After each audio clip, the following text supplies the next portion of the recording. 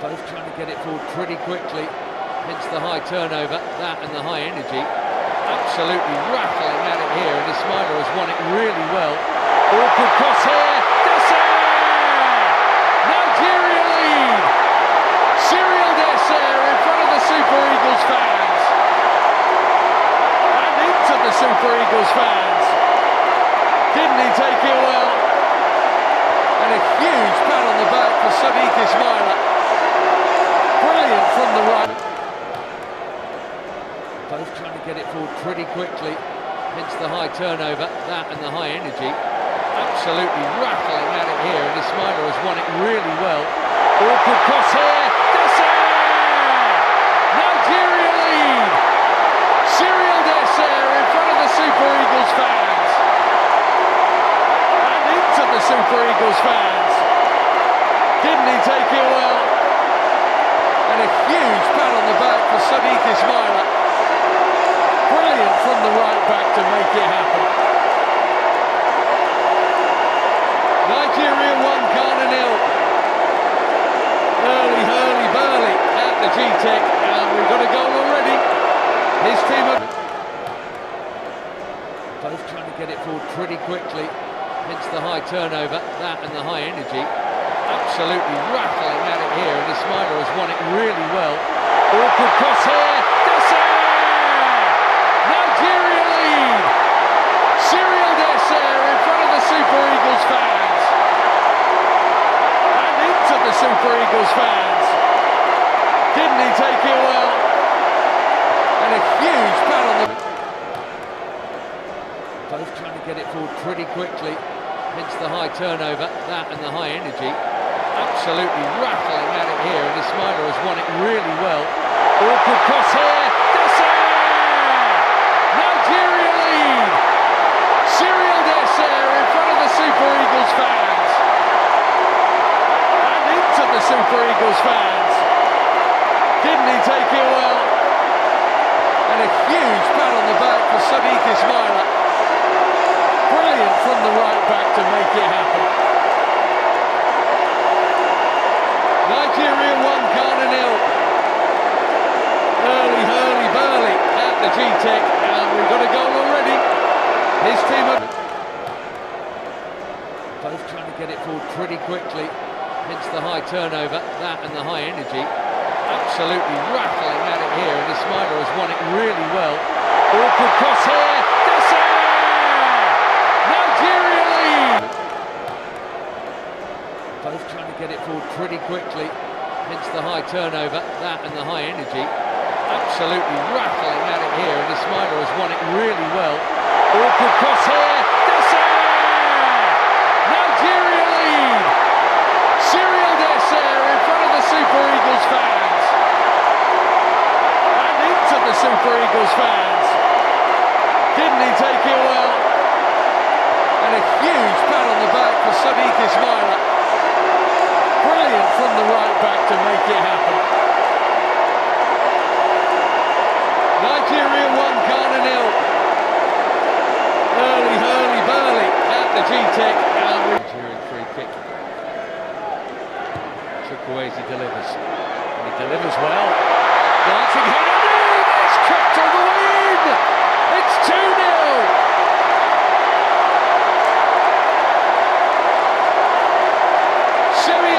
With the killer touch. And once again, a brilliant ball in. Nigerian free kick. Chukwueze delivers, and he delivers well. Dancing header, it's kept on the lead. It's 2-0.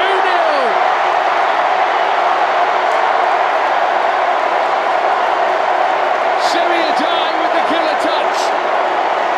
And once again, a Nigerian free kick. Chukwueze delivers, and he delivers well. Dancing header, it's kept on the lead. It's 2-0.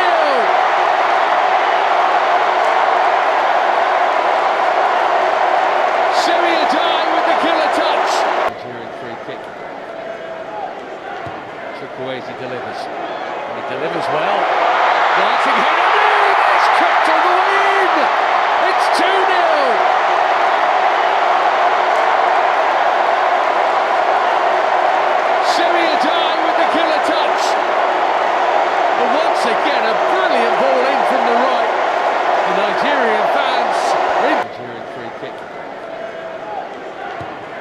Chukwueze delivers. And he delivers well.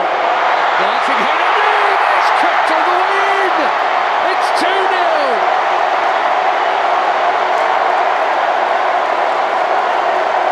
Semi-Adai with the killer touch. And once again, a brilliant ball in from the right. The Nigerian.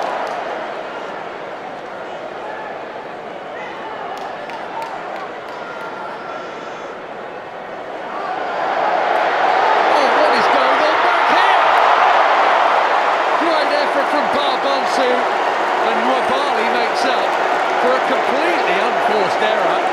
Not really sure that it's Wilfred and Ndidi's fault.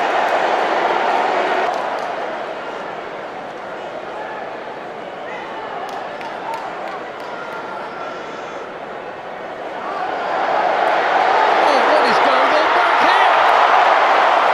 Great effort from Barbansu, and Wabali makes up for a completely unforced error. Not really sure that it's Wilfred and Ndidi's fault.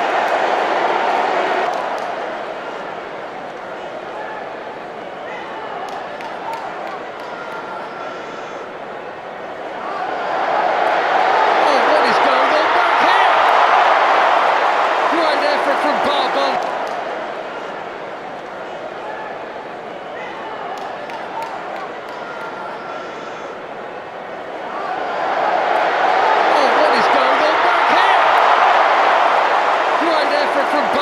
And Wabali makes up for a completely unforced error.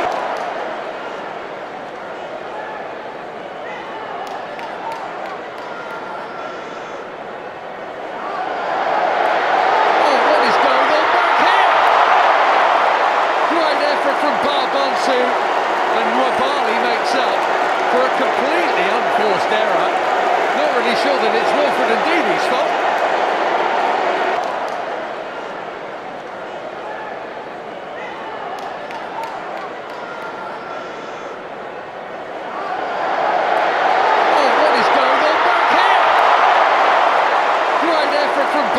And Wabali makes up for Ndidi. Anyone expecting end of season gentle fare here would be sorely mistaken, but I'm sure you're all pleased with it. What a game! Oh, it could be another freakish goal as Onyeka tried to put in the cross, and it was nearly enough from Ndidi. Anyone expecting end of season gentle fare here would be sorely mistaken, but I'm sure you're all pleased with it. What a game! Oh, it could be another freakish goal as Onyeka tried to put in the cross, and it was nearly enough from Ndidi. Anyone expecting end of season gentle fare here would be sorely mistaken, but I'm sure you're all pleased with it. What a game! Oh, it could be another from Ndidi. Anyone expecting end of season gentle fare here would be sorely mistaken, but I'm sure you're all pleased with it. What a game! Oh, it could be another freakish goal as Onyeka from Ndidi.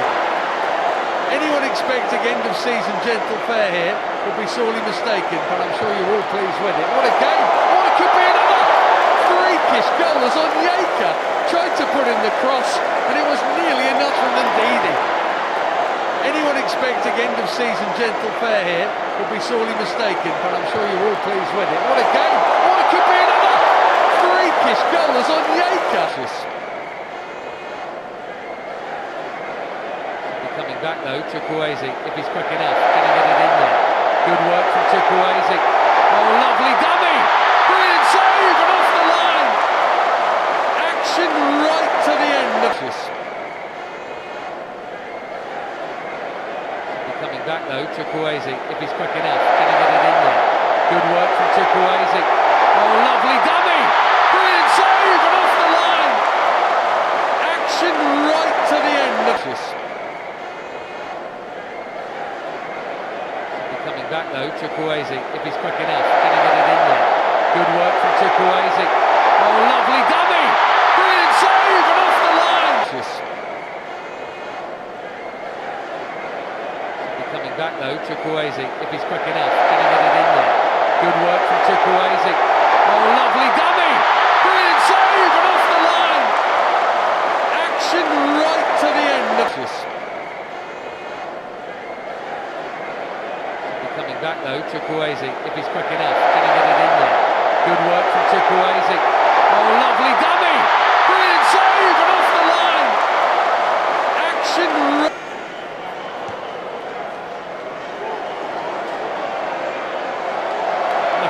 Bonsu fighting there. Didn't he do well to keep it in, and legally too, against Onyemaichi.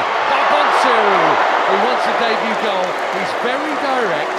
He is full of vigour.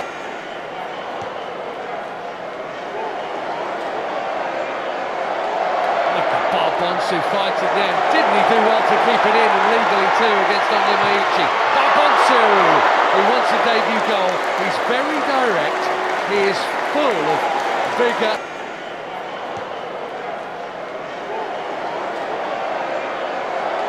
Look at Bonsu fighting there. Didn't he do well to keep it in, and legally too, against Onyemaichi. Bonsu, who wants a debut goal. He's very direct. He is full of vigour.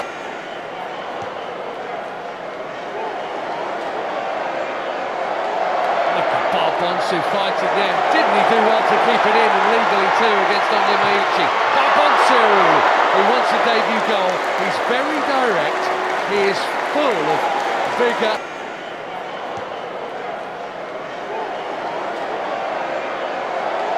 Look at Bonsu fighting there. Didn't he do well to keep it in, and legally too, against Onyemaichi. Bonsu, who wants a debut goal. He's very direct. He is full of vigour.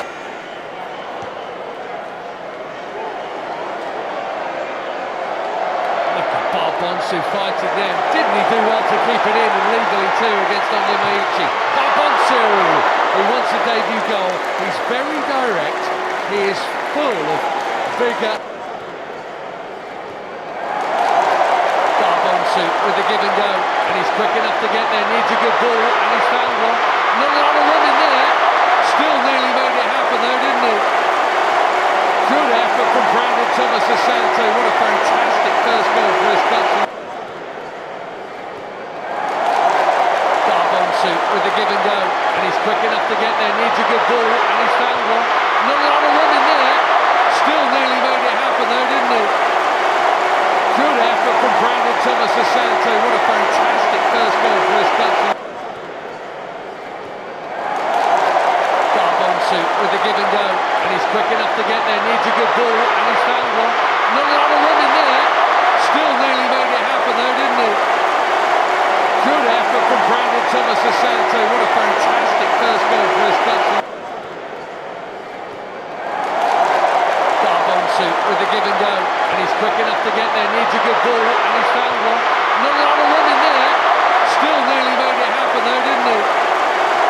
Good effort from Brandon Thomas Asante. What a fantastic first goal for his country. Bonsu with a give and go, and he's quick enough to get there. Needs a good ball, and he's found one. Not a lot of room in there. Still nearly made it happen though, didn't he?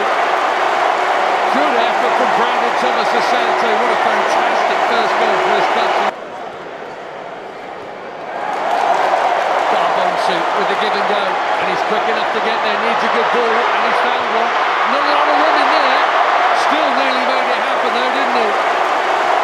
Good effort from Brandon Thomas Asante. What a fantastic first goal for his country. Absolutely loved tonight. One from the start, and one as a sub. Bonsu. Oh, what a ball! And what a chance for 2-2 at the far stick for the skipper. Absolutely loved tonight. One from the start, and one as a sub. Bonsu. Oh, what a ball! And what a chance for 2-2 at the far stick for the skipper. Absolutely loved tonight.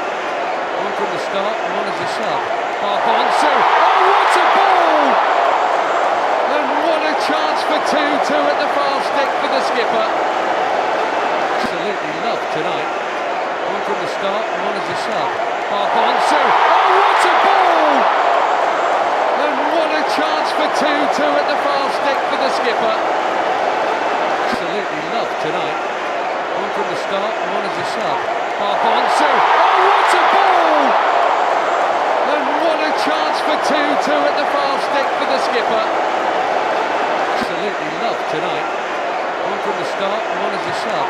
Bonsu. Oh, what a ball! And what a chance for 2-2 at the far stick for the skipper. It's a good ball and a great run. Three in the middle! What a goal that is!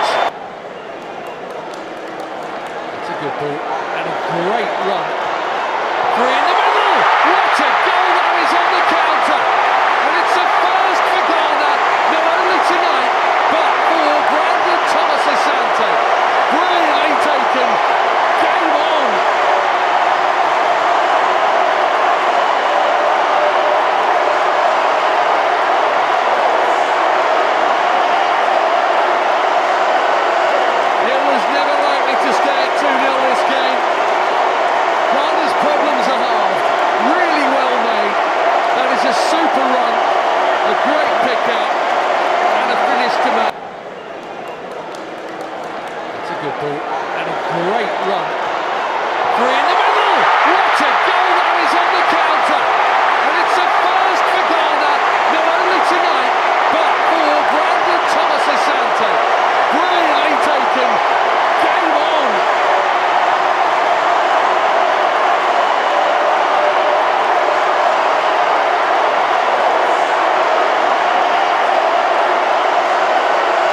It was never likely to stay at 2-0 this game.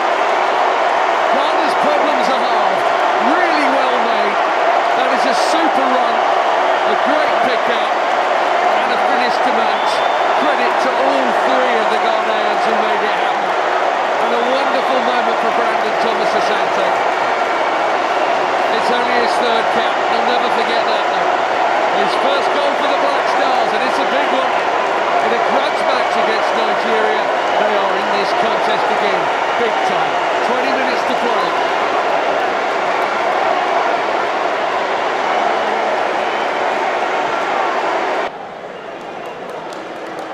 That's a good ball and a great run.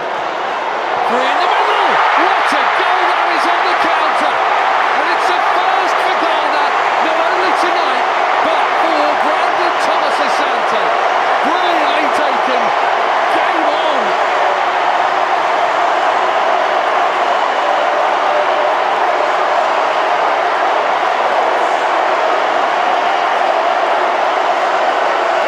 It was never likely to stay at 2-0 this game. Ghana's problems are halved. Really well made. That is a super run. A great pick out. And a finish to match. Credit to all three of the Ghanaians who made it happen. And a wonderful moment for Brandon Thomas Asante. It's only his... That's a good ball. And a great run. Three in the middle! What a goal that is on the counter! And it's a first for Ghana, not only tonight, but for Brandon Thomas Asante. Brilliantly taken. Game on!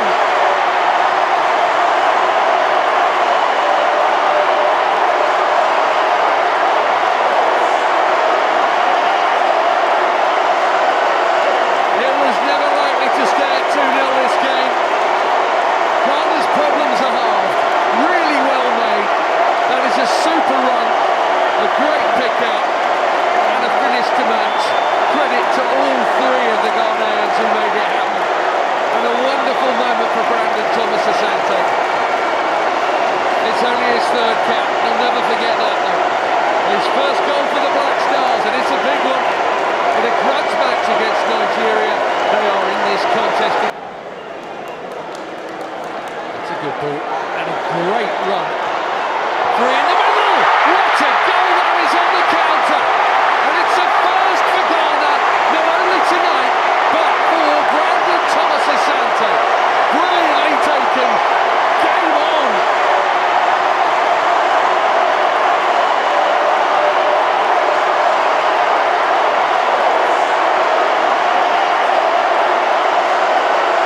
It was never likely to stay at 2-0 this game. Ghana's problems are halved. Really well made. That is a super run. A great pick out. And a finish to match. Credit to all three of the Ghanaians who made it happen. And a wonderful moment for Brandon Thomas Asante. It's only his third cap. He'll never forget that though. His first goal for the Black Stars, and it's a big one. In a grudge match against Nigeria, they are in this contest again. Big time. 20 minutes to play. With the cutback. Here's Francis. Now Ayew. Oh, beautifully done for Francis. Oh, what a stop that is. Maybe a game-winning stop from Stanley Nwabali.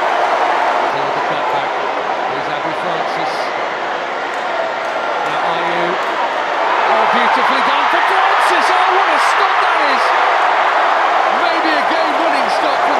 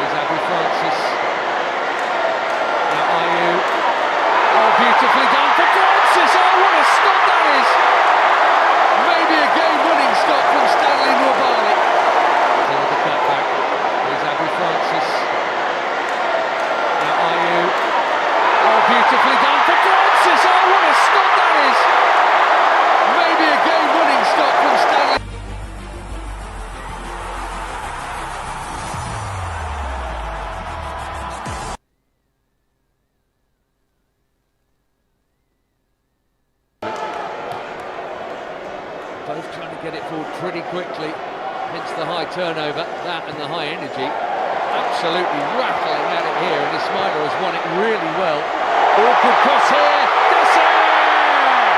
Nigeria lead!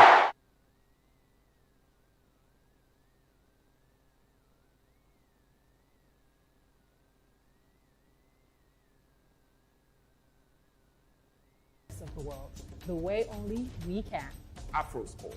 It's time to celebrate Black excellence in sports non-stop.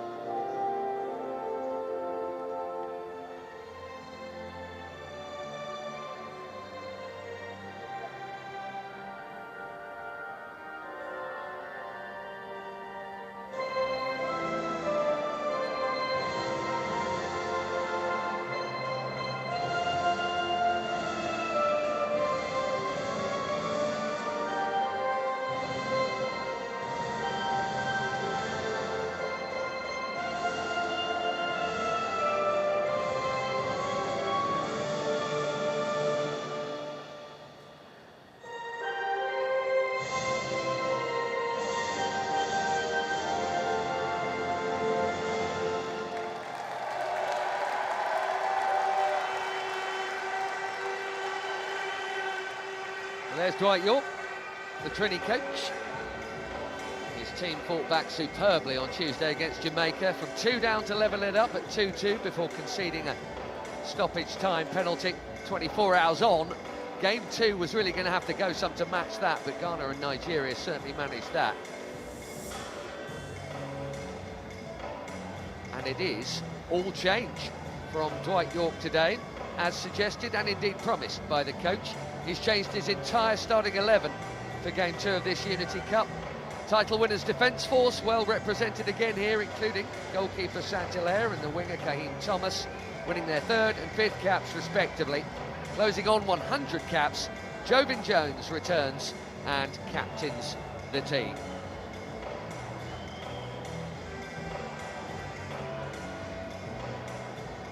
Chance for them to show Dwight Yorke that they deserve a start with the competitive games upcoming.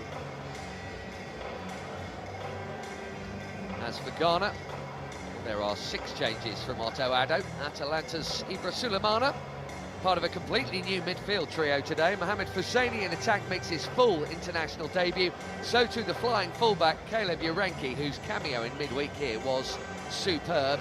Lawrence Atizigi is back in goal. That position up for grabs, it would seem, for the Black Stars.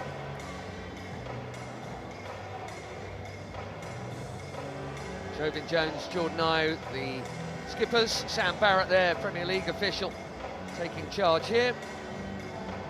And on the evidence of the games we've seen so far, he'll be a busy boy. Ghana for once didn't qualify for the African Cup of Nations. Brought a lot of fans for Wednesday's defeat here to old foes Nigeria.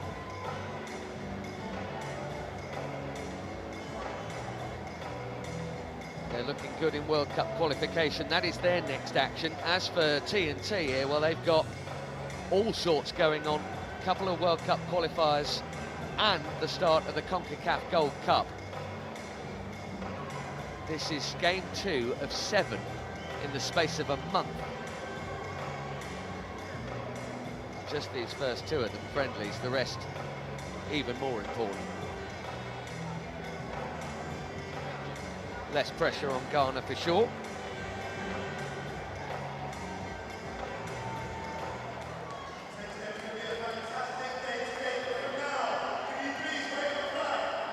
On the surface, it may look like an end-of-season friendly, but it is far more important to that. Certainly for Trinidad and Tobago, who are going to kick us off here.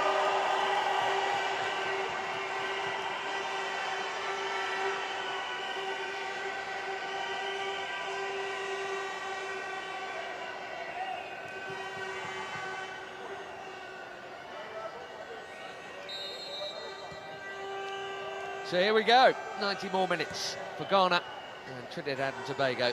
Whoever comes 3rd or 4th won't in itself be of huge importance to either, but winning in front of supporters will be, and we hope and expect to be entertained as the Unity Cup concludes in West London this spring Saturday.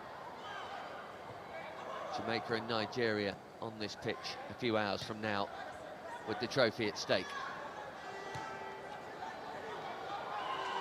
Gideon Mensah playing it forward here for Fuseni.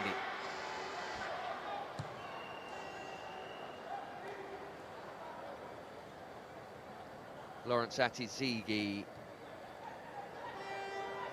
26th cap now, regular for St Gallen in Switzerland. As for who's the regular between the posts for Ghana, well, that's not entirely clear right now. Benjamin Asare played and played well midweek. They've used 3. Mensah making the run. Ambrosius, the centre-back, thought about finding him. It's a good ball out to Bonsoubar instead. Urenki, clever, back to Bonsoubar. 2 new names combining nicely, and 2 really forward-thinking new names as well, the pair of them. Young right side there for Ghana. Bonsoubar debuted here from the start against Nigeria. Urenki came on. They were both super lively and only ever forward-thinking, and they've won the Black Stars the first corner of this game.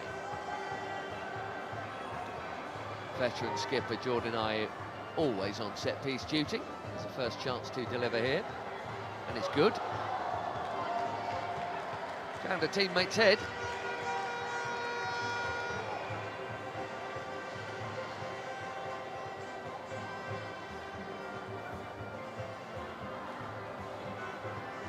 Decent out-swinger. Fairly long way wide from Sulemana. Just had his first season with Atalanta, on the fringes of a very good side that were playing in the Champions League. Played 9 times in Serie A, in what was a good season for Ladea.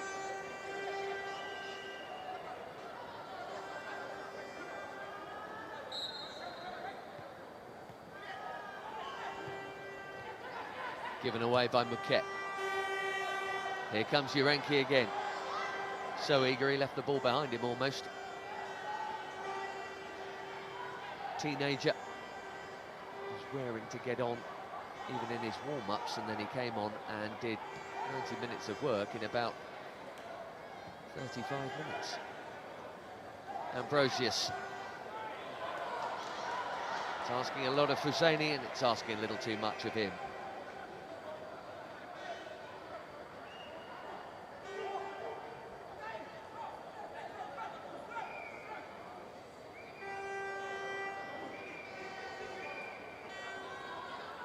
Fuseni's just had his breakthrough season in Belgian football with Union Saint-Gilloise, and in this senior call-up.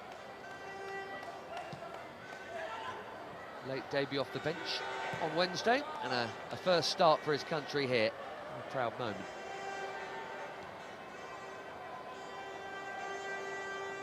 Urenki.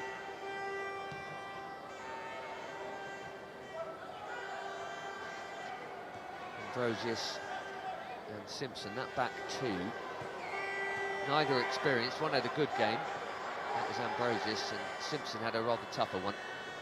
Look like they've swapped sides here, actually, from midweek, as Mensah gives it to Ayew, two of the more experienced, the most experienced players in this 11 anyway. Forward by Abu Francis. Urenki with the early cross, and it's a good one for his captain, who couldn't quite get there on the stretch, but that's a lovely delivery. Ghana making the stronger start here a few minutes in.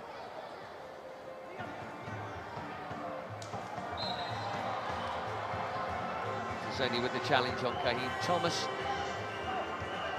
The Soccer Warriors get the respite with a free kick. Now, how close was Jordan Ayew to this? Urenki went early. It's a lovely delivery, isn't it? Right in that gap. I don't think it was beyond him, it was more about sorting out the stride pattern than anything else.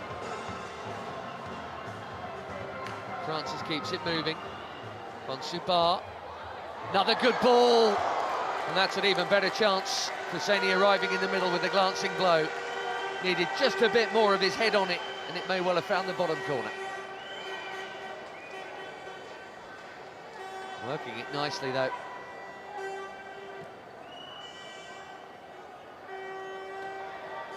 Really bright start from the Ghanaians here. Might be in again. Ayew, fabulous hit. And they've made that bright start count. Jordan Ayew made that look easy. When you're a player of his class, it's easy to do that, I guess. Thumbs up from Otto Addo. And his most experienced player nonchalantly strokes the Black Stars into the lead with a lovely hit. They gave him too much room, and he's made them pay.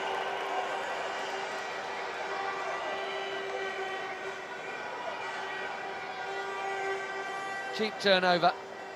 There's the space.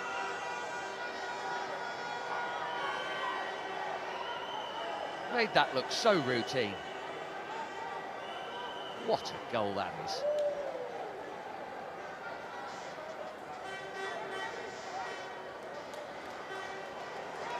It's 31st goal for Ghana. Still 20 behind the great Asamoah Gyan. First Ghanaian to play for and coach Ghana at a World Cup, has a happy start here. Otto Addo's team in front.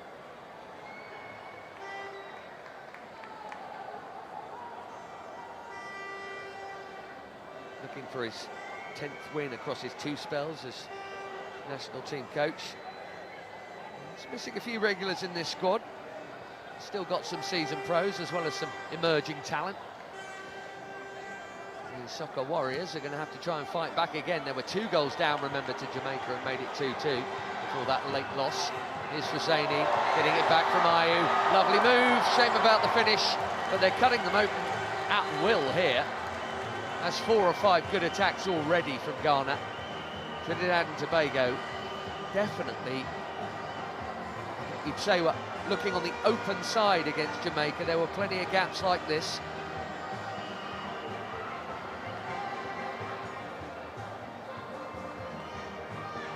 Him is up again, having been down the centre-back. Husseini will be fancying a first Ghanaian goal on his full Ghanaian debut here. Bowled out by Saint-Hilaire. Nothing as of yet, only 8 minutes in of the Soccer Warriors going forward. Tough start for Dwight York's team here. Very much on the back foot.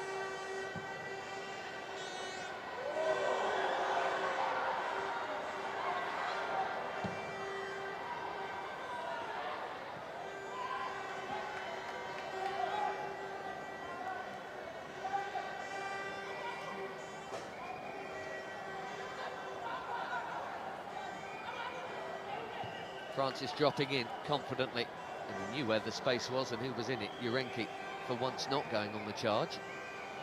Bonsubar.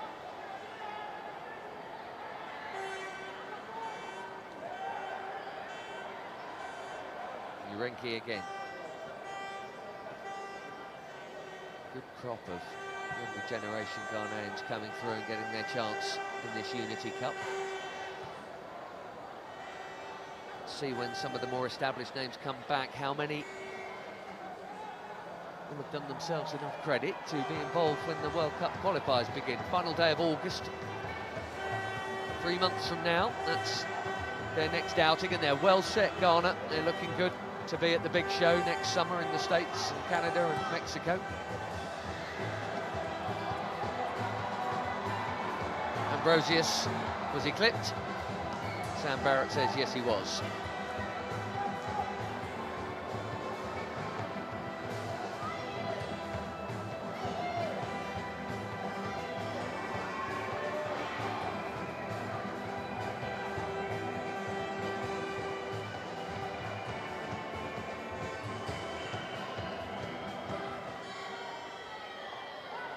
You don't get that here in the Premier League.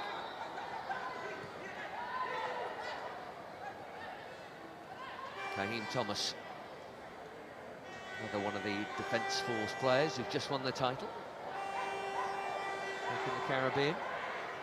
Not seen him have a chance to do anything going forward yet on the right wing. Finally got a bit of possession in Ghanaian territory here. Dwayne Marquette.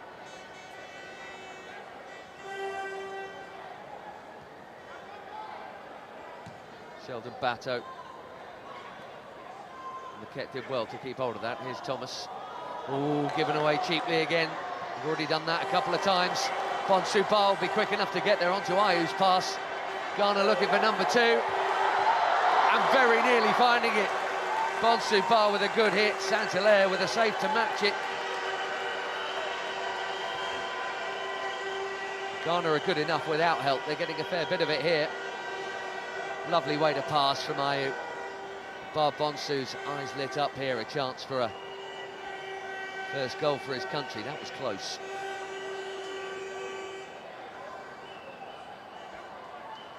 Another one of their Belgian-based players, plays for Genk, Christopher Barbonsu. I think that was just heading inside the post. Ayu with another corner. Busy 6-yard box, and it's right in there, and it's 2! And a wonderful moment for Razak Simpson. His first Ghanaian goal.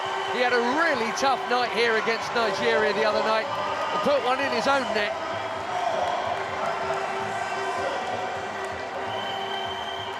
Ghana have begun on fire here. Otto Addo's team 2-0 up. Commanding centre-back header from another really good Ayu corner. And the inquest beginning already for Dwight York and the Soccer Warriors. Well, yes, they were 2-0 down against Jamaica and fought back, but this is super early to be 2 down. Good jump, perfect header. You don't save those.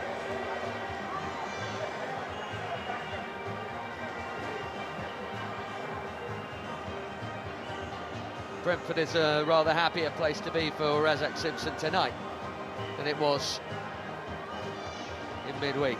Great header. At the right end.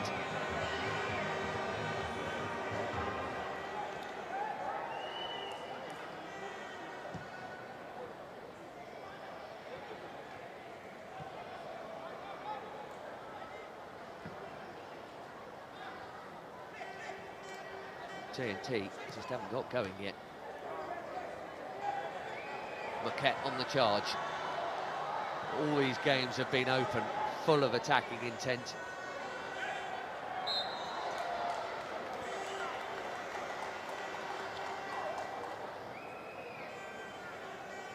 Sure, both will still go for it. Still early days for Dwight York.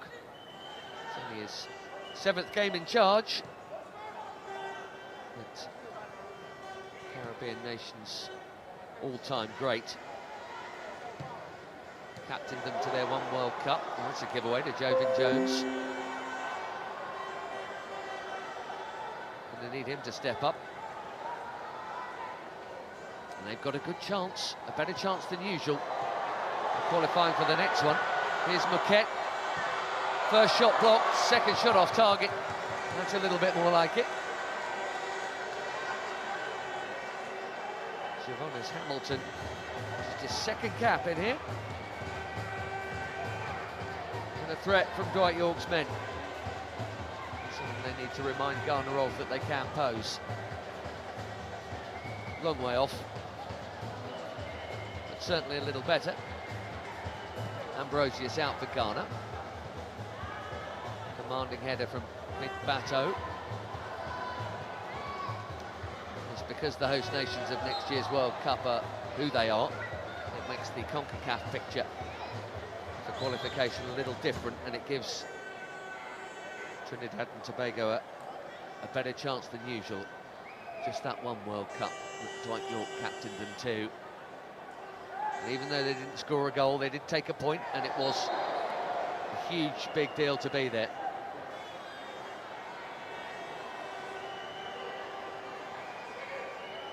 More with the challenge. Ghana will have a free kick. Sam Barrett, just a word. I'll tell you what, it's pretty uncompromising, isn't it? Wallop. Rion Moore, who's barely had a kick.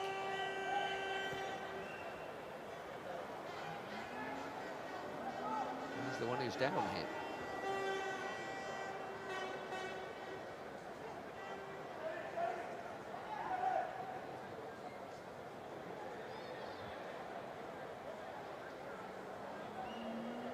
They're currently in the main round of qualification, still early in that, Trinidad and Tobago and CONCACAF. They should make it through to the next round of that. It's a curious kind of challenge, isn't it? More on Sulemana. Seems to have come off worse, but it'll be okay.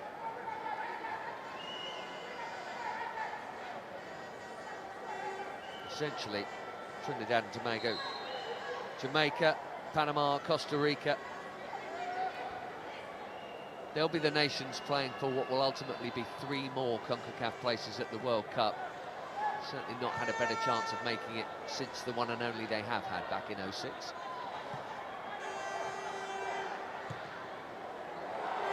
It's close enough to Saint-Hilaire to not be a problem.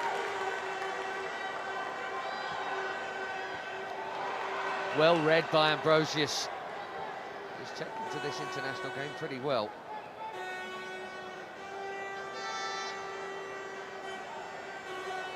These 2 games, only his 3rd and 4th caps. He plays at St Gallen with the keeper, Atizigi, and he looks very comfortable in there already. And his partner, who had a wobbly evening, has had a good start today. Bonsubar, off he goes again. Now, who got the final touch there? Goal kick.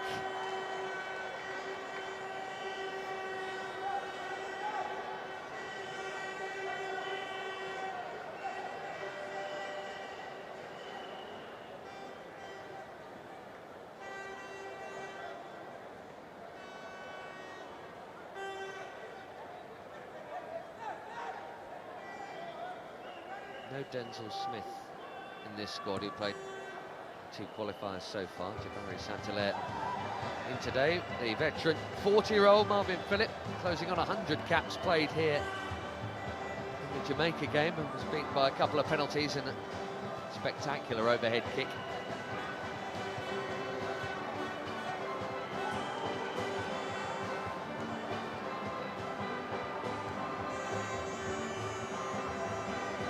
Garcia.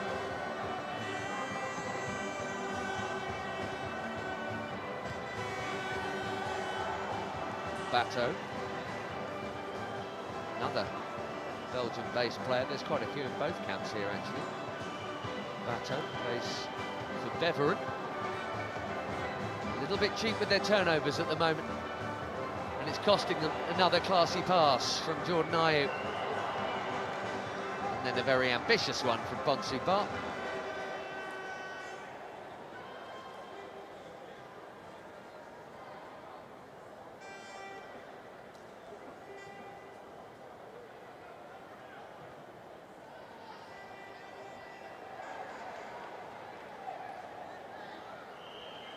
Moore coming in short, a little confused by it, gives away the throw. Francis. Simpson.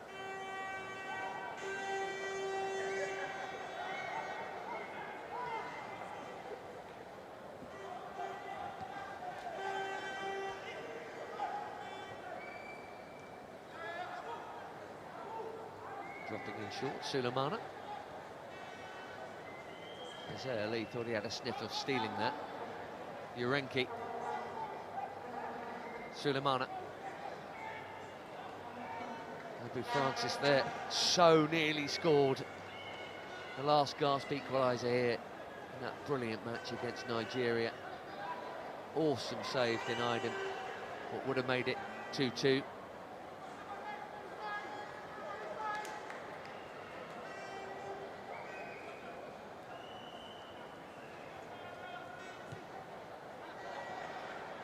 Nice ball for Husseini here. Found himself some room, and he's won himself a corner. That's a good hit. It's pretty central, but it still needed saving. Tipped over Saint-Hilaire. Almost all the pressure here coming from the Black Stars. Already 2 goals up and looking strong. Finding gaps and then creating more. The slip helped there, obviously. Jesse Williams relieved, having lost his footing.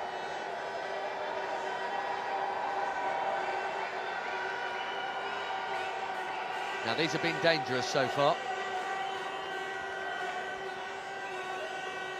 All 3 of them. There's a crowd on the penalty spot waiting to make their move, and now they do. Ayew straight into them. That's a good grab in and amongst the crowd.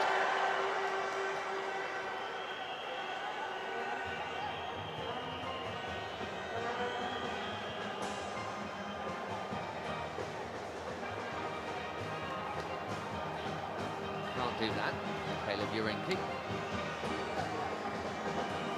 Excellent from Mensah. He was pulled back by Jogan Jones. Play will go on though. Good advantage played, Sam Barrett. Bonsubar on the charge again. Really well dispossessed.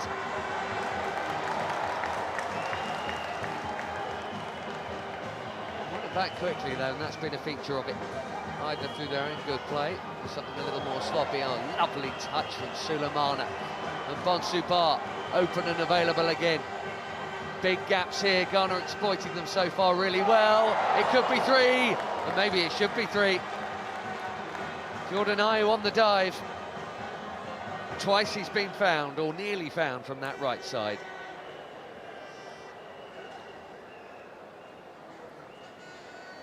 Defensively, TNT look there for the taking here.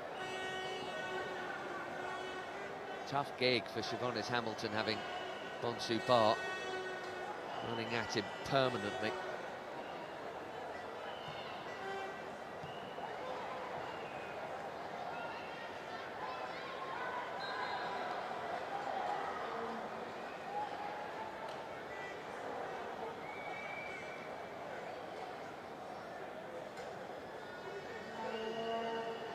They're going to need their warrior spirit here. Halfway through the first half. A very definite second best thus far, TNT. Moquette. And again, Ambrosius confidently striding up from centre-back, believing he can win it and winning it. That scratcher for the skipper, Jogan Jones.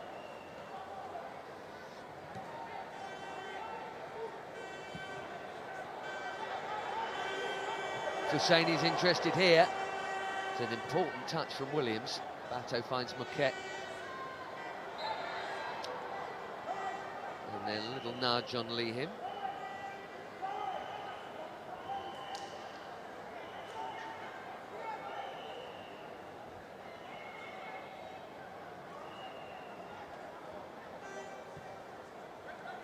Just a second cap for Lawrence Ogyekun there. Plays with Abu Francis in Belgium at Cercle Bruges, so that'll be part of Otto Addo's thinking, I'm sure, playing 2 younger players who already play together in midfield. Outside the ground and inside, Jamaica fans here early ahead of the final. Steve McLaren's team taking on Nigeria. It's kicking off about 4 hours from now.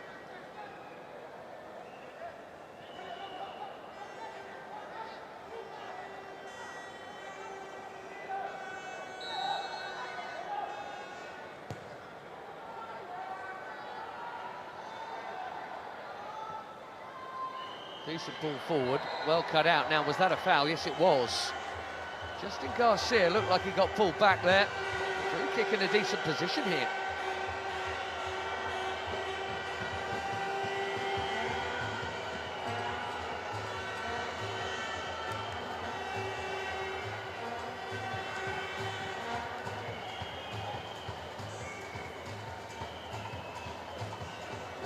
It's not an impossible angle to shoot from. And at that same end, on Tuesday night here,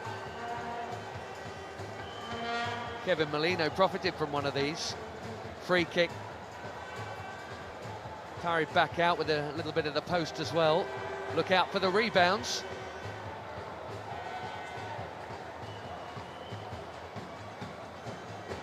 That's how they made it 2-2 in their comeback then. See who reacts first and fastest if the wall can be beaten.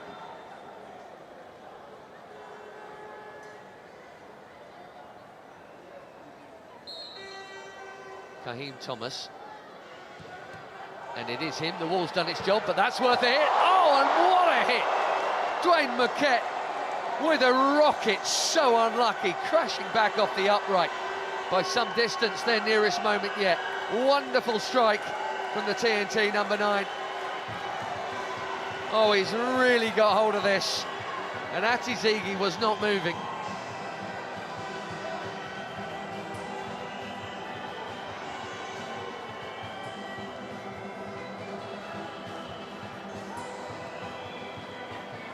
Beautiful, clean hit. But the break is on here for Bonsubar. Just slowed it down, but he'll up the pace again now. Sulemana.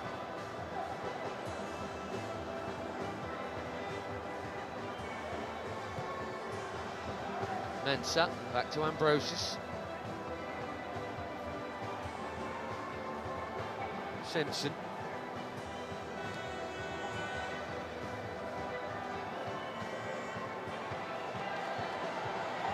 Bonsubar. It's an effort on target from Nagekum, but no more than that.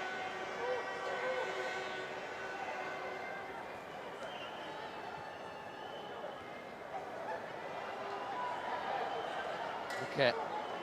Where's the number 9 that doesn't remotely play as that player? Creative midfield force, if anything. Jovan Jones dropping deep. Brother Alvin on the bench.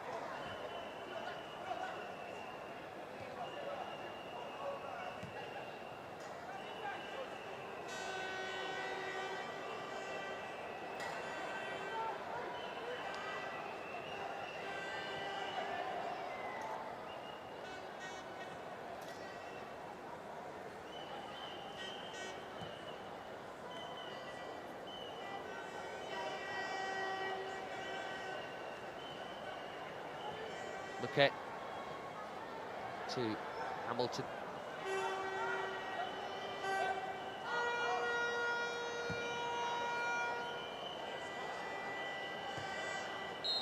Flag up here. Kane Thomas just a little sloppy in getting back.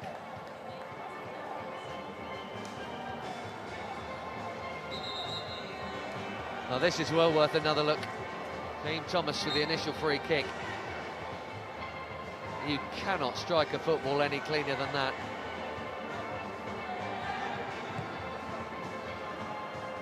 Fraction away from what might have been the start of yet another TNT comeback here at the G-Tech.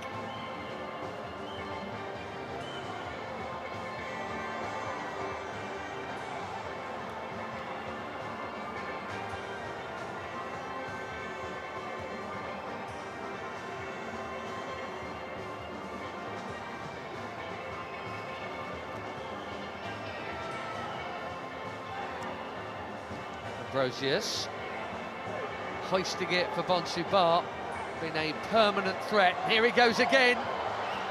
Well, he's absolutely got the beating, not just of Sivonis Hamilton, but probably anyone out there, actually. He's that quick. Can sort out the delivery, he is going to be some threat.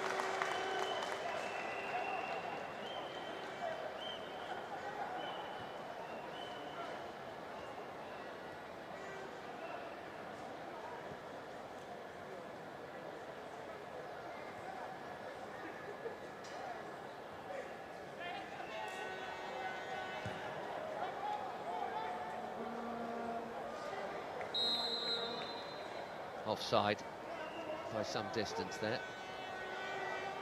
Bobby Francis caught upfield.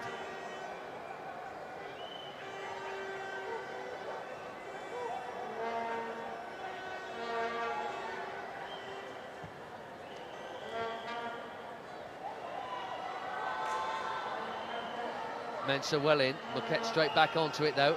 And that's a really poor pass. Thomas looks so disappointed, he should have received it instead. There's a counter on for Ghana. Jesse Williams tackled from the wrong side.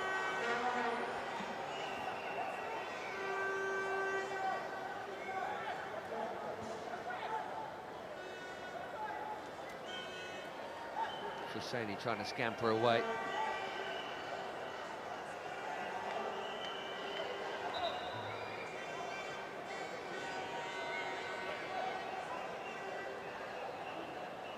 Jabari Saint-Hilaire isn't just having a nap.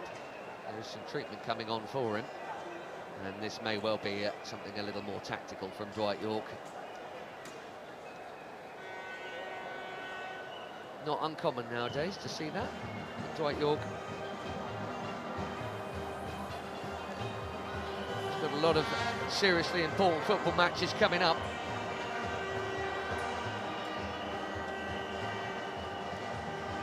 Played St Kitts in the World Cup qualifier, and then Costa Rica, their big rivals.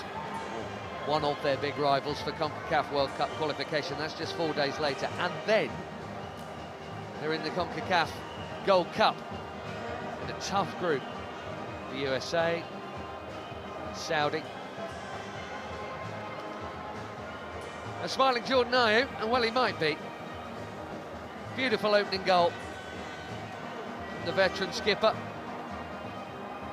Really sweet strike, and then an assist to follow. Onto the header, Radak Simpson. The captain with his 31st for his country, and the new defender with his first.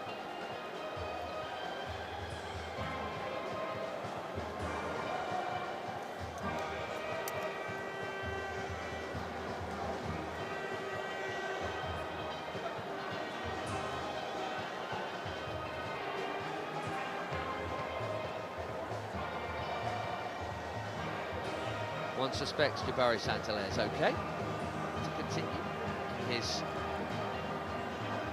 third appearance for his nation. He's another one of that Defence Force crew. Dwight York, 72 times capped for Trinidad and Tobago. Skippered them in that Germany World Cup in '06. 6 major medals won with Manchester United, and arguably a part of their best ever team. Many would say so. His first season under Sir Alex Ferguson.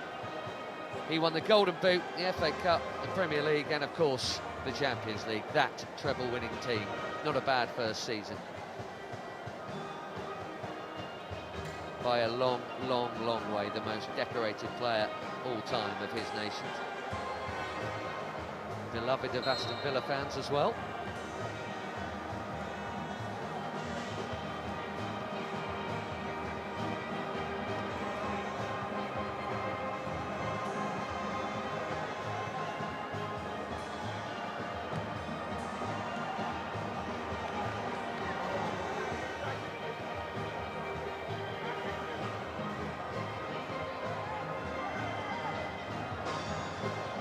Little bit of space here, and a lot of it for Gideon Mensah. How about that for a long ball?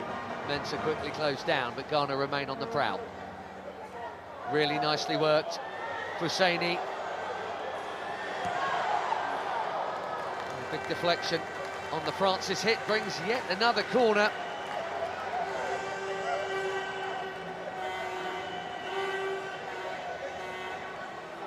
Plenty of options here, neat football in tight spaces. May have been curling wide of the other post, but it ricocheted off Marquette, not Jordan Ayew. And he had another corner.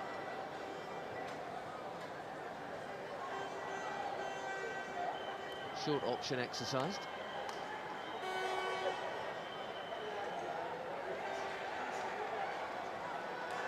Husseini. Ayew again. They're all still waiting for that cross. Maybe it comes now. It does.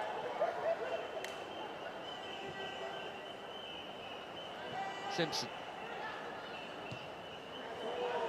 Another good-looking cross. Real teaser. Ayew, clever dummy. Surrounded by red and black. Urenki. That's too deep. It's so deep, it's turned into a useful pass for Ambrosius. Husseini, and eventually they managed to close ranks, and maybe there's a counter on of their own here. Isaiah Lee has not been able to hold it up, but he has at least won a foul.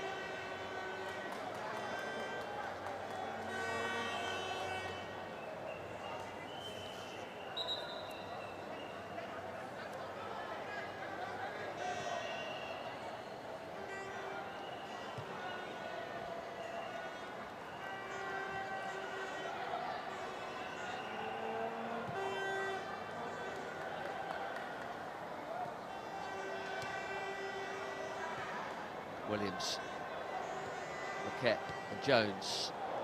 Moved on by Lee Him, that's more like it. Rion Moore. Confident, strong run from a strong player, cut out by Simpson.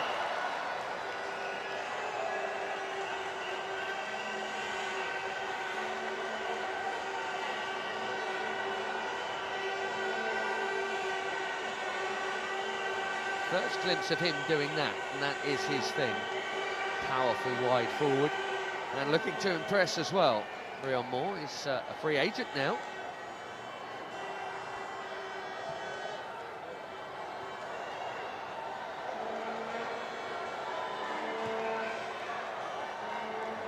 Disappointing cross.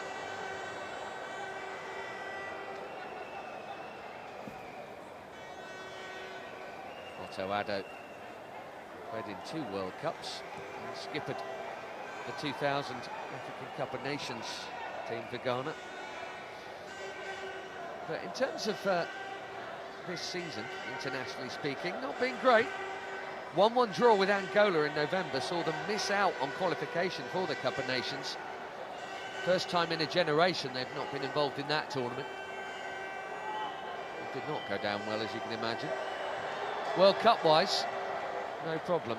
Been to 4 of the last 5. Little slip from Saint-Hilaire at the other end. Nervy moment. Francis. Suleiman.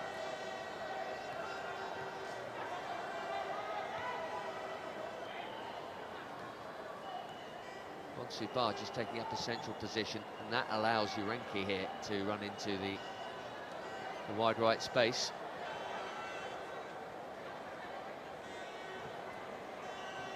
Ayew, Urenki again.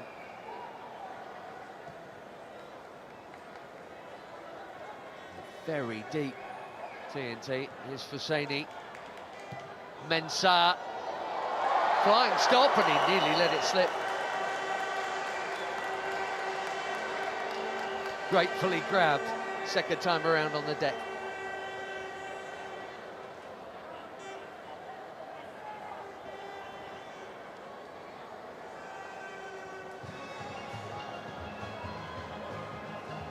What is a team full of either or both, indeed, of young or inexperienced, rarely capped players. Gideon Mensah, Jordan Ayew are the standout two with plenty of experience.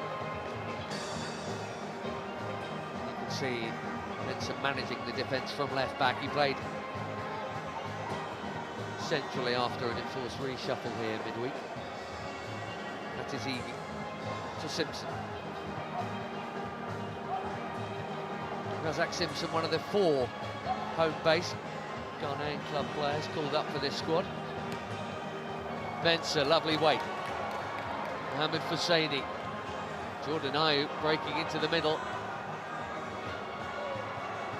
And that's well cut out by Marquette. Rion Moore. Hamilton. Just cannot get into the game, Isaiah Lee. Look how deep he's had to come. He's done well there to win the foul and the free kick. TNT centre forward. slimmest of slim pickings so far, and now he's got a little bit of a knock for his troubles. Sam Barrett checking he's okay.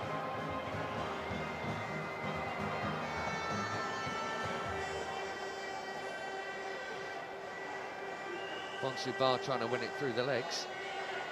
It's a limping Isaiah Lee, making his way back up front. 13th cap for him tonight.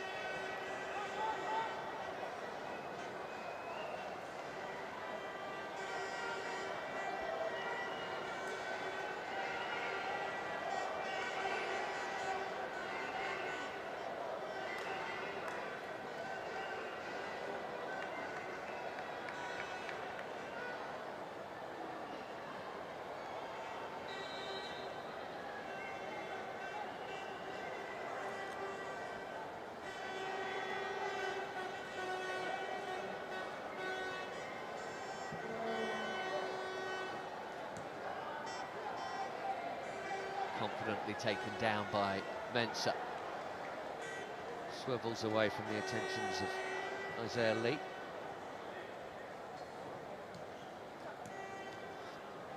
Really confident first half display this from Ghana, helped by two pretty early goals. Here's the scorer of the second of them. And look at the space for Yarenki. And he's found Ayew. Beautifully moved. What a goal this would be. What a goal it is.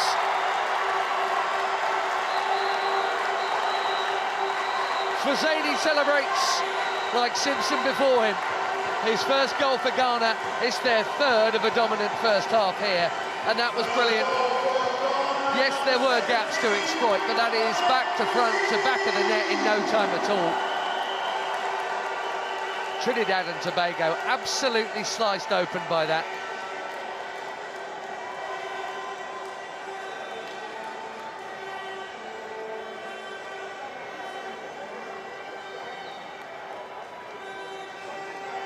Out to Yarenki. He didn't muck about getting it into Ayew. Quickly moved on by him, and another calm, cool finish into that corner.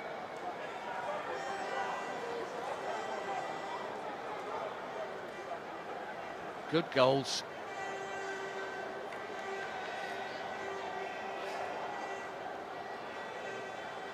You always feel like you might have a chance of getting back from 2-0 down, but now it's 3. And you feel like if they need or want to, Ghana can get more. Lovely moment for him on his full debut, his first international goal.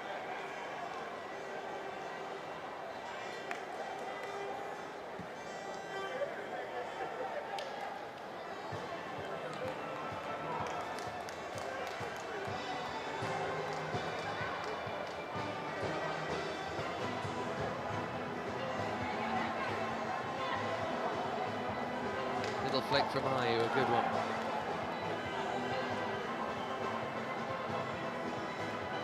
Jones holding off Sulemana. Big moment that, Dwayne Marquette's shot against the post. That goes in, maybe there's a bit of a different feel. You still reckon that Ghana would have their chances because they do look open at the back.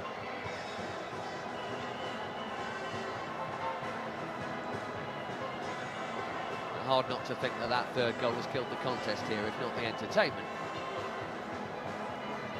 More. Back to Garcia.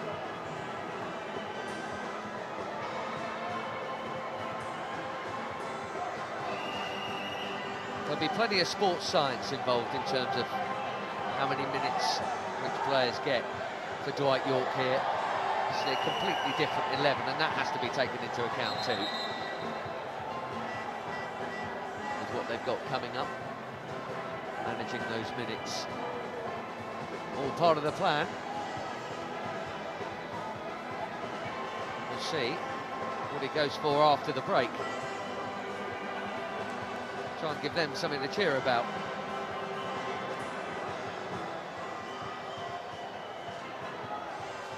We go into the final minute of this first half.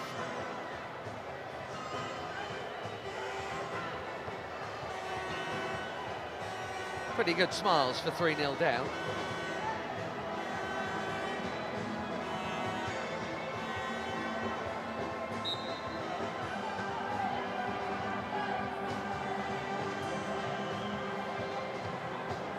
plan, Dwight.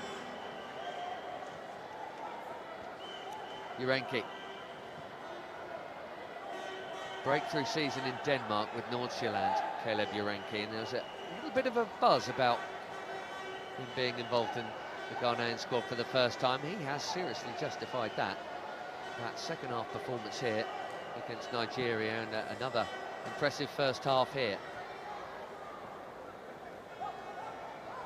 Ayew and Ambrosius letting his captain take over. One added minute, and there might be a chance for a fourth goal. Bonsubar here. Tight angle, off the bar. And the offside flag is up for the rebound. Thought Bonsubar had wasted his moment there when he could have taken it himself, but he's nearly created a fourth Ghanaian goal here, right at the end of the first half.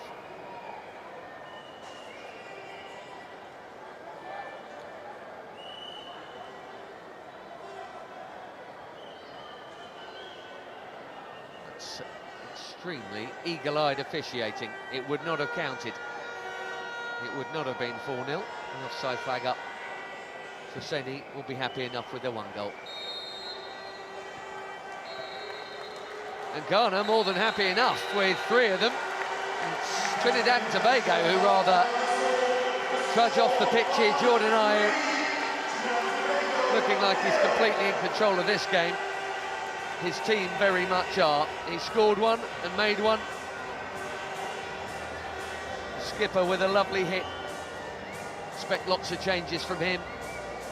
Renato Addo is coach, and certainly from Dwight York, whose soccer warriors have got a fight back that might be a little too much for them here, but a completely dominant first half Ghanaian display here. Ayew with the first, Razak Simpson with his first goal for his country with his second, and Mohamed Fousseyni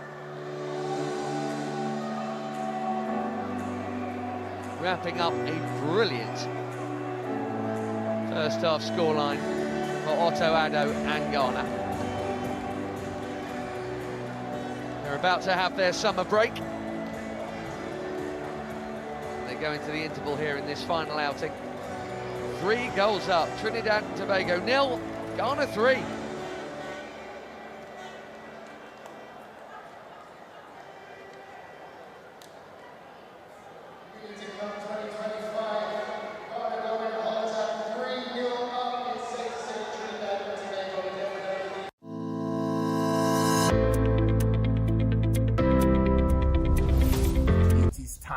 It is time. It is time.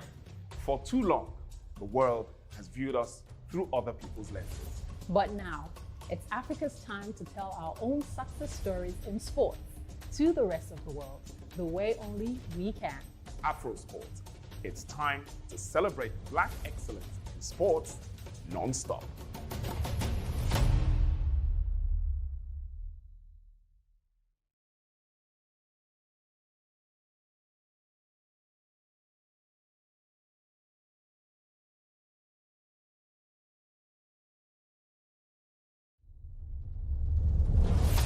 It is time. It is time. It is time. For too long, the world has viewed us through other people's lenses. But now, it's Africa's time to tell our own success stories in sports to the rest of the world, the way only we can. Afrosport. It's time to celebrate Black excellence in sports non-stop.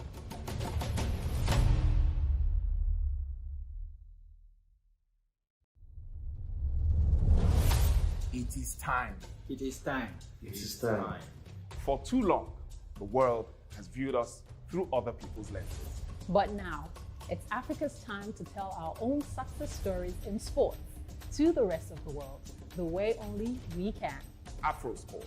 It's time to celebrate Black excellence in sports non-stop.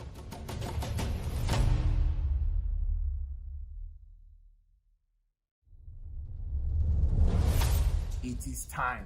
It is time. It is time. For too long, the world has viewed us through other people's lenses. But now, it's Africa's time to tell our own success stories in sports to the rest of the world the way only we can. Afrosport. It's time to celebrate Black excellence in sports non-stop.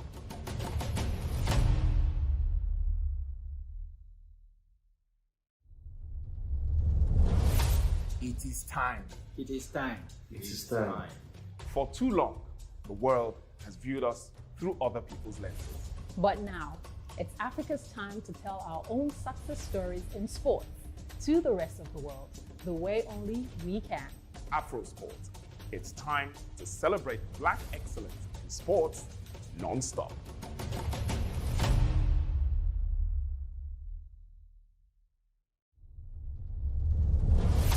It is time. It is time. It is time.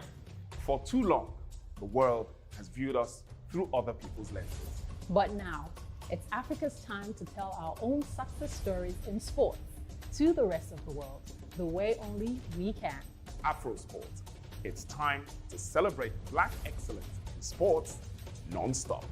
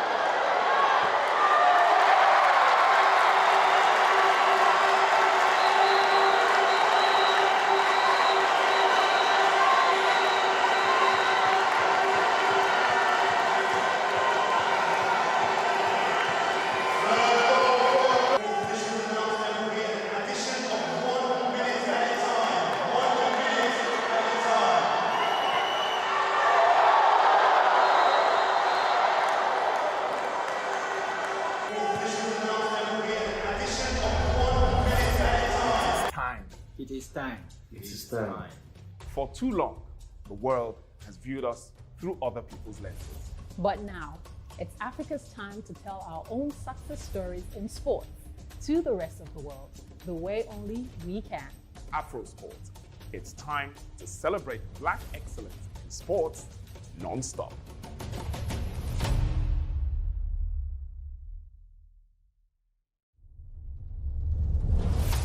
It is time. It is time. It is time.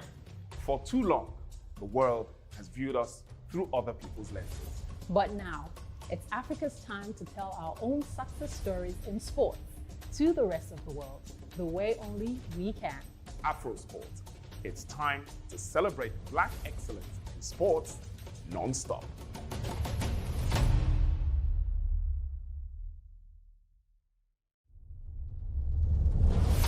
It is time. It is time. It is time.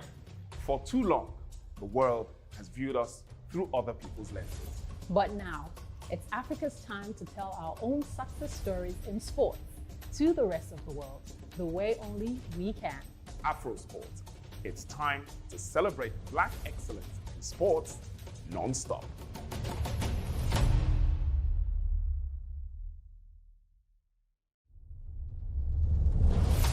It is time. It is time. It is time.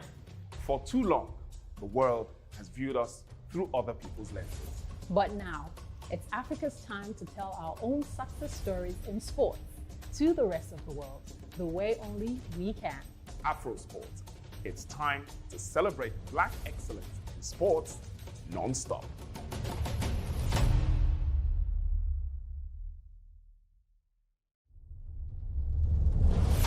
It is time. It is time. It is time.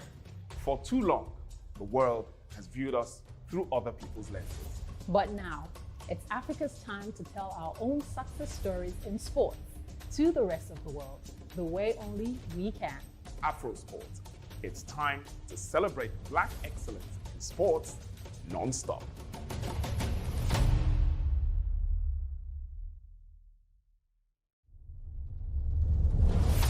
It is time. It is time. It is time. For too long, the world has viewed us through other people's lenses. But now, it's Africa's time to tell our own success stories in sports to the rest of the world, the way only we can. Afrosport. It's time to celebrate Black excellence in sports non-stop.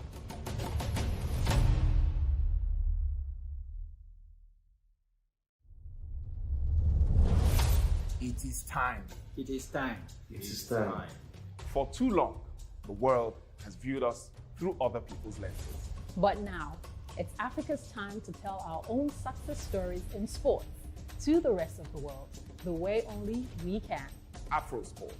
It's time to celebrate Black excellence in sports non-stop.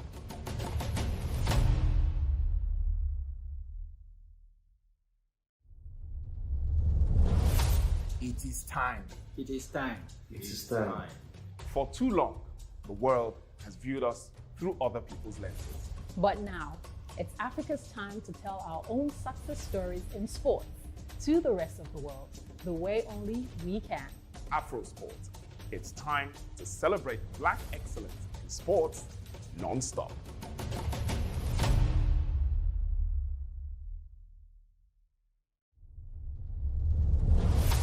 It is time.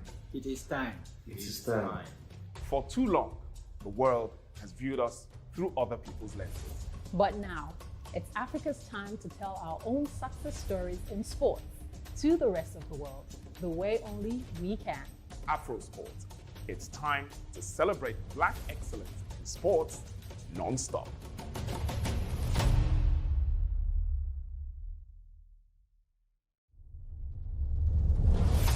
It is time. It is time. It is time.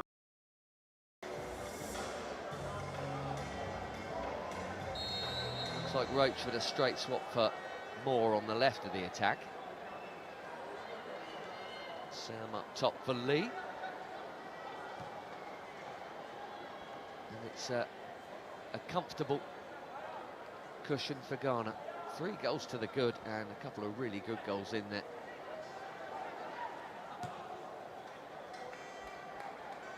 Simpson's header wasn't bad, that was his long pass in search of Husseini.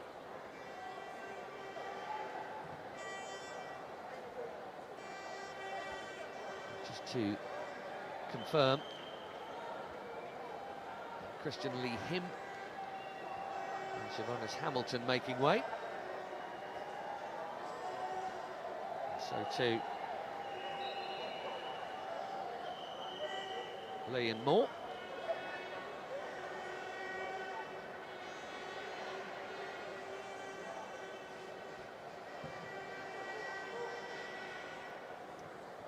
Moore's replacement, an instant target for that. John Paul Roachford. Plays at the famous Port of Spain club. Andre Raymond here. Jovin Jones. Powder keeps it moving. Thomas on the run, picking out Brent Sam. He's laying it back for a teammate that wasn't there. Zirenki drills it. Long, long way to safety.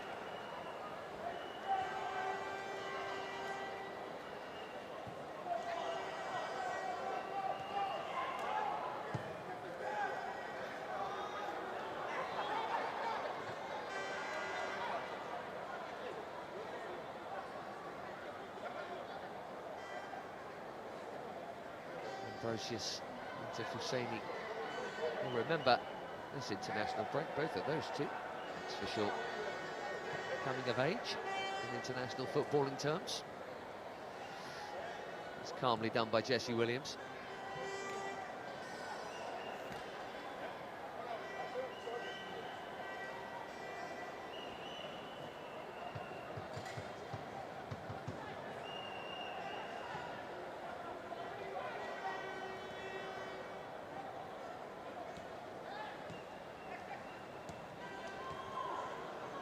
Heavy touch from Ayew. Moquette. Ayew again. Always good awareness. Peripheral vision is Urenki. Francis was strong enough to hold off Jovin Jones. Not accurate enough with his pass. They couldn't get counter on here.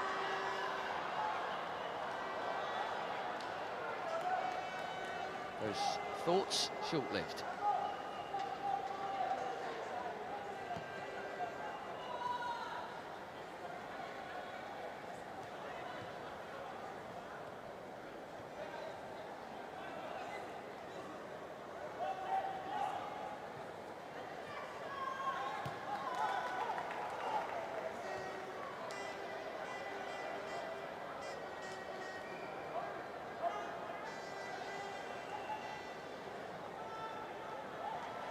Ayew, pretty free roll. Bonsubar was just holding his run, hoping for a little poke ball in behind. Urenki will keep them up there with the throw instead.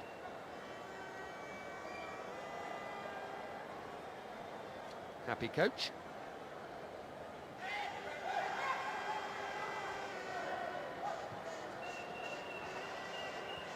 Next in action, 5 months today, with the World Cup qualification points on the line. They are currently top of their African group. Bonsubar making that charge again. Applauded by his captain. He hasn't quite got those pick-outs right just yet, but that one did ricochet the way of Agyekum.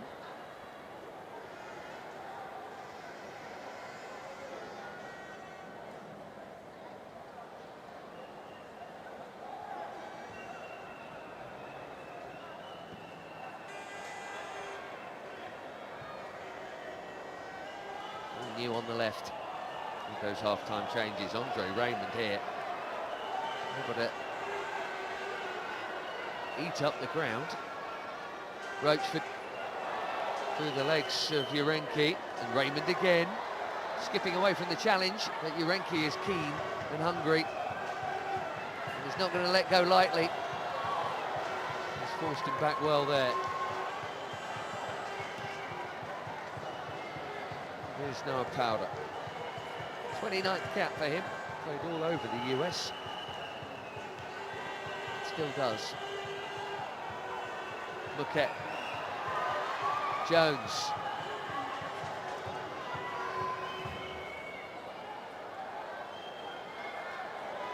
Nice shimmy. And a deflection on the Roachford shot that makes it super simple for Atizigi.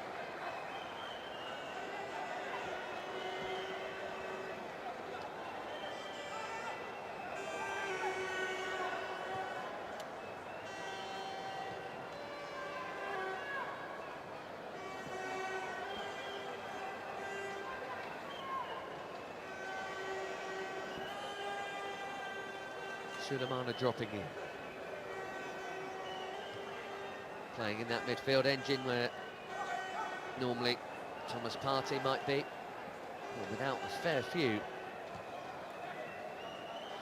Maybe Seydu of Rennes out with an ACL injury. Lamptey, Partey, and then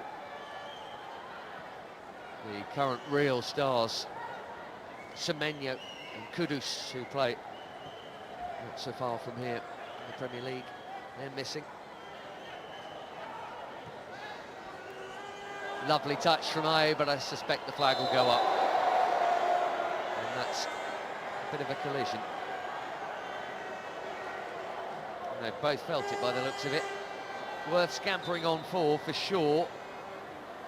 But Agyekum was definitely offside. This is why you want the flags going up earlier, but I think we all know that's not going to happen. It's definitely off. You can see it here. And he did his best to stop, in fairness, Agieka. Right at the end, you could just see him put the brakes on when he knows he's not going to make it. Just there. He can't really stop himself, though, with the momentum.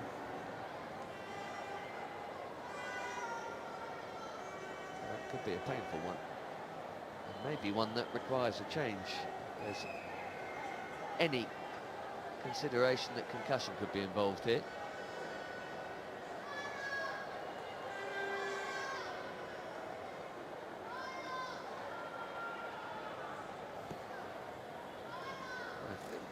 I've just seen Otto Addo either asking or suggesting whether that should be a change.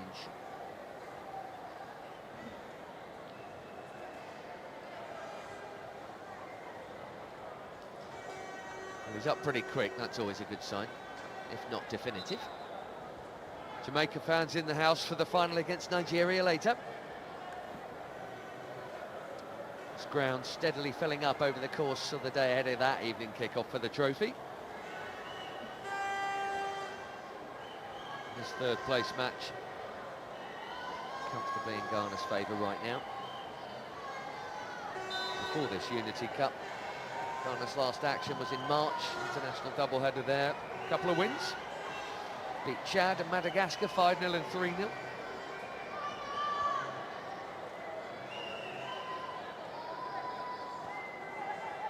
Simpson back home to Atazigi. Not really seen any saves from him. One shot whizzing past him and crashing off his upright. Probably like to be able to show his coach a little more than that. Brent Sam doing the tackling back there, the replacement centre forward, but having to come deep just to get involved even in a 50-50. Out by Saint-Hilaire.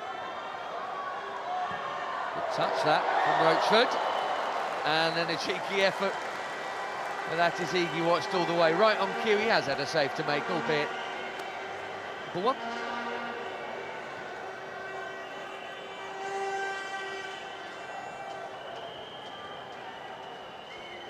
Mensah.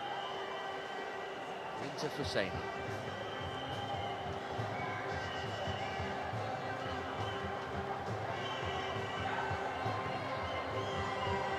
Cheap giveaway by Simpson. He's a lucky boy. He definitely got fouled having won it back, and the yellow card is going to be out for the challenge. Roachford is going to be booked here. First name taken by Sam Barrett.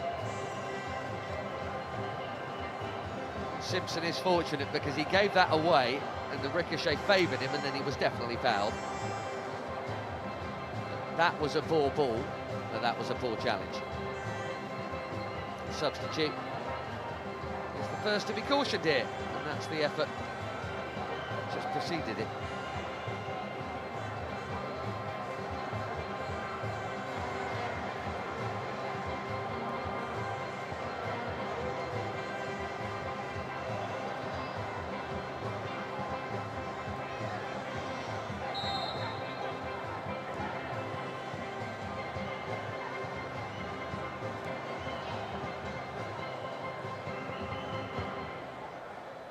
Sulemana. Feels like the foot's off the gas a little bit from Ghana here.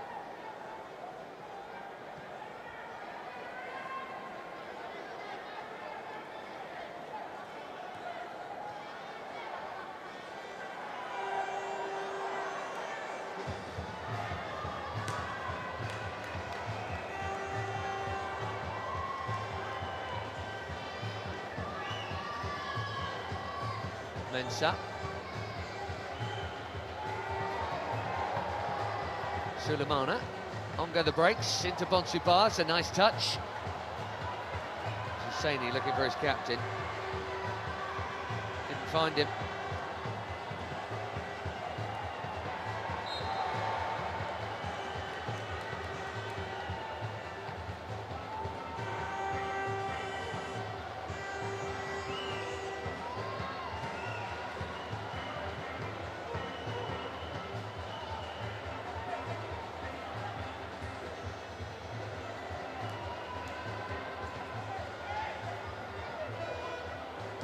Did that stay in for Roachford? That must have been tight. Whole of the ball? Well, it's been given as such. Ghana's throw.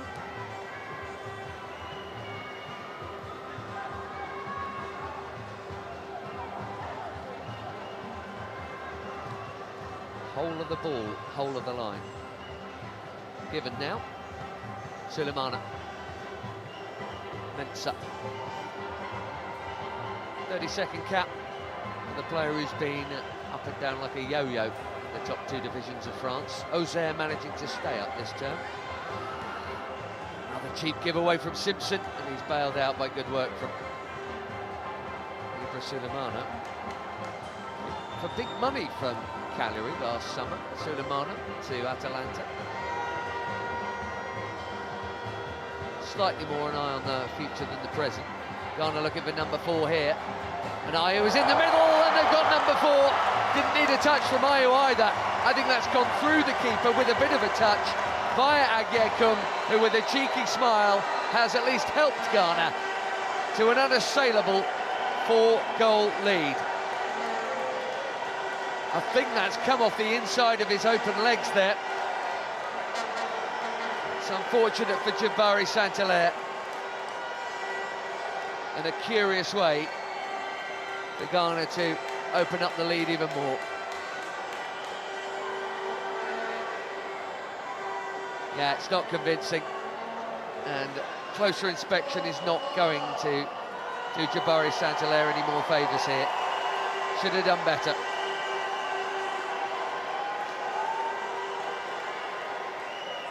It's going to be the catalyst for multiple changes from the Ghanaian bench too.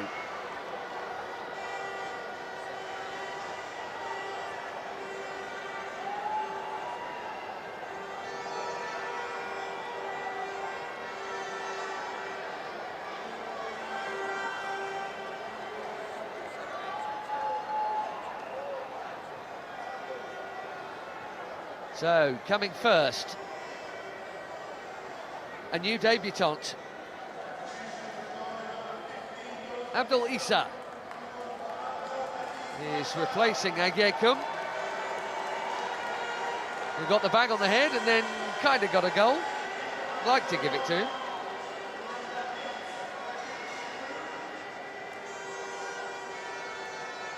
Also making way Sulemana in midfield,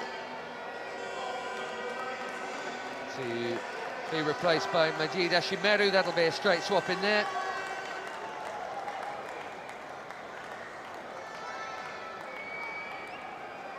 Ashimeru of Anderlecht on for his 12th cap, back in the fold again with this squad, having not been last time out. And as Jordan Ayew makes way, his replacement, who wasn't available midweek for one reason and another, Felix Afena-Gyan, on for his 8th cap. Juventus youngster.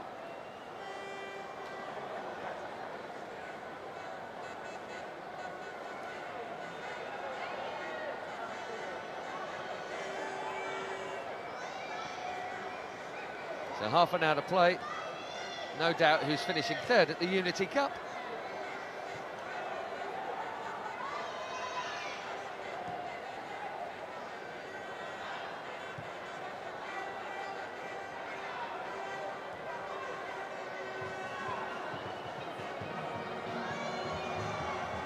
Like Issa has taken on the kind of right central midfield role.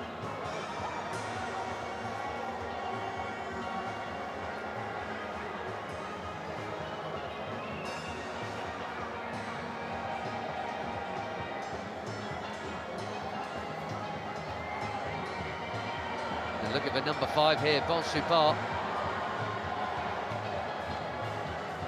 Both games right from the off, meaning business.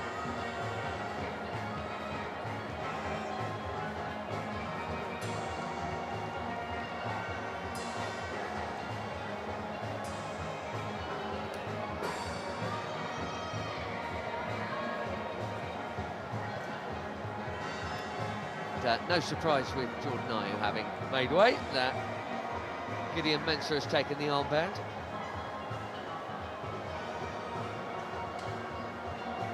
Got more caps than most of the rest of them put together now.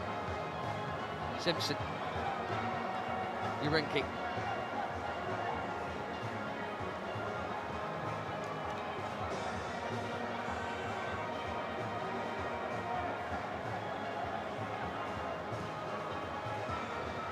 Ziggy, I think he's overhit that one. It was out of play before.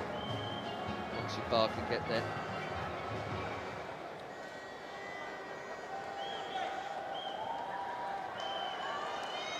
Top player too, Otto Addo. 15-year club career spent in the Bundesliga. Began and ended at Hamburg. Hanover, Mainz, Dortmund in between.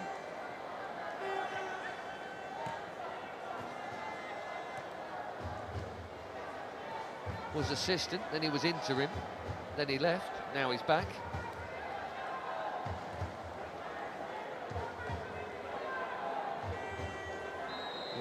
Into Ashimeru. There's a little late challenge coming in on Gideon Mensah there.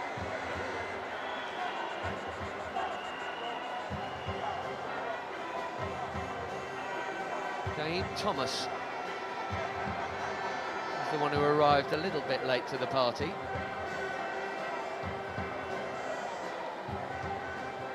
Sam Barrett was in there before that. Nothing became a something.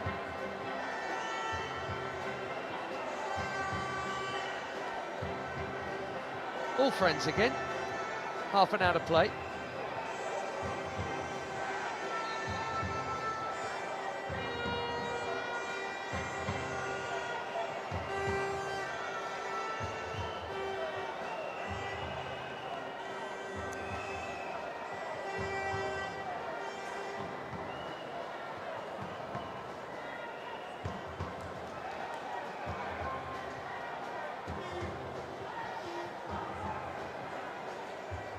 Mensah taking control.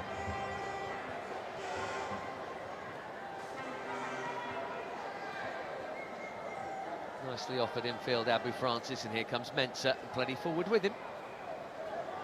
Afenagian! That is some strike. Nearly caught out Saint-Hilaire. That had real dip and movement on it. What a hit. Quite a short backlift as well. Roof of the net rather than the back of it, but not by much. Cracking effort.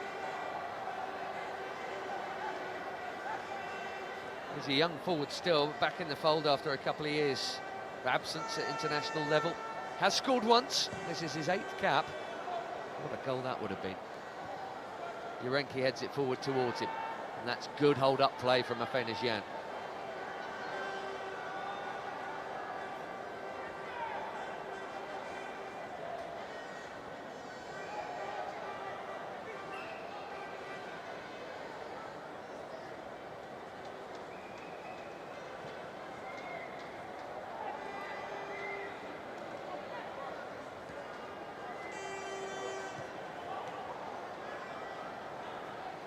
But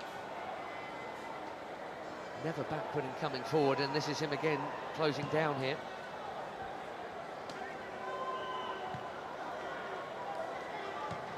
Composed from Simpson, risky from Jurenki, and now the flag's up. Well, Bonsubar was conspicuously trying to not be involved, and then he was. Afenagian, I think, was coming from an onside position.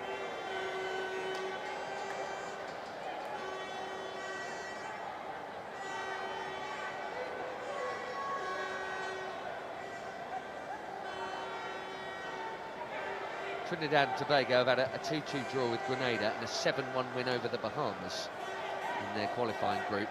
It's to get into another qualifying group from which only the top nation will go through, and there are 3 of those groups. So basically, in the CONCACAF region, there are 3 places up for grabs, but you've got to bear in mind that USA, Mexico, Canada are already in anyway, so it is a different qualifying picture for the 2026 World Cup.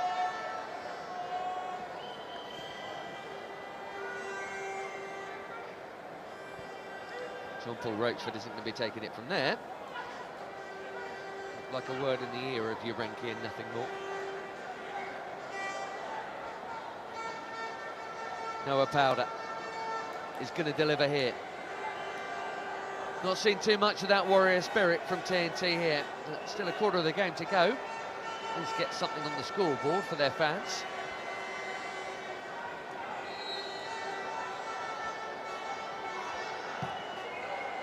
low, and disappointing, and easily picked off by Urenki. Powder's got it back, smart pass, Jovin Jones.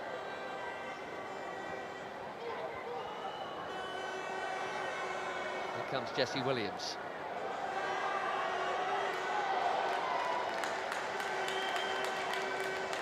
Pretty quiet day at the office for Lawrence Atizigi.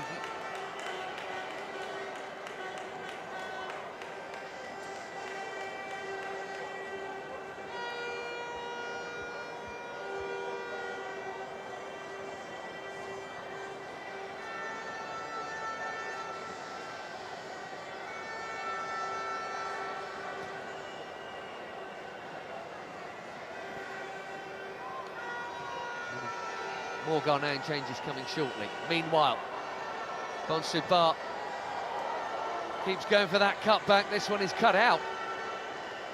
Corner for Ghana.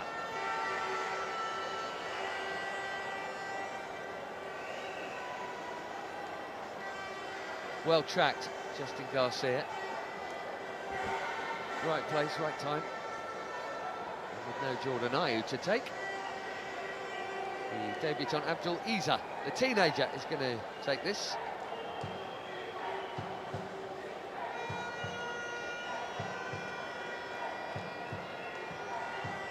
Deep delivery from Isa, not a bad one actually. It seemed to be in the vicinity for Ambrosius to attack. Couldn't quite do that. Jovin Jones surrounded. A hungry pack of Ghanaians winning it back here. Bonsuba. Ambrosius. Oh, that's brilliantly kept in.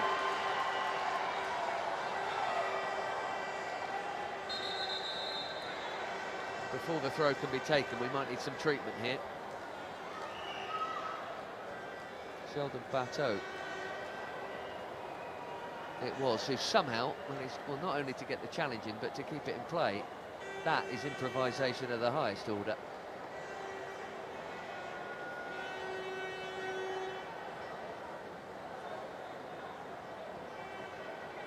Bit of arm, bit of face, bit of body, bit of leg. It'll all work out. Get something in the way, and he did. Otto Addo dipping into his bench again. We're going to see Salis Abdul Samid, experienced player at this level, and Brandon Thomas Asante, who scored his first Ghana goal here in midweek.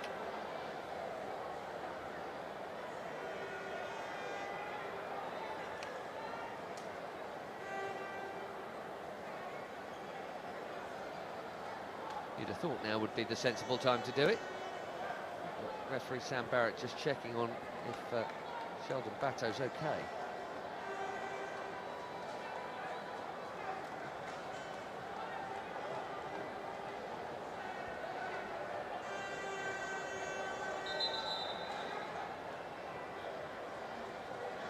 Straight swap in the middle of the park then. Abu Francis replaced by Salis Abdul Samid.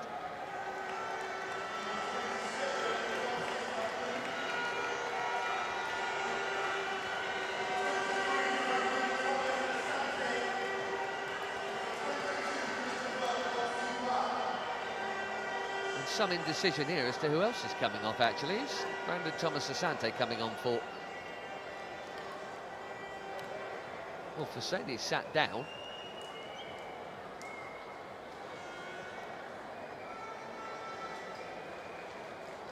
And whether that means they might change their mind about who's coming off, well, we'll see. Fousseyni looks like he's cramping, but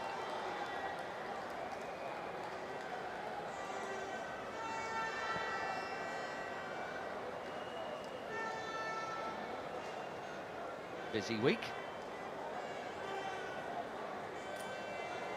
for Fousseyni. Debut off the bench, first start, first goal, and ending with cramp. Sheldon Bateau seemingly okay. And what's the plan with Brandon Thomas Asante? That's what he's trying to find out. And if he is coming on, who's he coming on for?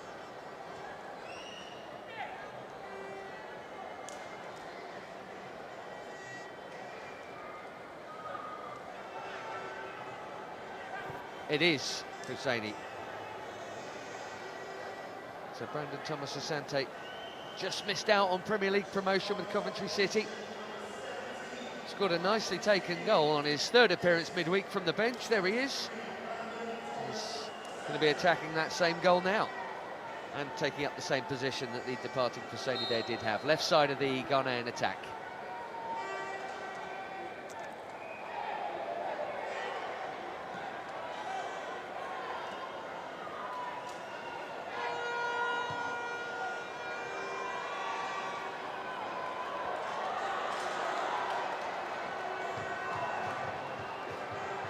Can they find a way to goal?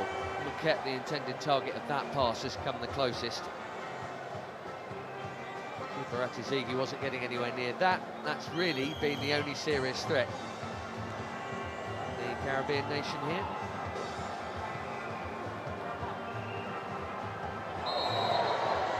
It's a pretty firm barge that from Jovan Jones on young Issa. A slightly frustrating challenge from the captain.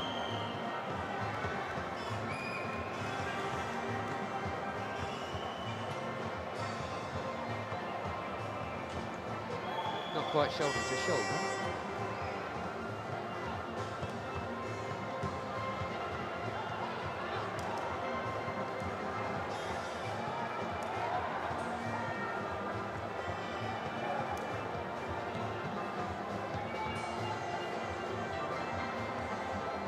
Ball cut out. It's coming back again. Issa. Bonsu Bar.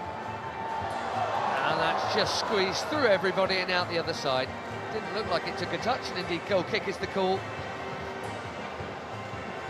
Well, he looks every bit, doesn't he, the raw young winner that you've seen in these games. Pace, confidence, some good trickery. Just needs some sharpening up on the final product.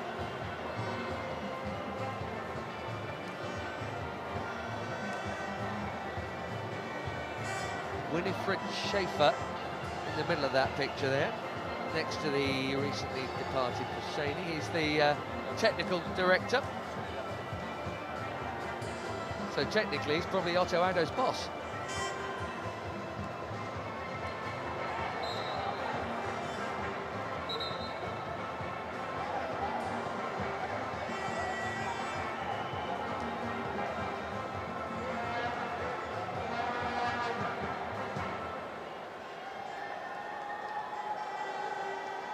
Yellow card out for the challenge by Ashimeru that brings this free kick.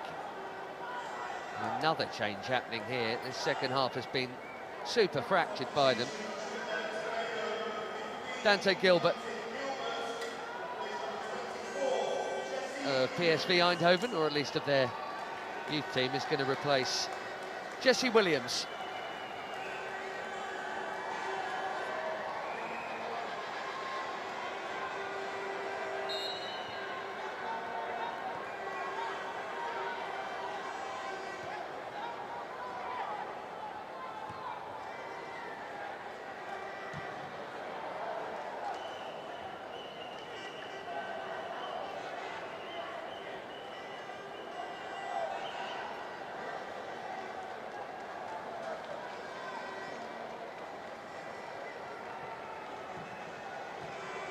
Jesse Williams, I wonder if he's caught any eyes today. He's a free agent now. Had been playing in the US, open to offers by all accounts. Good challenge. Now Issa able to turn.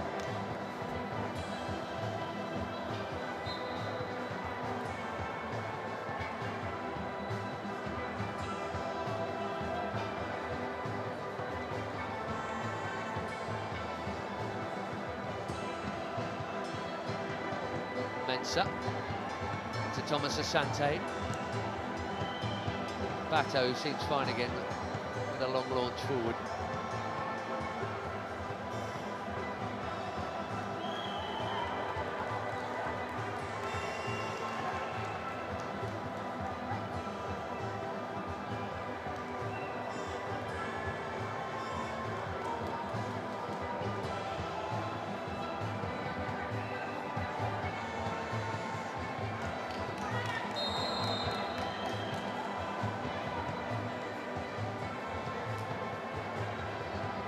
cheap offside. Afeniji and the guilty party this time.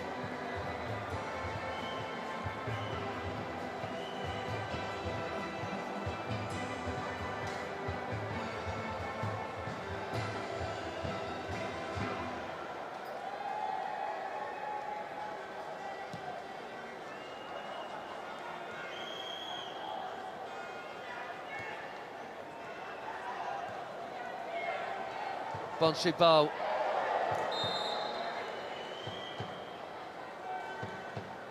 He got man first, did he? Andre Raymond, that's the call, and he's yellow carded for it.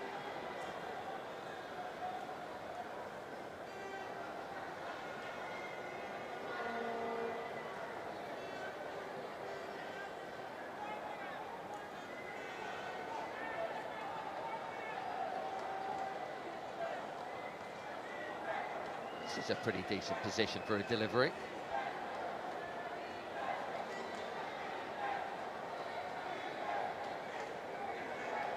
And Abdul Issa here, promoted from the under-20 squad.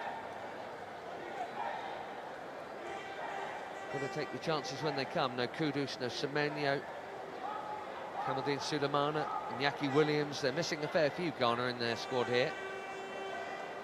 Chance to shine in all that, and plenty of options to get on the end of this. There are 8 Ghanaian targets in that TNT box. Issa, it's deep, and it's kept in play, and Thomas Asante couldn't quite get over the top of it to head it down. All he could try and do was divert it with a loopy one.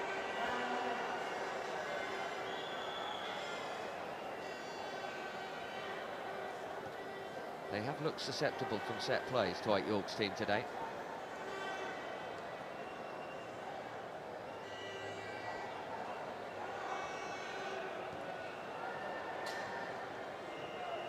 Thomas Asante dispossessed.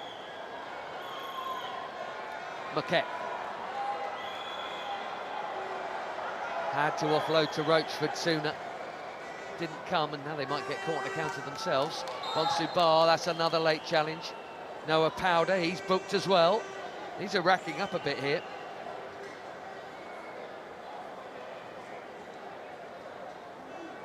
Roachford, Raymond and Powder all off the bench, and all of them cautioned.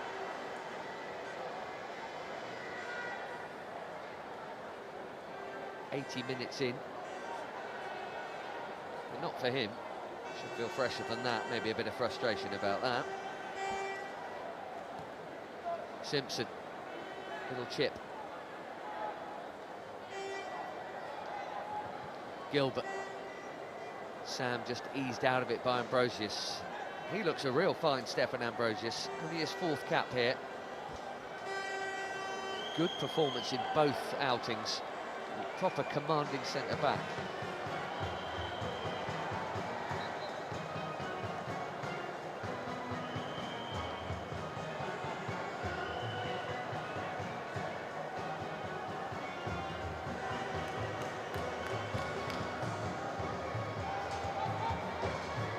Shimeru. Thomas Asante looking for Issa. He collides. Urenki. Oh, what a chance! And Bonsubal has his head in his hands, but the ball should be in the net. He should have his first international goal. What a shame. He can smile because it's 4-0, but that would have been a lovely moment for him.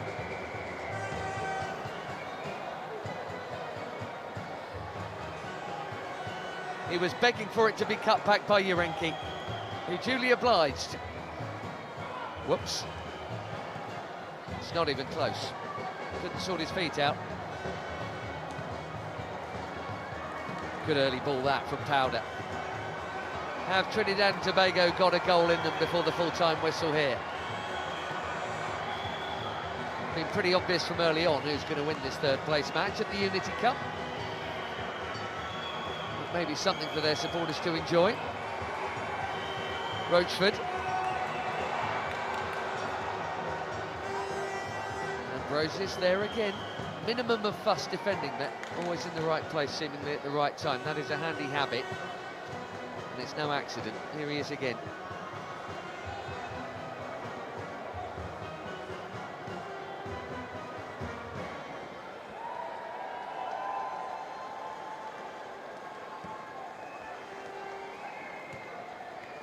Urenki and Bonsubar, a couple of definite pluses for Otto Addo, youngsters who he's given the chance to in this Unity Cup. And with everyone fully fit and available, are they going to start for Ghana? Probably not, but options for sure, and new options that he can now see on a public stage, what they can give him. Prior to the expected couple of wins in the World Cup qualifying in March, Ghana were actually winless in 8 games across the various international outings, competitive and otherwise. Good ball from Roachford to Marquette, line to Brent Sam, who stuck out a long leg but couldn't control it. He's kept it in. Powder.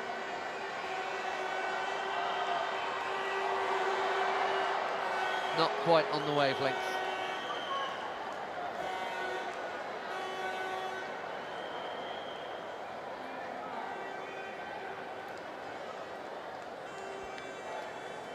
Two or 3 hours from now, Nigeria, Jamaica for the Unity Cup.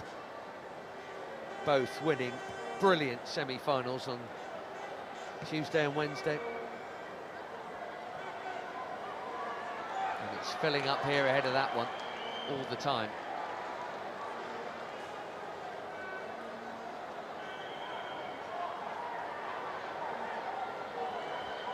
This was always likely to be the least thrilling of the 4 contests, but we've still had 4 goals. As Bonsubar could have had one himself. Urenki, Thomas Asante, and behind him Aziz wanted the dummy, but I think that's totally fair enough for Thomas Asante to take it on. Saint-Hilaire making the save. I wonder if there's a call here for a dummy, because look at Issa behind him, completely open. Nice control, too central with the shot. Meanwhile, down the other end, Brent Sam. Precious little for him to go on since coming on at the break. He wins his team a throw.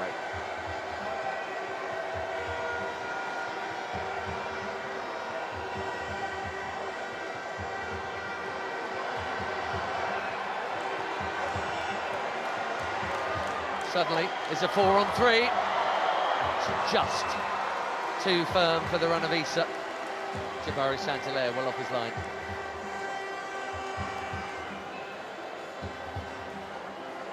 He liked the intent, very nearly the execution.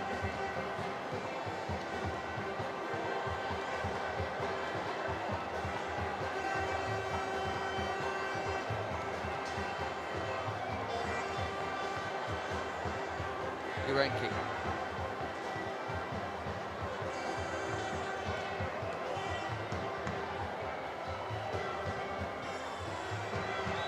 Shimeru away from the Powder challenge. That's a better way to pass. Thomas Asante, options in the middle, including Bonsubar. Well, he's getting closer. Feel like time's just going to run out on the 20-year-old for that first goal, but my goodness, he's been involved in pretty much every attack they've had across these 2 games, Christopher Bonsubar. And even though he was at fault for 1 goal, beaten by 3 others, Jabari Saint-Hilaire's made some important saves here. Anywhere near a corner, that's probably 5-0.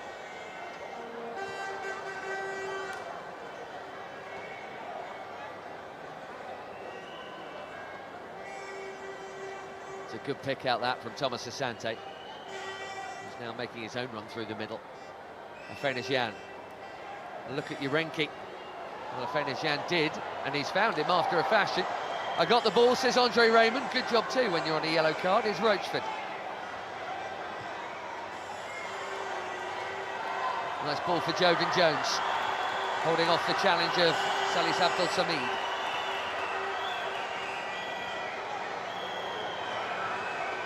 Dwayne Marquette given away. 3 minutes and probably a little to add on. Not that that's hugely necessary, but officials officious, probably. That's a foul. Afenesian pretty blatantly pulled down.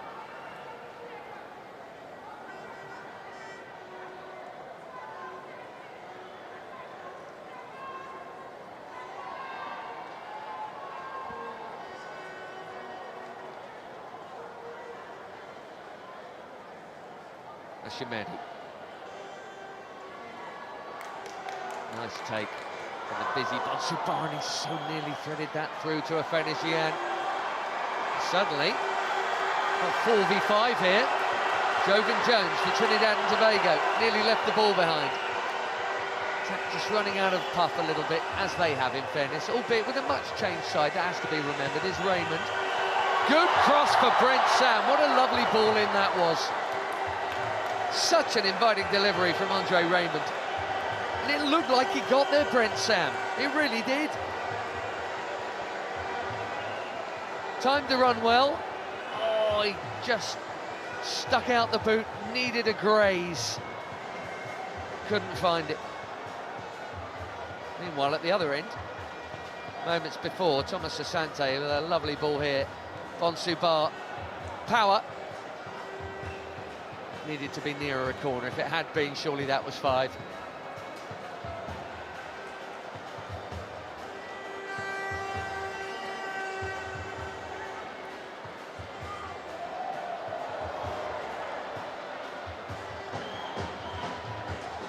Strong challenge from Gilbert and needed to be. We go into the final minute of normal time.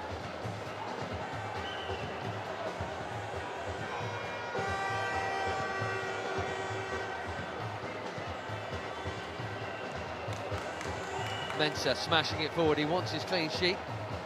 Close to getting it.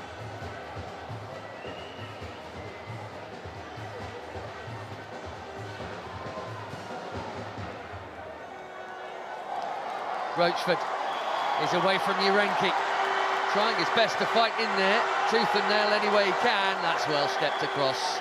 Captain Mensah to the rescue. That Ghanaian clean sheet seems more likely now.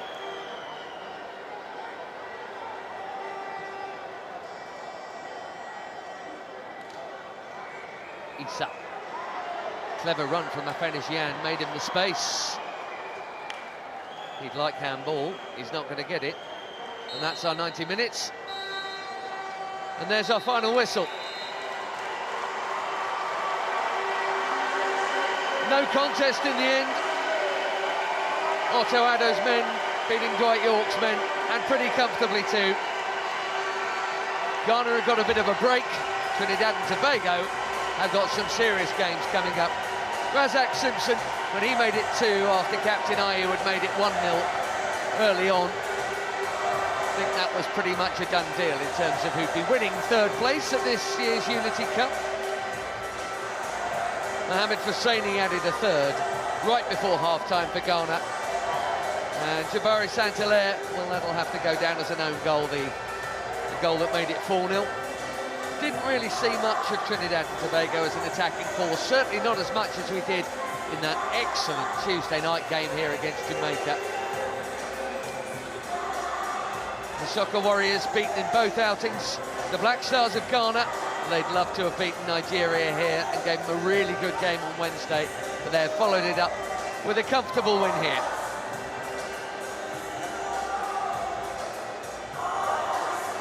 And it's the Ghanaian flag that's flying high at Brentford. 3rd place is theirs at the Unity Cup.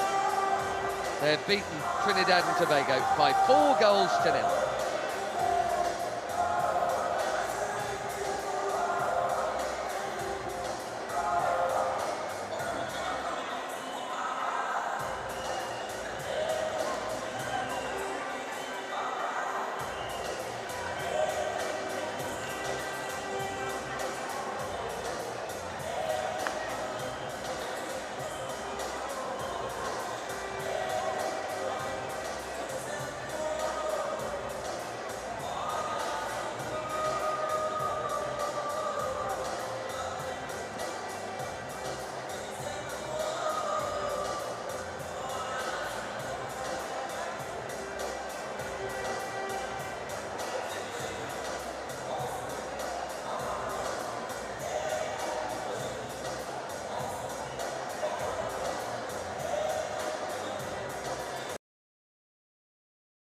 Time.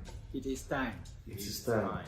For too long, the world has viewed us through other people's lenses. But now, it's Africa's time to tell our own success stories in sports to the rest of the world, the way only we can. Afrosport. It's time to celebrate black excellence in sports non-stop.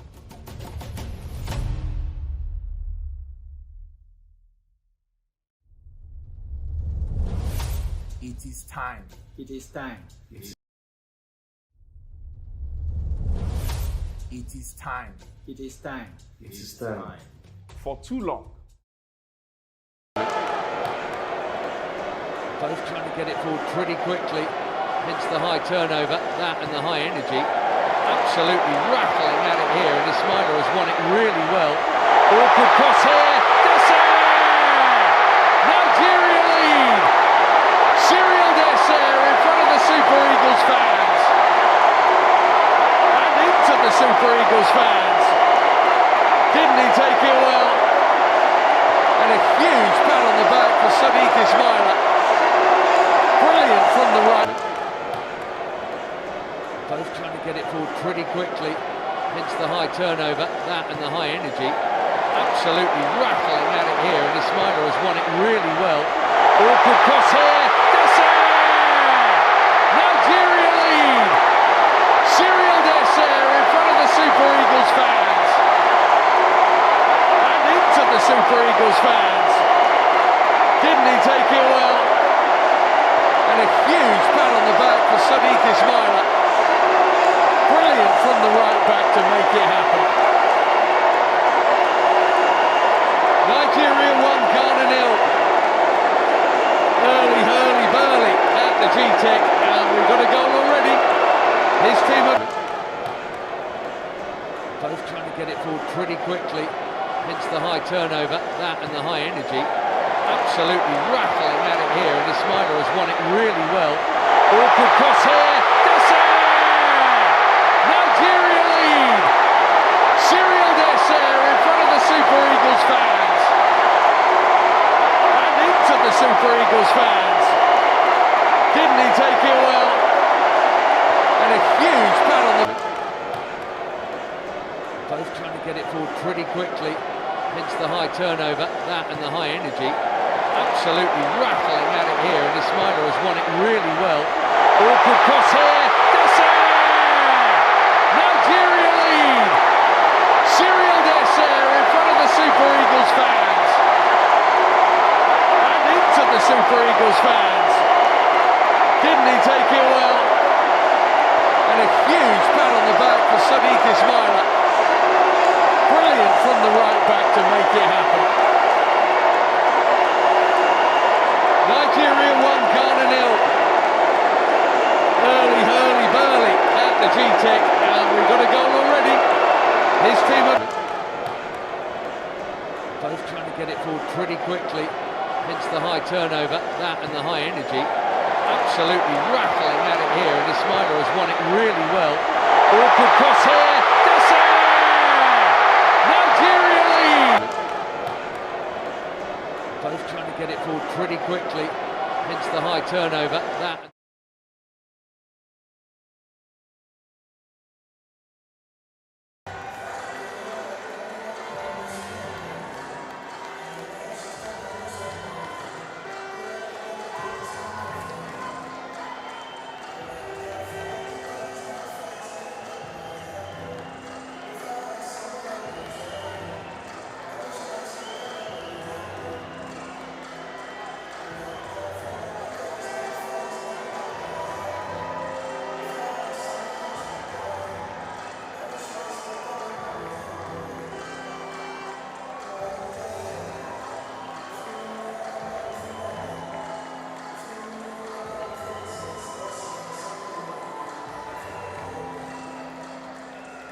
Particularly was spectacular. How pleased are you today with today's performance?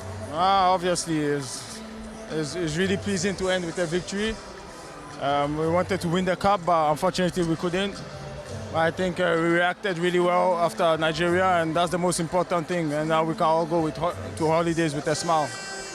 You've had some bigger players missing this week, the likes of Kudus, Thomas Partey, Antoine Semenyo as well.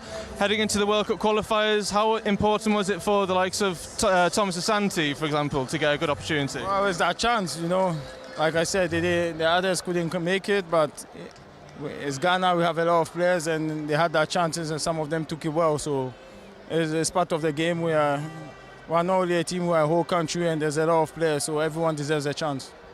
And just a word on the fans this week. It's been a celebratory field for the 3 match days. How important was it to put on a performance in front of those today? It was really important, like I said, even for ourselves, our confidence, to at least go on holidays with a smile, and we can be happy with the performances the second half against Nigeria and the game today. So honestly, I congratulate the boys, I congratulate the technical staff for that support, and obviously it's not easy at this period to stay focused, but we all stayed focused and we did the job. So I want to thank everyone, and hopefully we can build on this for the future matches. Brilliant. Well done today, Jordan. Thank you very much.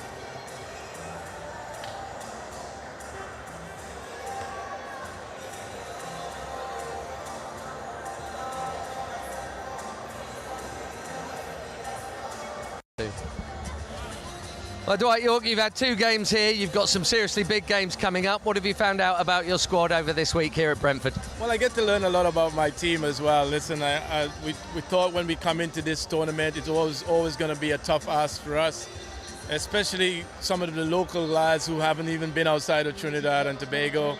Having the opportunity to play at the G-Tech Stadium here in England in front of a huge supporting crowd from both Jamaica, Nigeria, Ghana. So it's a whole new experience to the team, and yeah, I know it's not the result we all wanted, but in terms of experience, it tested the squad and get some exposure for some of these young players to the future of Trinidad and Tobago football. Especially with what you've got coming up, right? World Cup qualifiers, it's a bit different with CONCACAF this year, and the Gold Cup as well. You've got tough games then as well, so this is good preparation for that. Yeah, it's excellent preparation, and we know what is ahead of us, and this was important for us. This experience is great for us, but then also we had one eye on the World Cup campaign and certainly the Gold Cup that is coming up. So we'll be ready for that. We've been preparing for it, but this was a great experience for my players. It also gives me an indication of how strong the squad is, and today was an indication of where we are and where we need to improve as well. And do you think you'll have many more options coming back ahead of the other games you've got coming up over the next, 6 weeks or something? You've got another 6 games or something like that. Have you got other options coming, or is this going to be that group? No, there's a new selection of players that is coming. Of course, people have to remember that the international window wasn't fully open to my players. So there's a lot of players that will come back into the equation once the window is open on the 1st of June. Thanks for your time, Dwight. Good luck. Bye-bye. Thanks.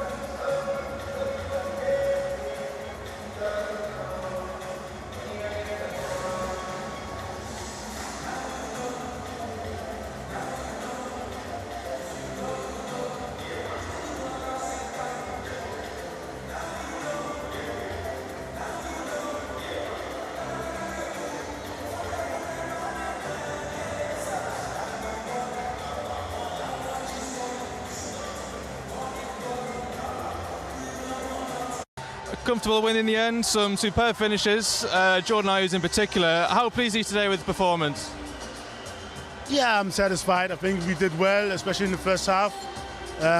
Second half we slowed down a little bit, but still created some chances. I think we could have scored some more. There was one situation in the first half where we were a little bit lucky, but I think in all it was a well-deserved win. You've had some big players missing this week, Kudus, Semenyo, Partey in particular, but you've had the likes of Fisseni and Thomas Asante to come in and take their chance. How pleased are you with that? Yeah, in general, I think we got a lot of answers. It's always good to also look for the future, and I think some of the boys used their chances. They did really, really well, and surely we will continue to observe them. And for us, we played well in the last World Cup qualifiers, so the others who were not there, they also did well. So this makes the job hard for me at the end to decide in September, but we will still observe them, how they do in their clubs. But yeah, today, like I said, I'm very, very satisfied. Finally, what does it mean to cap off this week with a win? It's the first Unity Cup in over 20 years. What does it mean to you? Yeah, a lot for us. It's more than just football. It's about coming together. It's about to unite. We're all from African descent, and it's so nice for us to come together, but also for the spectators, for them to see us. There's a large community here in London, and I think it's good that we all come together and meet and celebrate despite the results. Thank you very much today. Thank you. Well, Dwight York, you've had 2 games here. You've got some seriously big games coming up. What have you found out about your squad over this week here at Brentford? Well, I get to learn a lot about my team as well. Listen, we thought when we come into this tournament, it's always going to be a tough ask for us, especially some of the local lads who haven't even been outside of Trinidad and Tobago. Having the opportunity to play at the G-Tech Stadium here in England in front of a huge supporting crowd from both Jamaica, Nigeria, Ghana. So it's a whole new experience to the team, and yeah, I know it's not the result we all wanted, but in terms of experience, it tested the squad and get some exposure for some of these young players to the future of Trinidad and Tobago football. Especially with what you've got coming up, right? World Cup qualifiers, it's a bit different with CONCACAF this year, and the Gold Cup as well. You've got tough games then as well, so this is good preparation for that. Yeah, it's excellent preparation, and we know what is ahead of us. And this was important for us. This experience is great for us, but then also we had one eye on the World Cup campaign and certainly the Gold Cup that is coming up.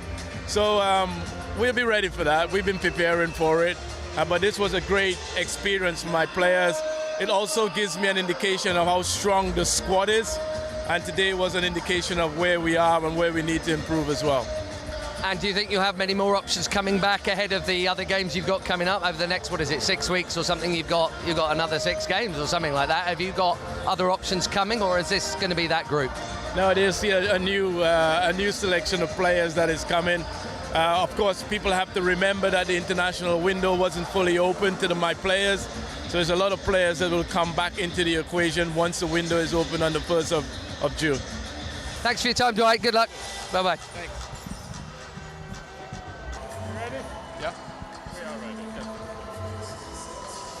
Jordan, it was a comfortable win in the end, some great finishes, yours in particular was spectacular. How pleased are you today with today's performance?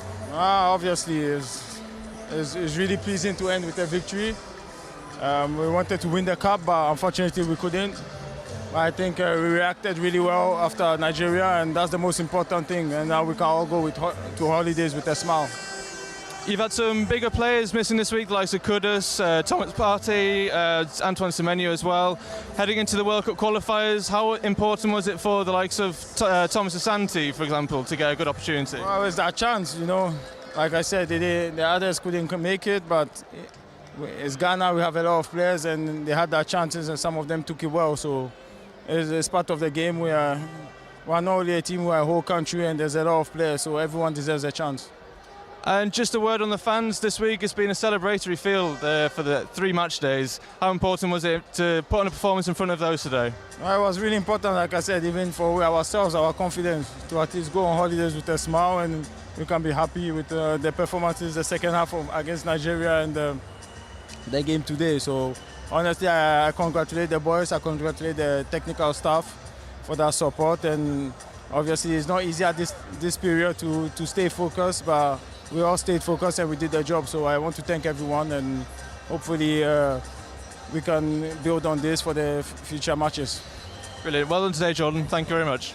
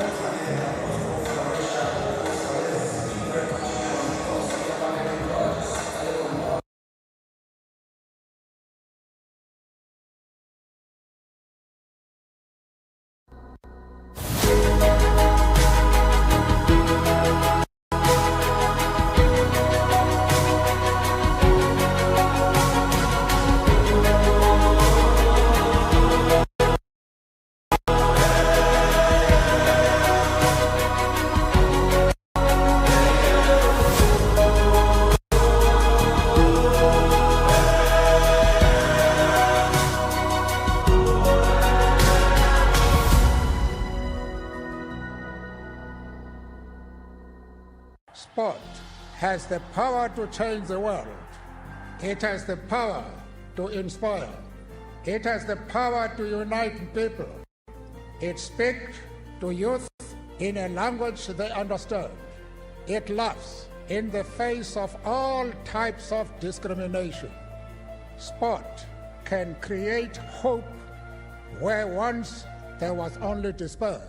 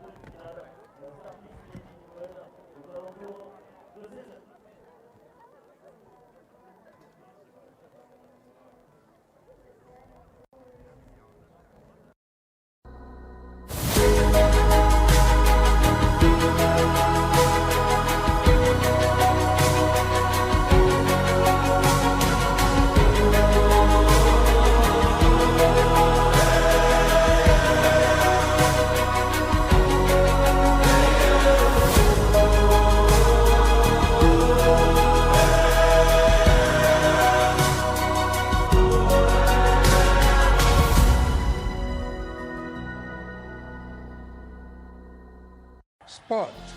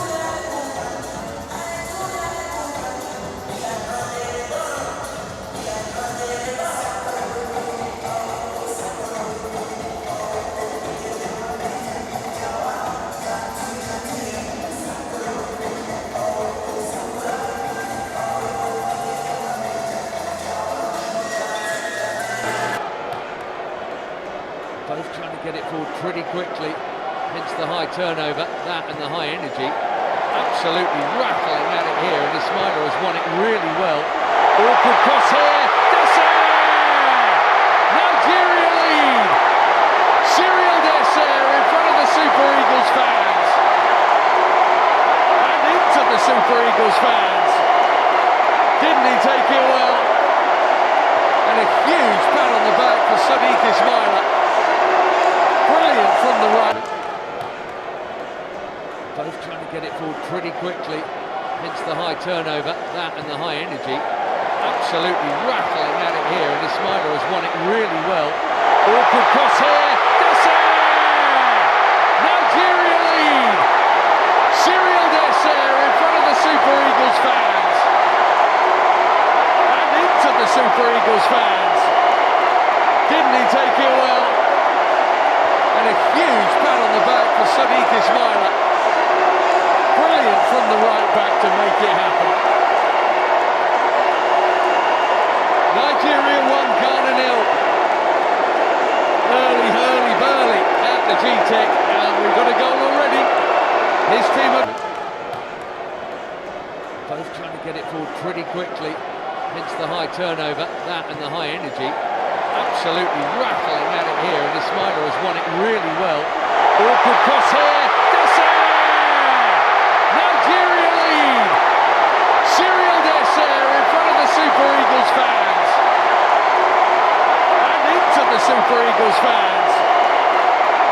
take it well. And a huge pat on the... Both trying to get it forward pretty quickly. Hence the high turnover, that and the high energy. Absolutely rattling at it here, and Ismaila has won it really well. Awkward cross here. Nigeria lead! Cyril Desser in front of the Super Eagles fans. And into the Super Eagles fans. Didn't he take it well? And a huge pat on the back for Sadiq Ismaila. Brilliant from the right back to make it happen. Nigeria 1, Ghana 0. Early hurly-burly at the G-Tech, and we've got a goal already. His team are both trying to get it forward pretty quickly. Hence the high turnover, that and the high energy. Absolutely rattling at it here, and Ismaila has won it really well. Awkward cross here. Nigeria lead! Both trying to get it forward pretty quickly. Hence the high turnover, that and the high energy. Absolutely rattling at it here, and Ismaila has won it really well. Awkward cross here. Nigeria lead! Cyril Desser in front of the Super Eagles fans. And into the Super Eagles fans. Didn't he take it well? And a huge pat on the back for Sadiq Ismaila. Brilliant from the right back to make it happen. Nigeria 1, Ghana 0. Early hurly-burly at the G-Tech. Nigerian free kick. Chukwueze delivers. And he delivers well. Dancing header. It's tripped on the wing. It's 2-0.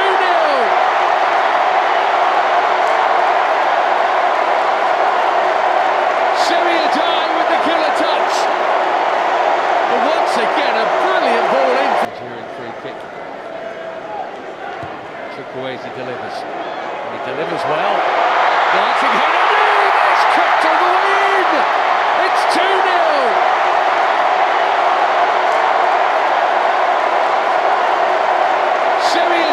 with the killer touch. And once again, a Nigerian free kick. Chukwueze delivers. And he delivers well. Dancing header.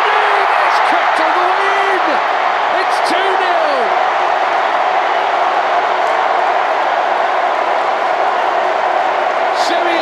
With the killer touch. Nigerian free kick. Chukwueze delivers. And he delivers well. Dancing header. It's tripped on the wing. It's 2-0.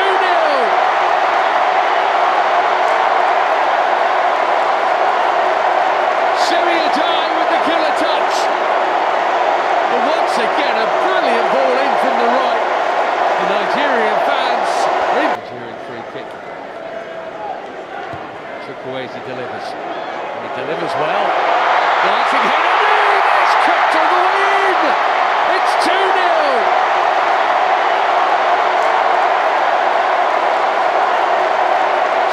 With the killer touch. And once again, a brilliant ball in from the right. The Nigerian.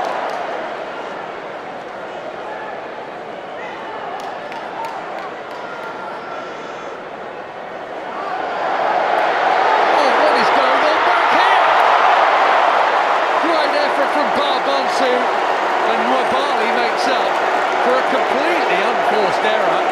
Not really sure that it's Wilfred and Ndini's fault.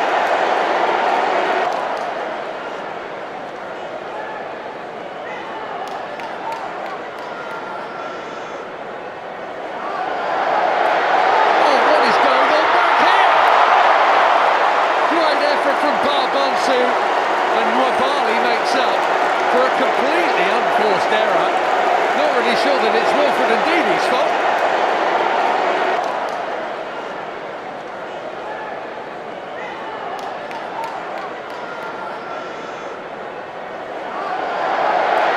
Oh, what is going on back here? Great effort from Barbon.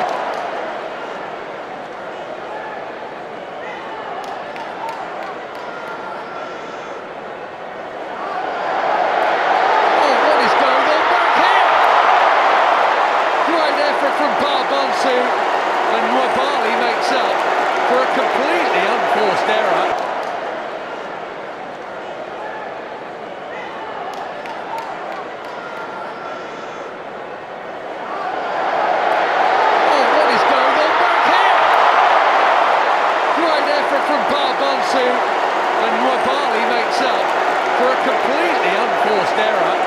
Not really sure that it's Wilfred Ndidi's fault.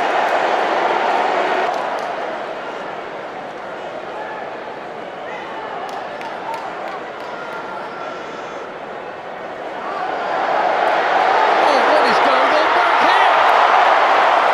Great effort from Barbonsu, and Wabali makes up for it from Ndidi. Anyone expecting end-of-season gentle fare here would be sorely mistaken, but I'm sure you're all pleased with it. What a game! Oh, it could be another freakish goal as Onyeka tried to put in the cross, and it was nearly enough from Ndidi. Anyone expecting end-of-season gentle fare here would be sorely mistaken, but I'm sure you're all pleased with it. What a game! Oh, it could be another freakish goal as Onyeka tried to put in the cross, and it was nearly enough from Ndidi. Anyone expecting end-of-season gentle fare here would be sorely mistaken, but I'm sure you're all pleased with it. What a game! Oh, it could be another from Ndidi. Anyone expecting end-of-season gentle fare here would be sorely mistaken, but I'm sure you're all pleased with it. What a game! Oh, it could be another freakish goal as Onyeka from Ndidi. Anyone expecting end-of-season gentle fare here would be sorely mistaken, but I'm sure you're all pleased with it. What a game! Oh, it could be another freakish goal as Onyeka tried to put in the cross, and it was nearly enough from Ndidi. Anyone expecting end-of-season gentle fare here would be sorely mistaken, but I'm sure you're all pleased with it. What a game! Oh, it could be another freakish goal as Onyeka. Coming back though, Chukwueze, if he's quick enough, can he get it in there? Good work from Chukwueze. Oh, lovely dummy! Brilliant save and off the line! Action right to the end of this. Coming back though, Chukwueze, if he's quick enough, can he get it in there? Good work from Chukwueze. Oh, lovely dummy! Brilliant save and off the line! Action right to the end of this. Coming back though, Chukwueze, if he's quick enough, can he get it in there? Good work from Chukwueze. Oh, lovely dummy! Brilliant save and off the line! Coming back though, Chukwueze, if he's quick enough, can he get it in there? Good work from Chukwueze. Oh, lovely dummy! Brilliant save and off the line! Action right to the end of this. Coming back though, Chukwueze, if he's quick enough, can he get it in there? Good work from Chukwueze. Oh, lovely dummy! Brilliant save and off the line! Action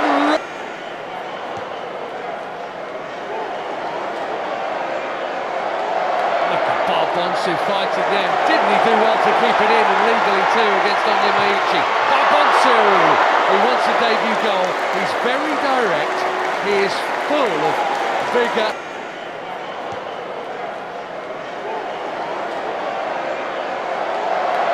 Barbonsu fighting there. Didn't he do well to keep it in, and legally too against Onyeka? Barbonsu, who wants a debut goal. He's very direct. He is full of vigour.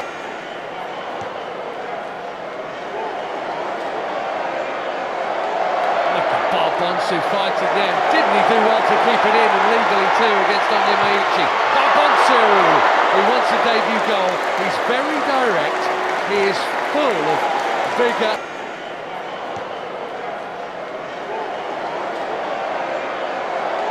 Look at Barbonsu fighting there. Didn't he do well to keep it in, and legally too against Onyeka? Barbonsu, who wants a debut goal. He's very direct. He is full of vigour.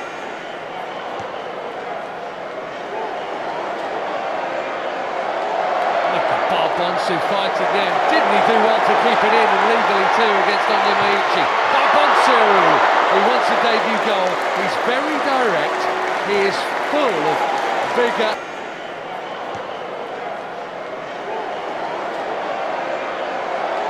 Look at Barbonsu fighting there. Didn't he do well to keep it in, and legally too against Onyeka? Barbonsu, who wants a debut goal. He's very direct. He is full of vigour. Barbonsu with the give and go, and he's quick enough to get there, needs a good ball, and he's found one. Not a lot of room in there. Still nearly made it happen though, didn't he? Good effort from Brandon Thomas Asante. What a fantastic first goal for his country. With the give and go, and he's quick enough to get there, needs a good ball, and he's found one. Not a lot of room in there. Still nearly made it happen though, didn't he? Good effort from Brandon Thomas Asante. What a fantastic first goal for his country. With the give and go, and he's quick enough to get there, needs a good ball, and he's found one. Not a lot of room in there. Still nearly made it happen though, didn't he? Good effort from Brandon Thomas Asante. What a fantastic first goal for his country. With the give and go, and he's quick enough to get there, needs a good ball, and he's found one. Not a lot of room in there. Still nearly made it happen though, didn't he? Good effort from Brandon Thomas Asante. What a fantastic first goal for his country. With the give and go, and he's quick enough to get there, needs a good ball, and he's found one. Not a lot of room in there. Still nearly made it happen though, didn't he? Good effort from Brandon Thomas Asante. What a fantastic first goal for his country. With the give and go, and he's quick enough to get there, needs a good ball, and he's found one. Not a lot of room in there. Still nearly made it happen though, didn't he? Good effort from Brandon Thomas Asante. What a fantastic first goal for his country. Absolutely loved tonight. One from the start and one as a sub. Park on to. Oh, what a ball! And what a chance for 2-2 at the far stick for the skipper. Absolutely loved tonight. One from the start and one as a sub. Park on to. Oh, what a ball! And what a chance for 2-2 at the far stick for the skipper. Absolutely loved tonight. One from the start and one as a sub. Park on to. Oh, what a ball! And what a chance for 2-2 at the far stick for the skipper. Absolutely loved tonight. One from the start and one as a sub. Park on to. Oh, what a ball! And what a chance for 2-2 at the far stick for the skipper. Absolutely loved tonight. One from the start and one as a sub. Park on to. Oh, what a ball! And what a chance for 2-2 at the far stick for the skipper. Absolutely loved tonight. One from the start and one as a sub. Park on to. Oh, what a ball! And what a chance for 2-2 at the far stick for the skipper. That's a good ball and a great run. Three in the middle! What a goal that is on the counter! And it's a first for Ghana, not only tonight, but for Brandon Thomas Asante. Brilliantly taken. Game on!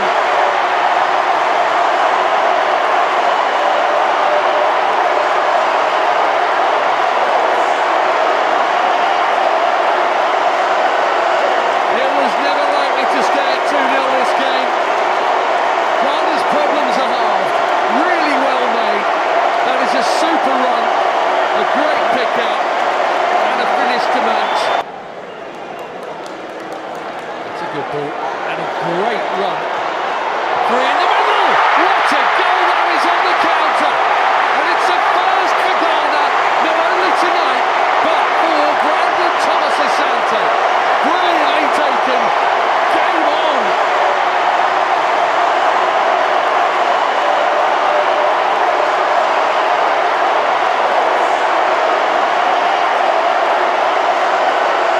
It was never likely to stay at 2-0 this game.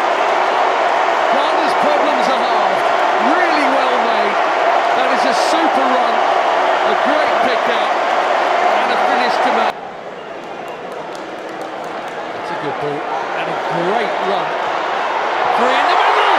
What a goal that is on the counter! And it's a first for Ghana, not only tonight, but for Brandon Thomas Asante. Brilliantly taken. Game on!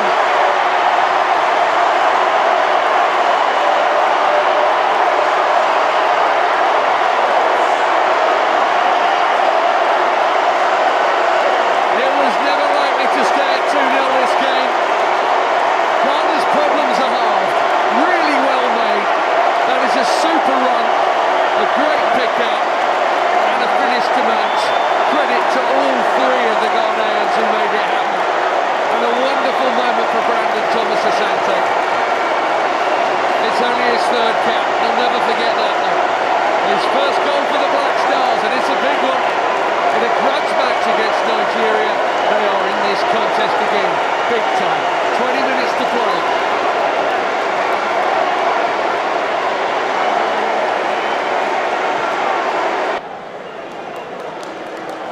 That's a good ball, and a great run. Free in the middle! What a goal that is on the counter! And it's a first for Ghana, not only tonight, but for Brandon Thomas Asante. Brilliantly taken. Game on.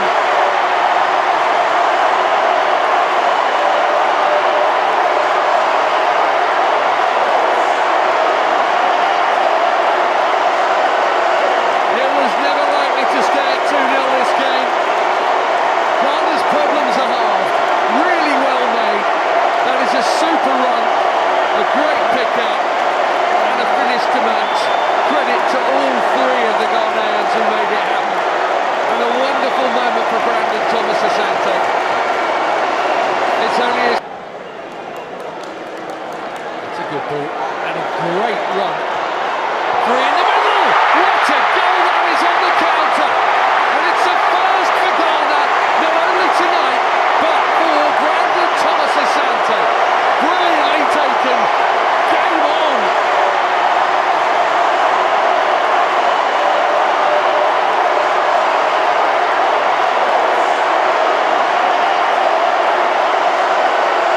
It was never likely to stay at 2-0 this game. Ghana's problems are halved. Really well made. That is a super run. A great pick out. And a finish to match. Credit to all three of the Ghanaians who made it happen. And a wonderful moment for Brandon Thomas Asante. It's only his third cap. They'll never forget that though. His first goal for the Black Stars, and it's a big one. In a grudge match against Nigeria, they are in this contest. That's a good ball, and a great run. Free in the middle! What a goal that is on the counter! And it's a first for Ghana, not only tonight, but for Brandon Thomas Asante. Brilliantly taken. Game on.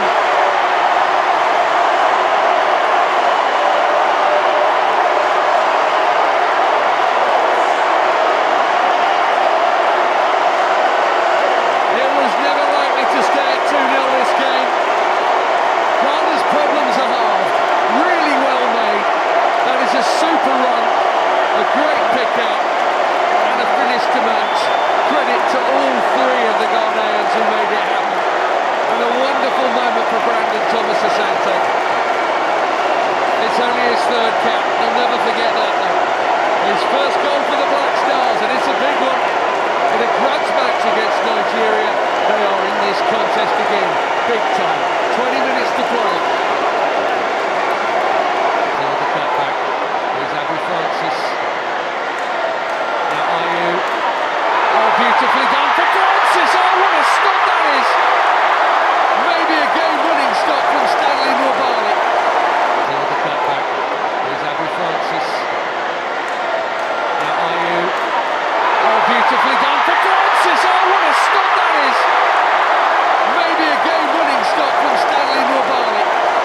Now the cutback. Here's Francis. Now Ayew. Oh, beautifully done for Francis. Oh, what a stop that is. Maybe a game-winning stop from Stanley Nwabali. Now the cutback. Here's Francis. Now Ayew. Oh, beautifully done for Francis. Oh, what a stop that is. Maybe a game-winning stop from Stanley Nwabali. Now the cutback. Here's Francis. Now Ayew. Oh, beautifully done for Francis. Oh, what a stop that is. Maybe a game-winning stop from Stanley Nwabali. Now the cutback. Here's Francis. Now Ayew. Oh, beautifully done for Francis. Oh, what a stop that is. Maybe a game-winning stop from Stanley.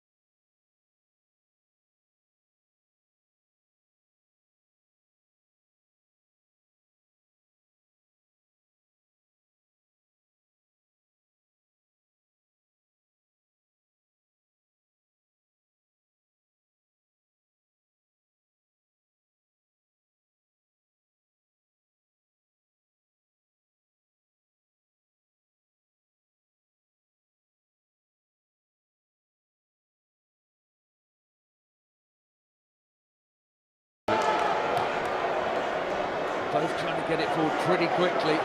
Hence the high turnover, that and the high energy. Absolutely rattling at it here, and Ismaila has won it really well. Awkward cross here. Nigeria lead. Cyril Desser in front of the Super Eagles fans. And into the Super Eagles fans. Didn't he take it well? And a huge pat on the back for Sadiq Ismaila. Brilliant from the right. Both trying to get it forward pretty quickly. Hence the high turnover, that and the high energy. Absolutely rattling at it here, and Ismaila has won it really well. Awkward cross here. Desser! Nigeria lead. Cyril Desser in front of the Super Eagles fans. And into the Super Eagles fans. Didn't he take it well? And a huge pat on the back for Sadiq Ismaila. Brilliant from the right back to make it happen. Nigeria 1, Ghana 0. Early hurly-burly at the G-Tech, and we've got a goal already. His team are both trying to get it forward pretty quickly. Hence the high turnover, that and the high energy. Absolutely rattling at it here, and Ismaila has won it really well. Awkward cross here. Desser! Nigeria lead. Cyril Desser in front of the Super Eagles fans. And into the Super Eagles fans. Didn't he take it well? And a huge pat on the... Both trying to get it forward pretty quickly. Hence the high turnover, that and the high energy. Absolutely rattling at it here, and Ismaila has won it really well. Awkward cross here. Desser! Nigeria lead. Cyril Desser in front of the Super Eagles fans. And into the Super Eagles fans. Didn't he take it well? And a huge pat on the back for Sadiq Ismaila. Brilliant from the right back to make it happen. Nigeria 1, Ghana 0. Early hurly-burly at the G-Tech, and we've got a goal already. His team are both trying to get it forward pretty quickly. Hence the high turnover, that and the high energy. Absolutely rattling at it here, and Ismaila has won it really well. Awkward cross here. Desser! Nigeria lead. Both trying to get it forward pretty quickly. Hence the high turnover, that and the high energy. Absolutely rattling at it here, and Ismaila has won it really well. Awkward cross here. Desser! Nigeria lead.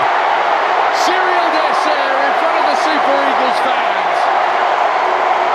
And into the Super Eagles fans. What does it mean to see Jamaica on here representing and doing what they do? No, it's good, and you know what? It's needed because it's not just music and food, sports as well, you know.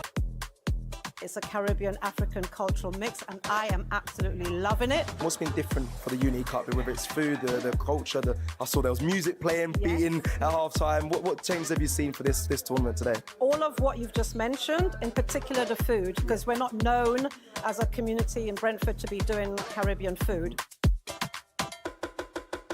This is going to inspire the next generation. You've got first-time people coming to football matches, and I'm hoping that this is the first of many to come. Moment, so Jamaica can take their time in this part of the pitch. That's a really good ball. And a really decent attempt from Cephas as well that forces the save.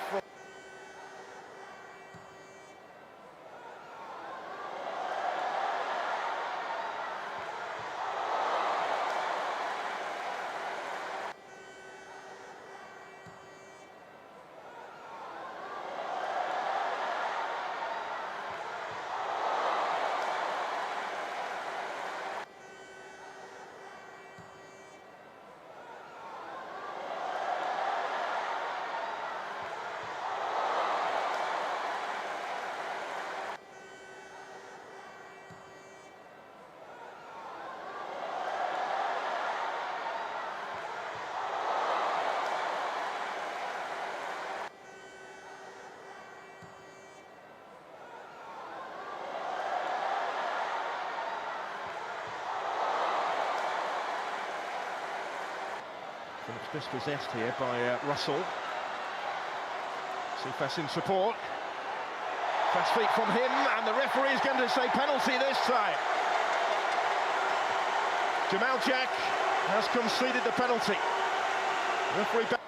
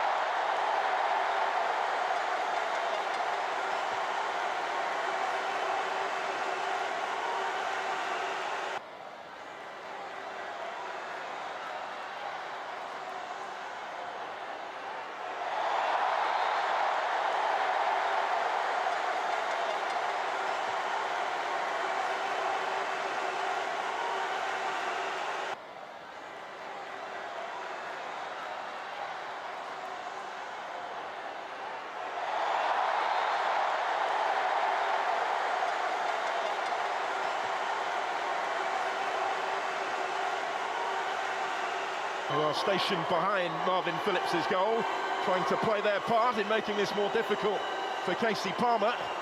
He's the one that is going to step up and take it, and scores coolly with a Panenka penalty from Palmer to score his first goal in Jamaican colours. Player who learns his trade not far from here with Chelsea has scored for Jamaica from the spot in really cool, confident fashion. Takes a bit of nerve to do that, but I guess this is the sort of occasion where it may well be fitting.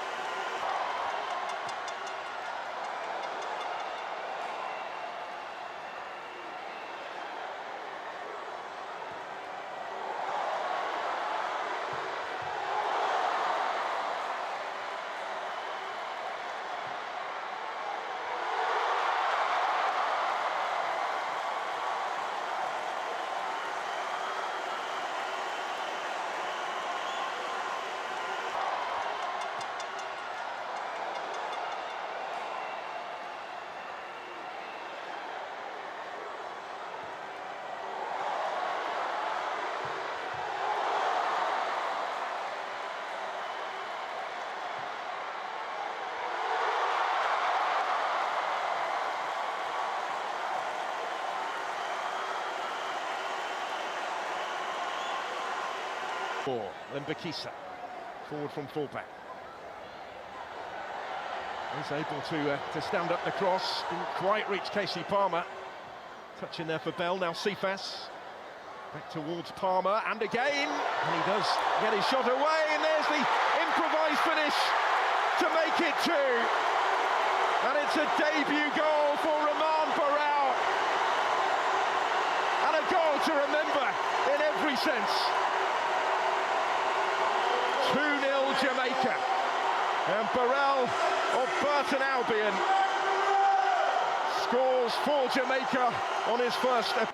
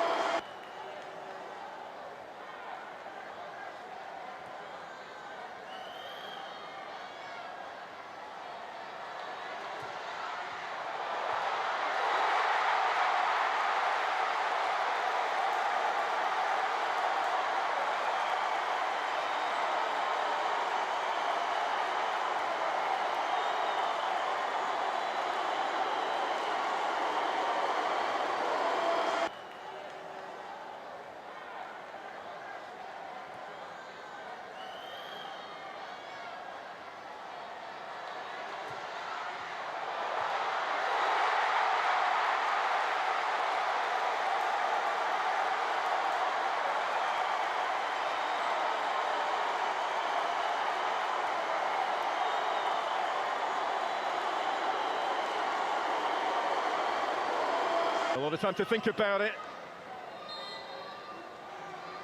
Here he comes then, Cardines. Brilliant effort, so unlucky, but in.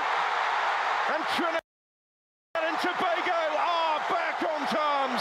Kevin Molino following up to score. 2-2.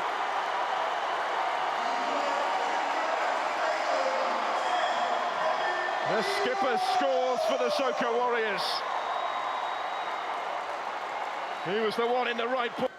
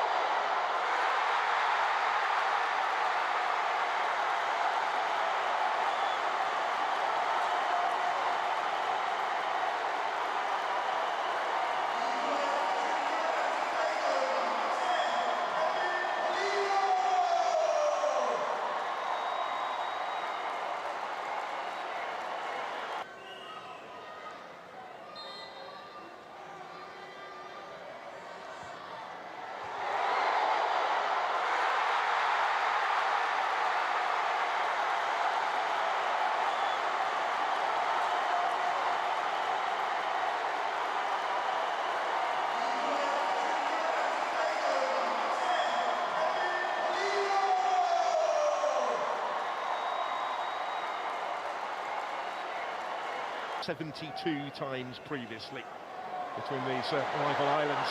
Now Sifas opens up for Jamaica. Goalkeeper can't hold it. Morrison trying to follow up. Just unable to force it in. Almost an instant impact.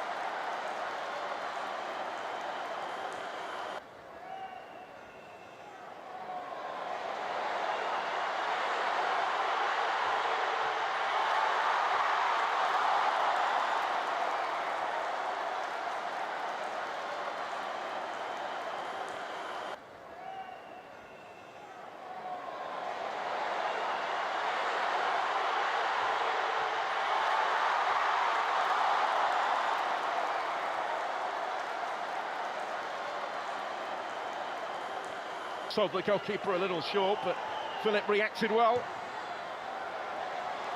That's an excellent ball, and it opens up here for Trinidad and Tobago, maybe to go in front for the first time. Big save from Davis, still the chance for Cardines and wide.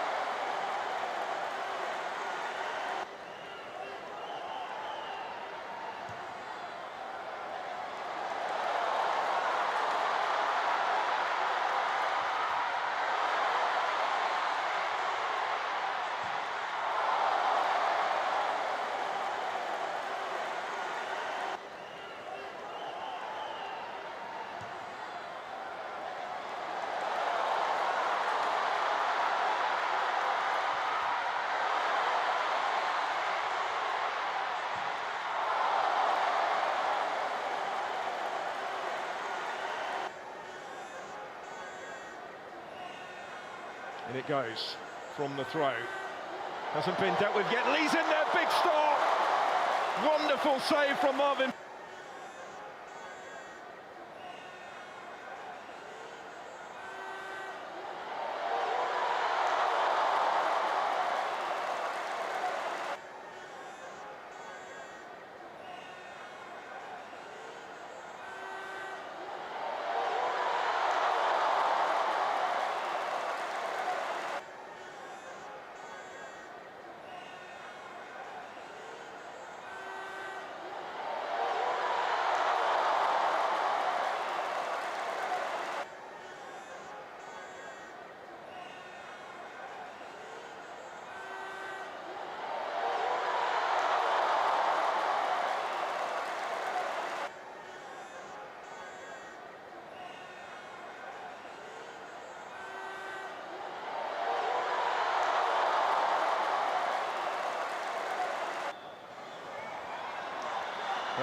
Charging forward, slipping it through, Cephas reaching it just ahead of the goalkeeper, and penalty given.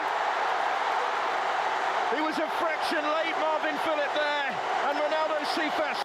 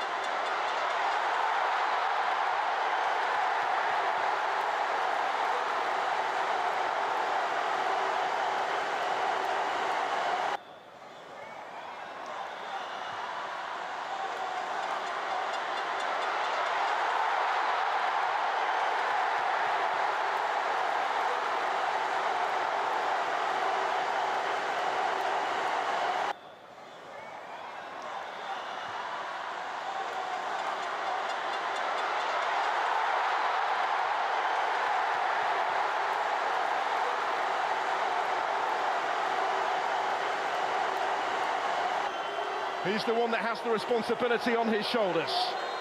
Up against Marvin Phillip. Powerful penalty. King finds the top corner, and Jamaica surely have won it after all. Richard King from the spot. The Reggae Boys, the Kings of the Caribbean tonight. Although in the midst of all those celebrations, they will remember that they conceded almost from kick-off when they scored earlier in their second half. But they are almost there.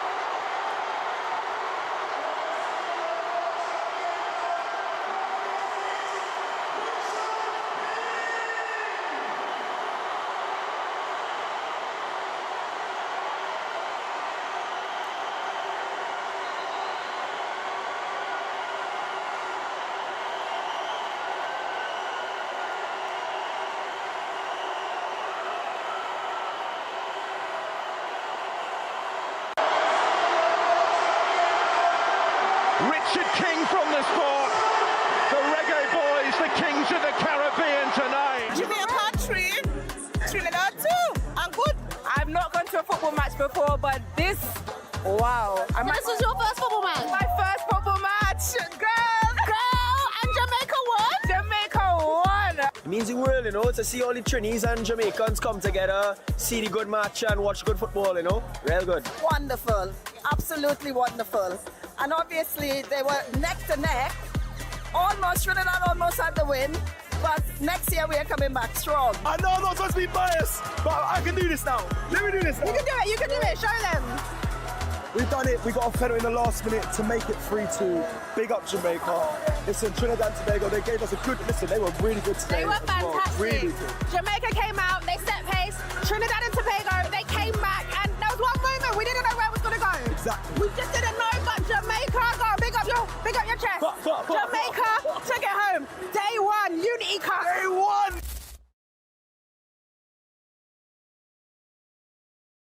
Afrosport, your freedom of sport.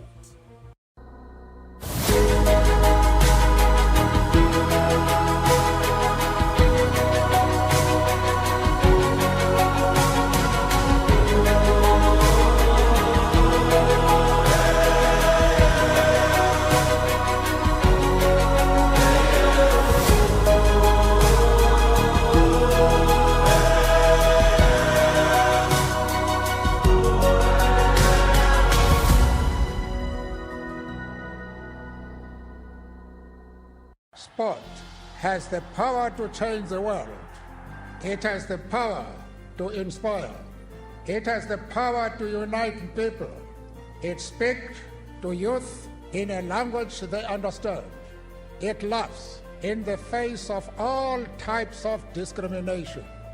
Sport can create hope where once there was only despair.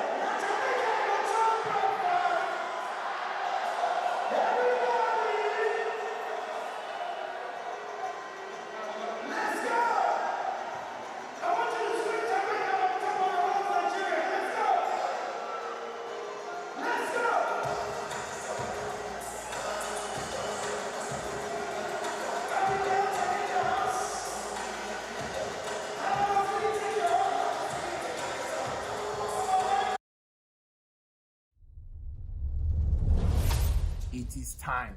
It is time. It is time. For too long, the world has viewed us through other people's lenses. But now, it's Africa's time to tell our own success stories in sports to the rest of the world, the way only we can. Afrosport. It's time to celebrate Black excellence in sports non-stop.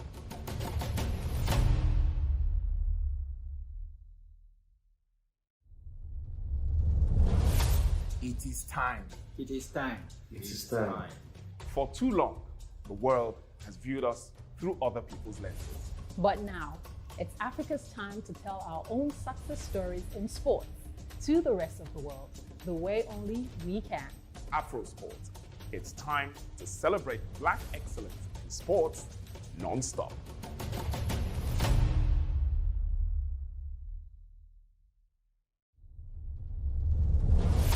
It is time.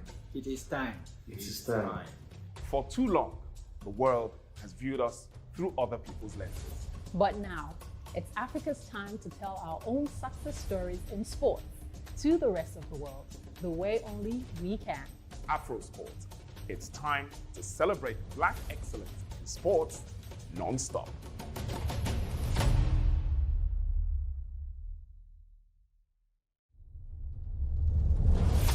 It is time. It is time. It is time. For too long, the world has viewed us through other people's lenses. But now, it's Africa's time to tell our own success stories in sports to the rest of the world, the way only we can. Afrosport. It's time to celebrate Black excellence in sports non-stop.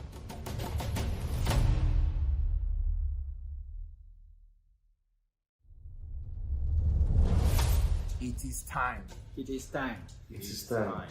For too long, the world has viewed us through other people's lenses. But now, it's Africa's time to tell our own success stories in sports to the rest of the world, the way only we can. Afrosport. It's time to celebrate Black excellence in sports non-stop.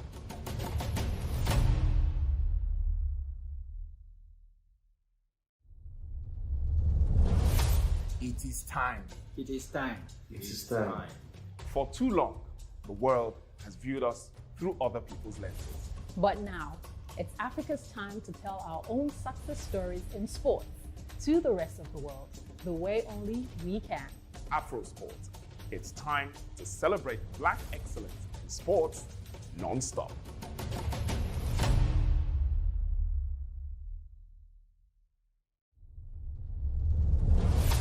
It is time.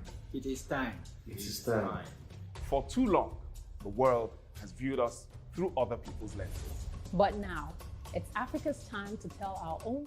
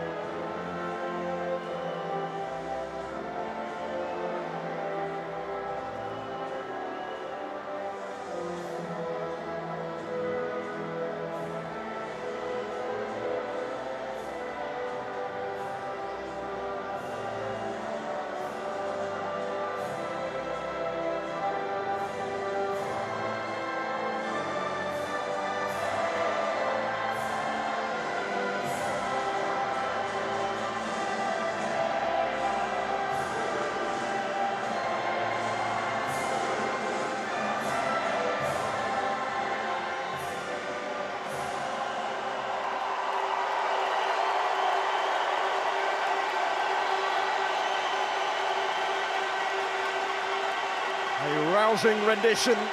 Steve McClaren joining in as well, almost a year into the job as the Jamaican head coach.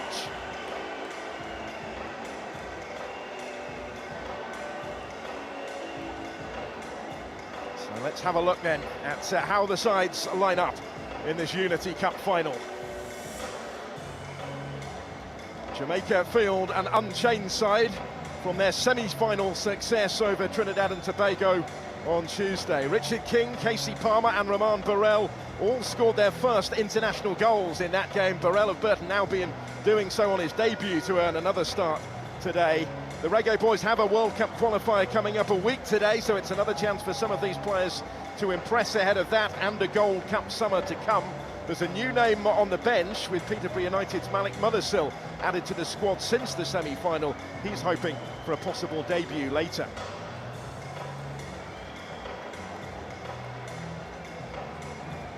And some contrast, Eric Shell has made 4 changes to the Nigeria team, which started their semi-final win over Ghana. 2 of those are in the back 4, where there are debuts for Felix Agu, a former German under-21 international who's been given the all-clear to make his first appearance for the Super Eagles. Benjamin Frederick does likewise, a late addition to the squad since the semi. He hasn't had to travel far. He's part of the Brentford B team and makes the senior international debut at the G-Tech. He started his career at Moses Simon's academy back home and lines up alongside him today. Simon in for his 80th cap and Nathan Teller for just his second. Ajayi, Daniel, Onyemaichi and Alimi are the 4 to make way to the bench from midweek.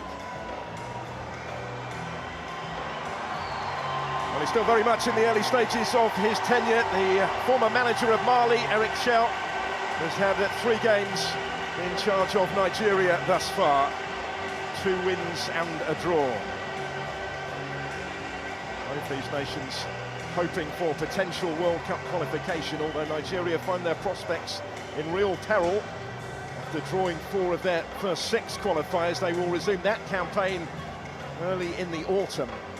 This is one of 2 remaining matches before then, but Steve McClaren will lead his team into World Cup qualifying action a week today in their next fixture in Road Town against British Virgin Islands.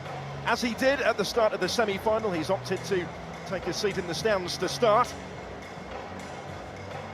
having sent out the same side that progressed in stoppage time from the spot in that dramatic semi-final against Trinidad and Tobago. Well, we have a Premier League referee in charge today. Stuart Atwell is out in the middle, as he was for Nigeria's win over Ghana on Wednesday.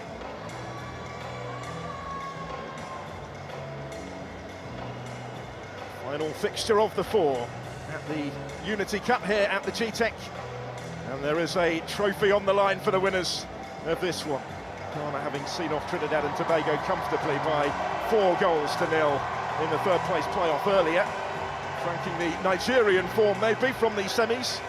Steve McClaren expecting an even tougher test today. He was full of praise for Nigeria and their performance in midweek at the pre-match press conference, but he also feels that his side are in a much better position than they were going into Tuesday night. More time on the training field since then. Let's see how both of these teams rise to the occasion. And what an occasion it has been in the build-up. The fans playing their part. Now it's down to the players to try and provide further entertainment, as they have done throughout this competition. And as both bosses have made the point, out to try and win it. It's a friendly really in name only.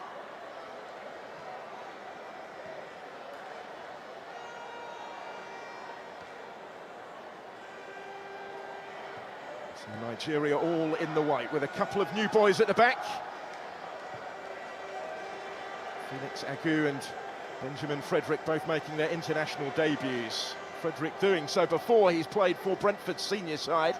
He was their under-21 player of the year in the campaign that has just concluded, and at the age of 19 stepped straight into the team for Nigeria. He went to the under-20 World Cup with them a couple of years ago.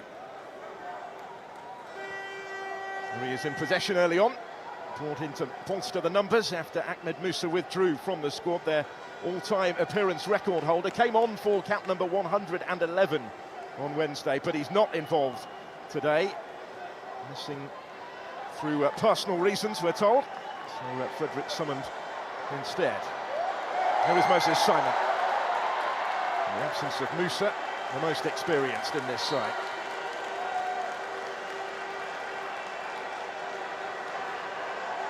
Stopped by Dexter Lembekisa, the right back who's just spent the season on loan in England's League One with Barnsley from Wolves, conceding the early corner.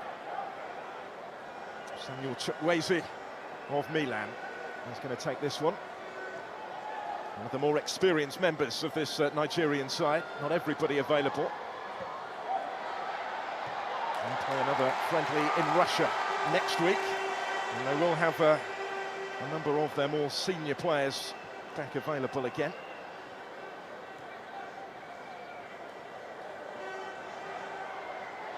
Chukwueze will certainly fancy his chances of getting involved early. Fourth consecutive start for him, for Nigeria. And on the day of the Champions League final, a reminder that he, of course, was a semi-finalist not too long ago with Villarreal. Alfred Ndidi with a key part to play in the centre of the pitch, certainly, and an otherwise fairly youthful side. Felix Agu on debut, hoists that in, but a little too high.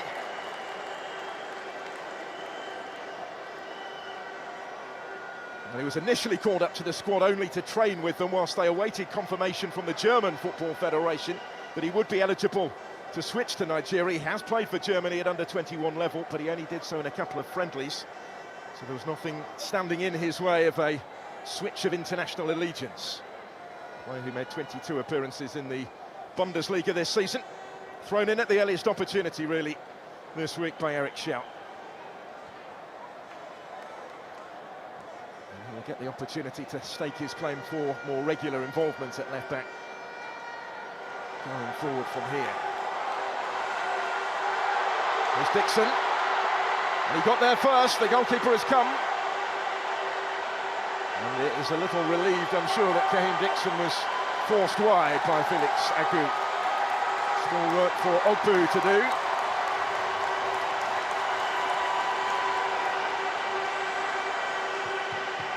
Jamaica looking to ask some early questions of a inexperienced Nigerian defence. Sadiq Ismaila, the right back, is the most experienced in this side in terms of international caps, and he's only winning his third. There are any Nigerian nerves early on. Jamaica are trying to test them out here and capitalise on that with Lembekisa. So Kaheem Dixon. This is Frederick. And barged off the ball by Burrell.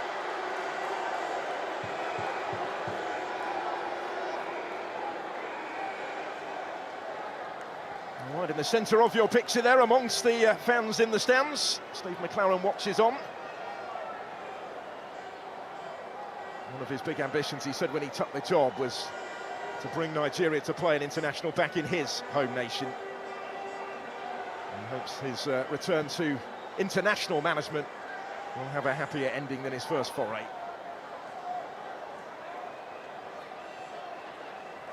Once before have Jamaica reached the World Cup finals, but that is very much on their agenda. And this game a big part of the preparations for the matches to come against British Virgin Islands, and then at home in Kingston at the office to Guatemala a week Tuesday. Currently level on points with the Guatemalans a couple of games into the second round of CONCACAF World Cup qualifying. This is a slightly different format this year because, of course, 3 of the CONCACAF nations are through automatically as hosts. And Nigeria advancing with options in attack. And the pressure there was John Russell, but he did well. Frederick will reach that. Just ahead of Romain Burrell. Scored a lovely goal on debut. Improvised finish from close range with the overhead to open his international account at the earliest opportunity. Moses Simon well advanced here. 2 or 3 in the penalty area wearing white. And we'll have to settle for the corner.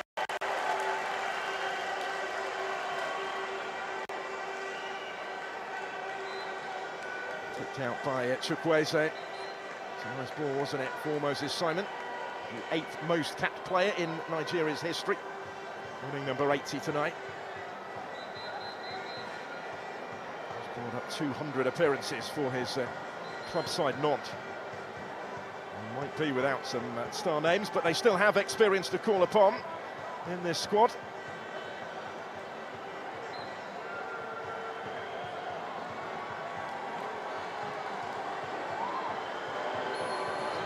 He's going to take it. Only partially dealt with, and it will come back the way of Moses Simon.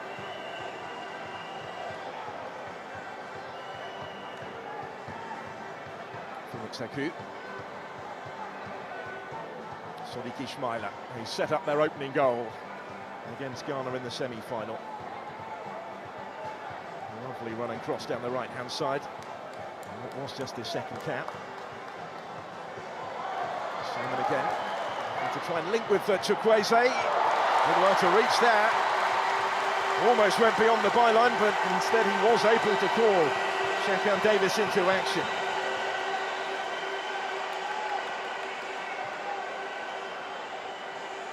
Wasn't going to give up on that one, was he? It looked very close, Chukwueze. Well claimed by Davis in goal.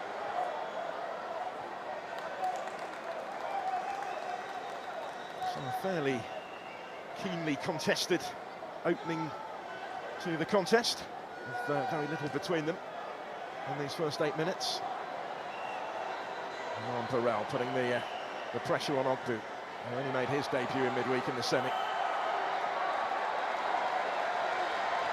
Dixon. Hugo Ogbu of Slavia Prague is the defender who came away with it. Celebrating championship success in Czechia with Slavia this season, comes into this on a high. There's Frank Onyeka. He's another back on familiar territory. He's a Brentford player, despite spending last season out on loan in the Bundesliga at Augsburg. Turning back to his parent club as it stands for next season, although there may well be other suitors for his signature if he decides to make a move.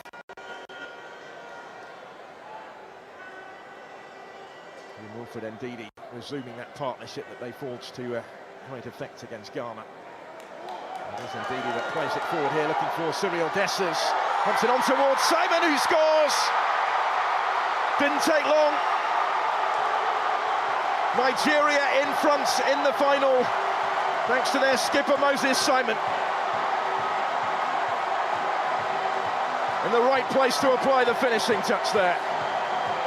After some good work from Cyril Dessers, who opened the scoring in the semi and has turned provider this time.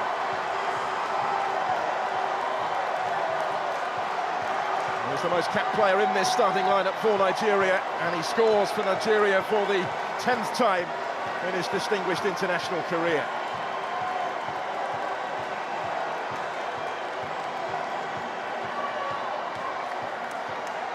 Came from halfway.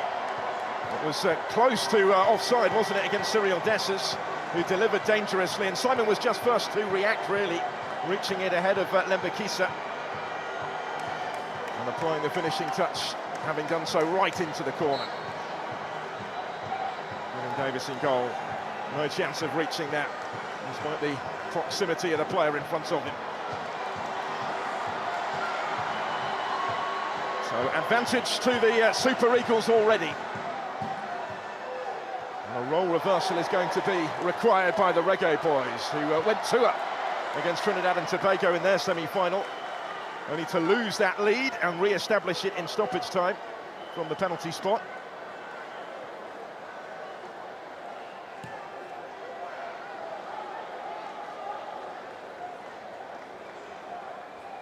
Goal that will settle down Eric Shell's team, surely, as he looks to continue his unbeaten start to his time in charge.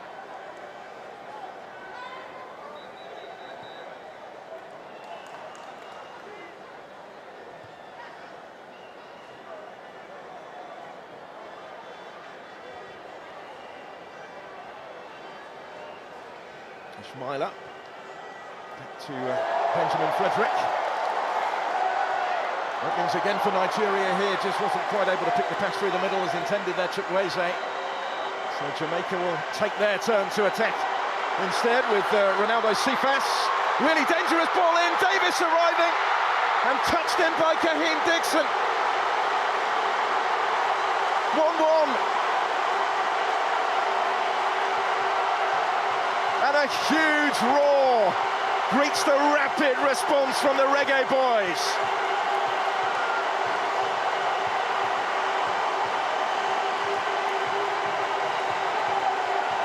Kaheem Dixon of Charlton Athletic has levelled it up for Jamaica. They were behind for less than 2 minutes.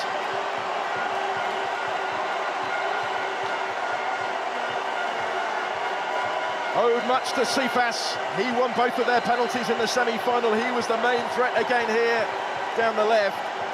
Strong surge and a really dangerous ball in.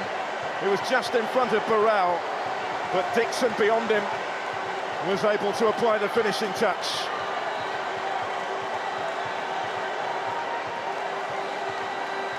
Sliding in to try and stop in the Nigerian defence, were just unable to do so. Frank Onyeka was the closest. May have actually taken a little touch off him, but it's Dixon's goal. It's 1-1 in the Unity Cup final.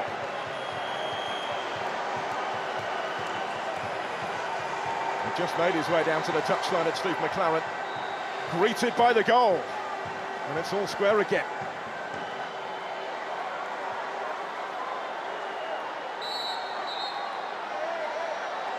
The referee is going to stop the play here and produce the yellow card for the challenge.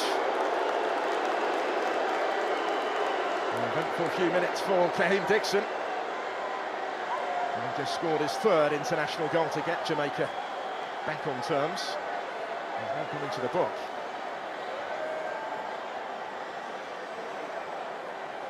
And this is why. Goal had long since gone when the contact came with Cyril Dessers. And that's something of an understatement.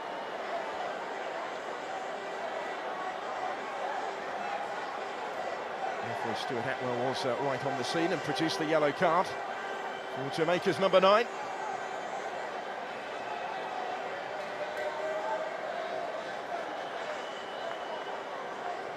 Well, a very eventful start to this final. Chukwueze standing over the free kick. Nigeria try and re-establish their advantage. Having swiftly seen it wiped out by Jamaica.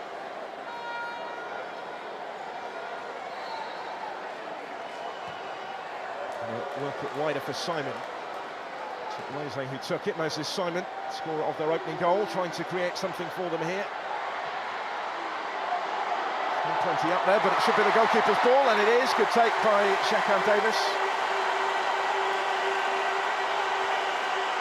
He's winning only a third cap tonight. There's currently a vacancy in goal with Andre Blake not part of this squad, their regular number 1 because of injury. Davis got the nod in midweek and did enough to keep his place today.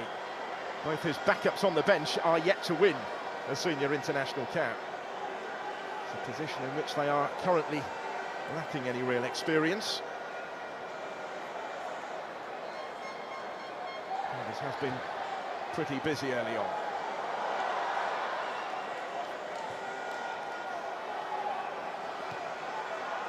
Lembekisa towards Dixon, dealt with by Agu.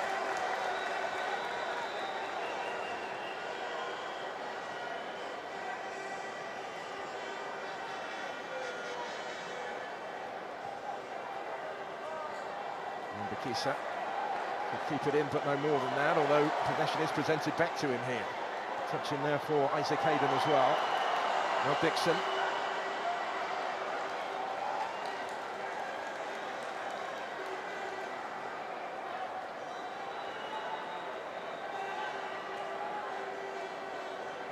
Scored on his debut in a friendly against Trinidad and Tobago back in March of last year, Kaheem Dixon. Also scored against Dominica in World Cup qualifying nearly a year ago. And he has another one today to get his team back on terms in short order. Nathan Tella of Bayer Leverkusen, one of the English-born contingent in the Nigerian side.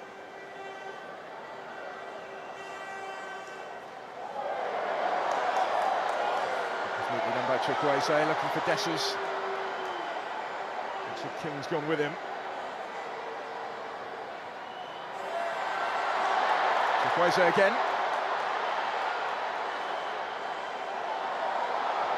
It's a strong run. And again, it was close to having crept out of play. The referee indicating it didn't, allowed it to continue. Jamaica forced to clear it, where Ramon Burrell was the only target for them.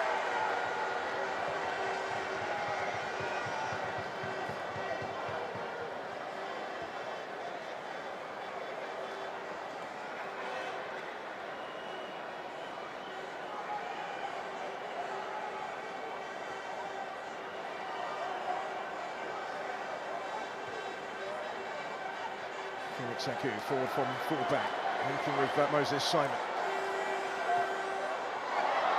The ball as well for Teller. Didn't quite have the time to take the touch.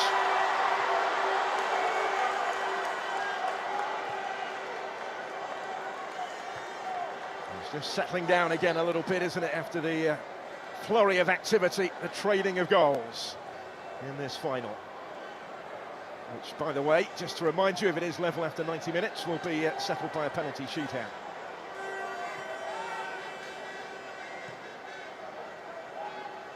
Jamaica were just minutes away from needing one of those in midweek before settling it from the spot anyway in stoppage time against Trinidad and Tobago.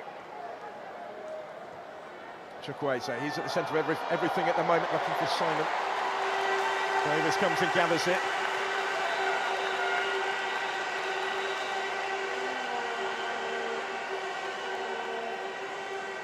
And how they have embraced the occasion. The Jamaican supporters enjoying the day. The weather helps as well, the sunshine out for finals day. And it's been a really bright start on the field from both. And Mbakisa, that was risky. Very little time for Davis. And he found Cyril Dessers almost on top of him straight away.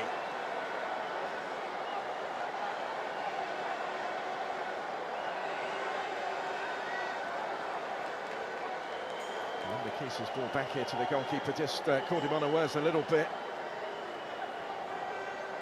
This is not quite able to take advantage. Winning an 8th cap, the Rangers striker, top scorer in Scotland in the season just gone. 18 league goals he got to earn his opportunity with the national team in the absence from the squad of the likes of Victor Osimhen, who's one of the more notable names available at the moment. Has responded with that opening goal in midweek. He's yet to win a cap actually in a competitive international. All 8 of them have come in friendlies. He's given away. Here's the goal scorer, Kaheem Dixon. Russell trying to put the pressure on. Ball goes back to his goalkeeper, calmly dealt with by Wabali. Chukwueze dispossessed. Dixon. And Mbakisa did well to get his foot in. And has it back again here. Gets to Mbakisa, forward towards Burrell. Nearly for Casey Palmer.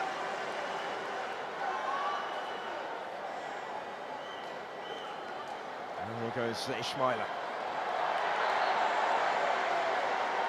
He's certainly got plenty of competition for that right-back role, but is currently in possession of the shirt in this squad in the absence of the likes of Ola Aina and Bright Osai Samuel. They will come into the squad against Russia next week. Let's have a look at the possible penalty appeal from a couple of minutes ago. It would have been harsh, I think, against Richard King as Chukwueze cut it back. Chukwueze doing well to keep it in play. The questions were asked of the referee, and he waved it away straight away.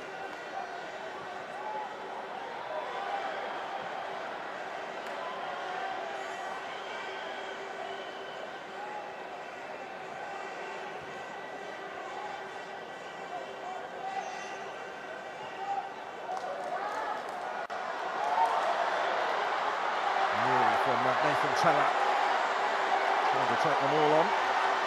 He stayed down at the end of that as Jamaica come clear with it. The referee again letting it go, allowing the game to flow where possible. Moses Simon. Over for Onyeka, back for Simon again.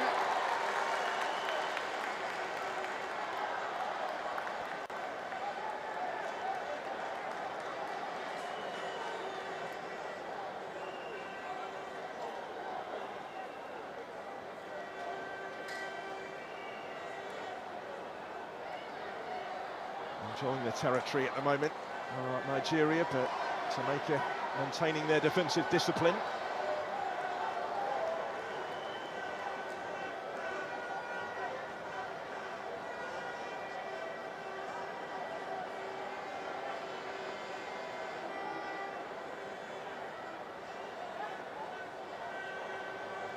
And Bakisa looking for options. They are just being pinned back a little bit, the Reggae boys at the moment.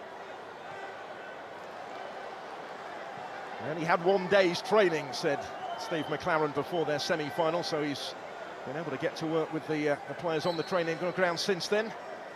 Watching on in the stands, amongst many alumni today, Chris Hughton, former Ghana manager, of course. They were winners earlier in the third-place playoff. Here's Dessers for Nigeria with a side of goal, and then does get the shot away. The goalkeeper can't hold it, but is able to grab it at the second attempt. Shekham Davis is grateful. Dessers, who posed the danger initially. Holgate held him up, but ultimately couldn't prevent the shot from coming in. And he got down smartly second time around, did Davis, at the feet of Nathan Teller.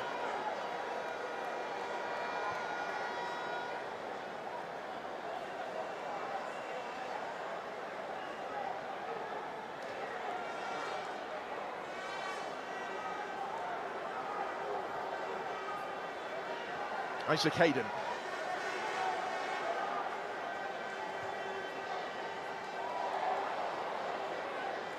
Forward by Richard King, but straight through towards Wabali. He's cutting a frustrated figure a little bit at the moment. McLaren, his team haven't pushed on since getting themselves back on terms. Currently holding what they have as we go beyond the midway point of this first half of the final.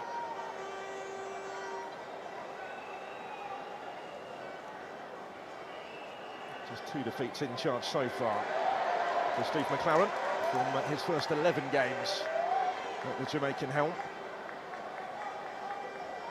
Signed a 2-year contract at the end of July last year. Ogbu will get it back again from Onyeka, who then took a tumble. Now Frederick. Initially joined Brentford on loan a couple of seasons ago. Made that permanent. And impressed as their under-21 player of the year. A big step up to senior international level today. His proximity played a part in the late call-up. He's gone straight into the starting lineup. There's Simon. Just about settled for that. Had to settle for that, really. Up against Mbakisa, who stood his ground. And he's got his goal already. And he's assuming set-piece responsibility once more as the player who's taken over the captain's armband today. Scored for the first time for Nigeria since the friendly against Mozambique. October of 2023. Nothing came from the corner. Nigeria, in maintaining possession, will revert all the way to their goalkeeper. There was talk before the game that Stanley Wabali's been the regular recently. He's started 20 the last 22 internationals. Now would get a breather on the bench today, and the plan was perhaps to play Maduka Okoye instead, but there's been a little bit of a rethink in that policy. And Okoye remains on the bench because another goalkeeper, Amos Obasogi, hasn't been able to join up with the squad. He was intending to feature in the friendly against Russia next week. But visa issues, I think, have played a part in that. So a little bit of a goalkeeping rethink required from Eric Schell.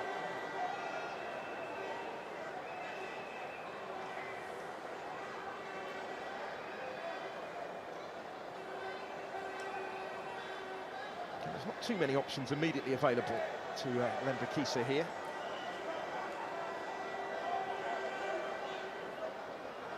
The London-born contingent in Lambeth. 4 first-team appearances for his parent club Wolves before getting regular game time in England's League One with Barnsley. And solitary appearance in the Premier League so far for Lembakisa. He's been kept busy in this opening quarter. Look at the play coming down this Nigerian left. Onyeka stopped in his tracks. He didn't take too kindly to it, and then he takes a tumble at the end of it. There we go in the meantime with Onyeka still down. Casey Palmer in possession for the Reggae boys. Still that Panenka penalty in the semi-final. Neatly done by Russell.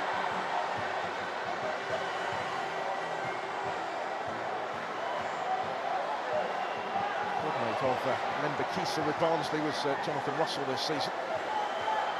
Onyeka has still stayed down. And the ball now running out of play is going to get the opportunity to receive some treatment. With Richard King up against him. He's continuing the conversation with Cyril Dessers.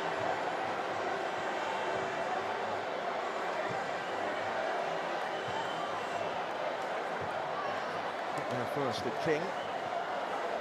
What followed after releasing the ball that Onyeka was unhappy about. This angle might clarify. It wasn't an awful lot in it, just steps into him a little bit maybe. He wasn't too happy with that. Eric Schell. We head for the half hour, the opportunity for both sets of players to take on some refreshment, take on some instruction as well, because this is very finely balanced right now. Big fan of Richard King is Steve McLaren. He singled him out for praise after that semi-final. He's one of the domestic-based players as the centre-back. Won the Premier League title with Cavalier just last week.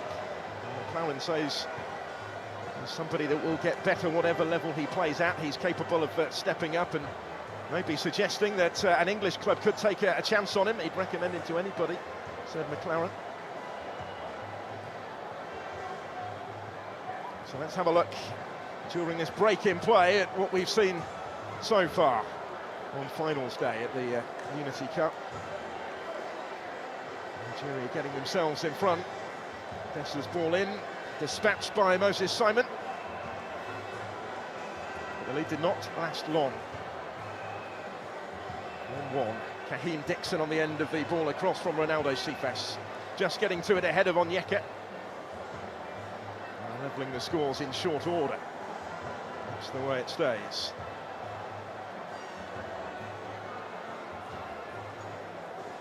It's only a 7th ever meeting between these nations. All of them have come in friendlies. Half of the previous 6 have come in London.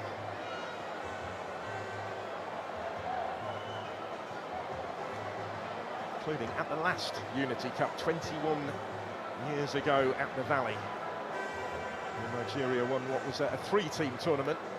Each nation involving the Republic of Ireland as well as Jamaica played 2 games. Nigeria the only ones to win both of them. Onyeka back on his feet, but still feeling that.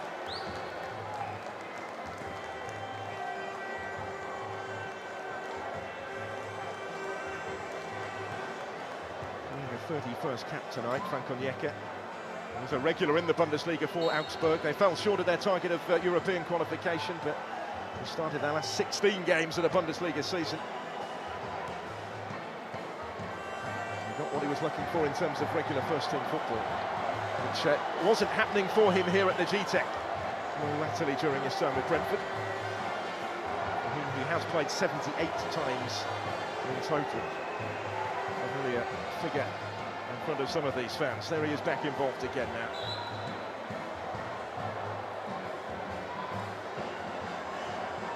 Kaheem Dixon, who's down, the Jamaican goal scorer. The clash there was with Felix Agu. And Bakisa's ball. Neither of them able to reach it. Felix Agu standing his ground, Dixon going down. Well, he did go to the Copa America last year with Jamaica, Kaheen Dixon. He came off the bench in all 3 of their games at those particular finals, which they contested for the 3rd time in their history in that CONMEBOL event. But it's the CONCACAF Gold Cup that will be the focus of their attention later in the summer.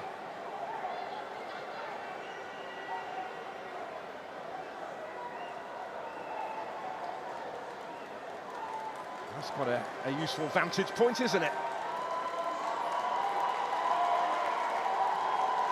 Wonderful crowd inside the GTEC Community Stadium today as well. To host this competition this year.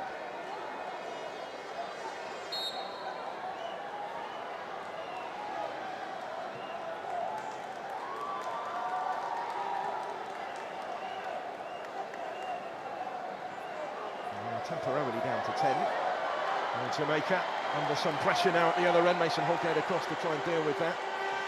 Dixon making his way back on now after that period of treatment.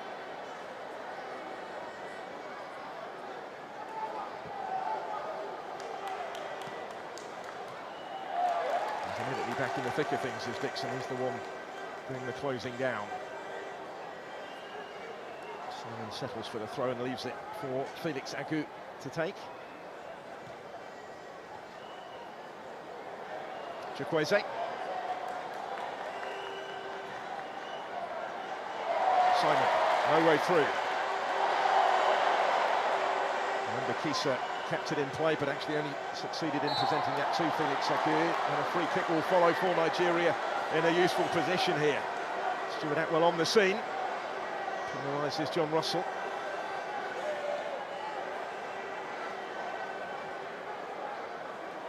He almost paid a price for keeping that in play, did Lemba Kisa.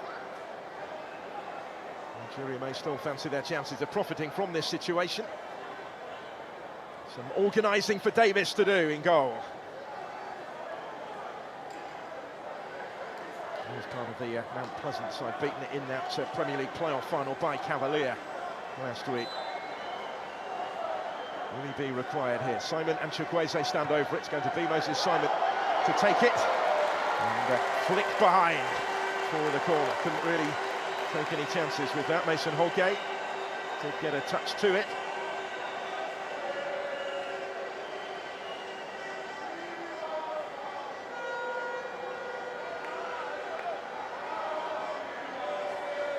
Could do with it really in the circumstances.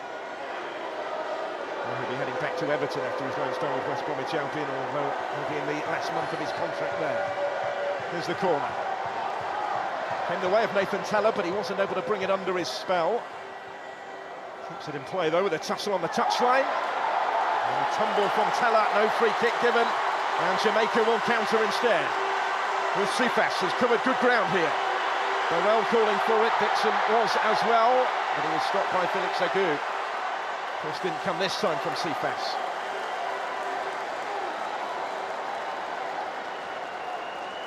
And he set up the goal on the other side, he's such a threat. Saw that in midweek as well. 16th cap for Ronaldo Sifas of Ankara Gücü in Turkey. Scored 8 goals for them in the Turkish second tier this season, in suffering actually a second successive relegation. But there is a card on the touchline. It's for Eric Schell, taking his complaints a little too far. 1 or 2 decisions gone against his side that he has taken issue with. And that's maybe one too many for Stuart Atwell's liking. So the boss into the book.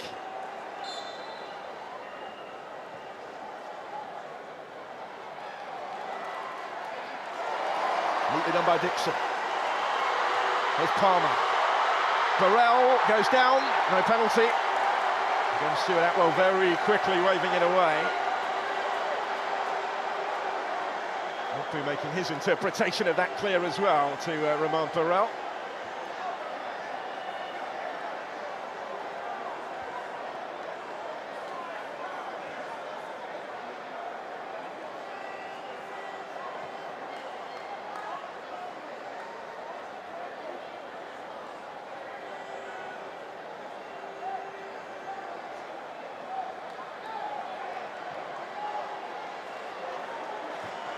Kisa. Here's Dixon. And Bakisha continuing his run. Stopped by Agu. Touch for Chukwueze. Simon. More space to surge into, but he couldn't find a way beyond Richard King.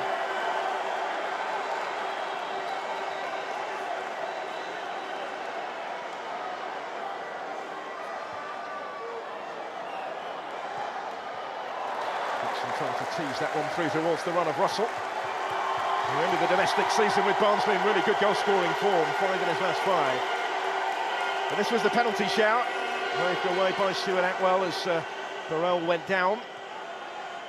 And it's one that maybe would have been harsh, but it was an awkward situation that Ego Ogbu found himself in.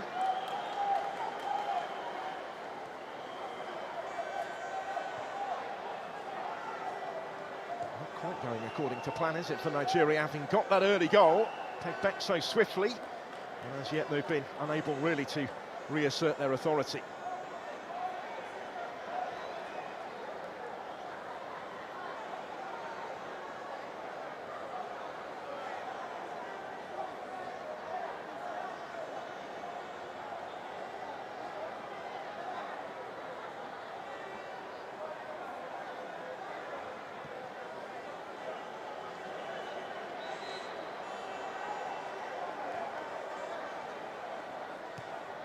Dixon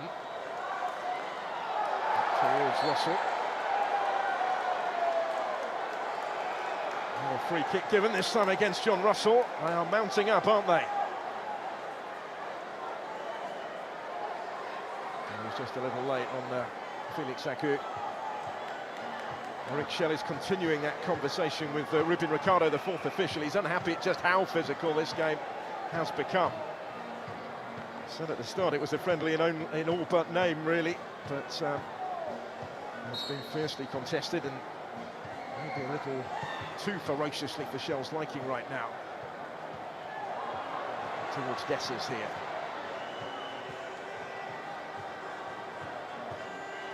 And it shows just how much this match means as well. It's another late one. Ndidi on the receiving end, and this time there will be a card for John Russell. He's had a couple that the referees let go, so no surprise really that he's gone into the book.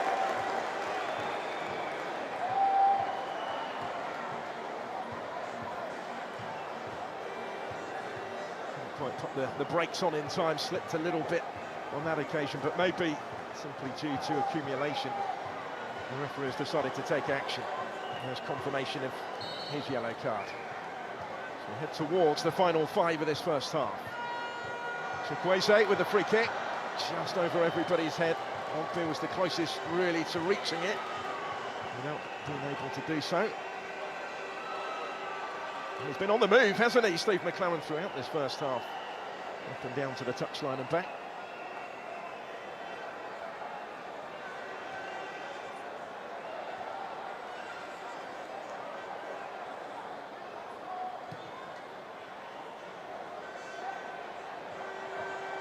Burrell was the target here, guarded back by Frederick. Coolly done, that little combination with his keeper, Wabali.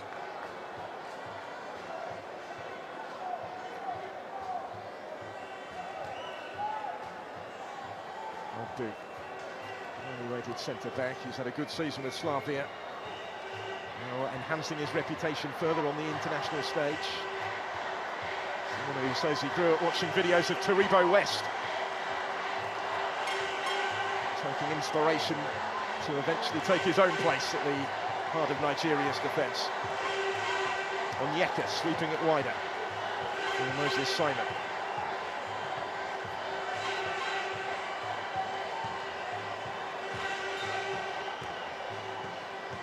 Frederick. Wonderful moment for him on debut. It's a good ball for Ismaila to provide the cross, had to be dealt with. Because Dessers was lurking in the middle. It was Isaac Hayden who got to it ahead of him. Sadiq Ismaila trying to provide the services. One of the domestic-based Nigerian players who's just won a league title with Remo Stars, claiming the crown for the first time in their history the other week. It has been quite a couple of weeks for Sadiq Ismaila. He's helped win the corner here that Chukwueze is going to take. To the heart of the penalty area it goes, and ultimately wide it goes from Ndidi, who is yet to score for Nigeria, winning cap number 65 today. Noted for his goal scoring, but he had a glimpse of the target here when rising the highest. Awkward from there though.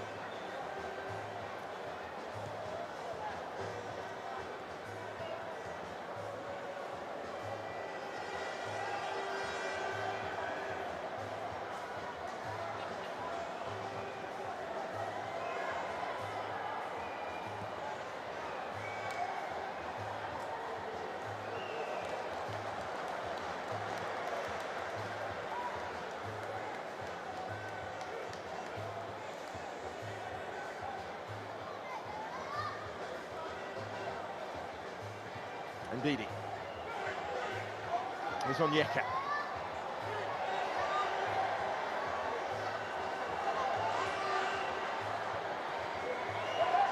Another target with back to goal. He was looking for something spectacular, I think, there. Nathan Teller didn't quite come off for him. That one will be cut out by Ogbu. So they got it back again with Felix Agu. And with Moses Simon.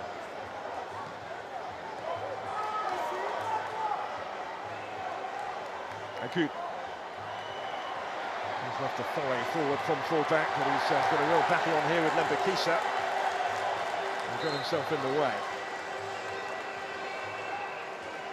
Ultimately got the decision as well. The Reggae boys right back.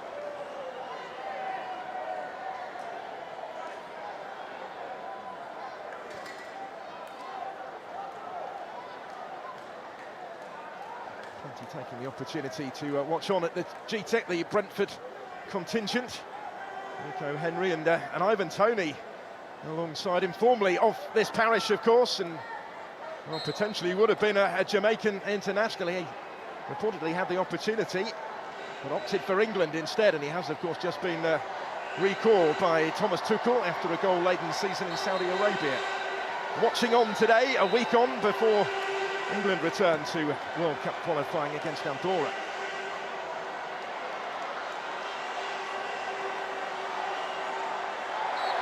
Casey Palmer coming under pressure.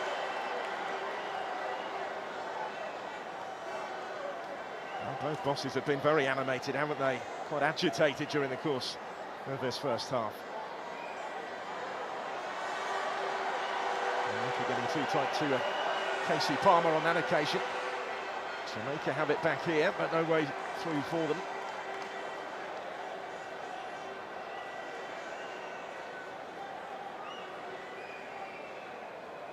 Last minute of the first 45. The Unity Cup final.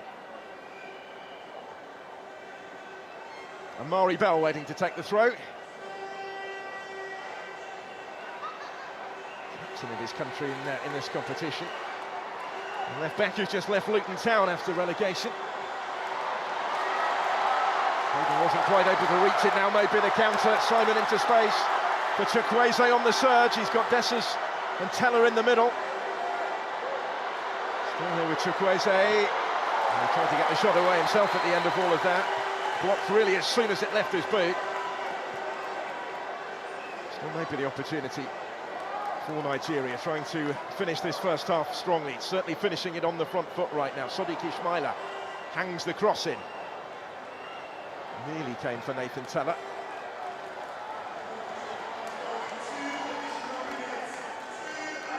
We're going to 2 additional minutes at the end of the first 45.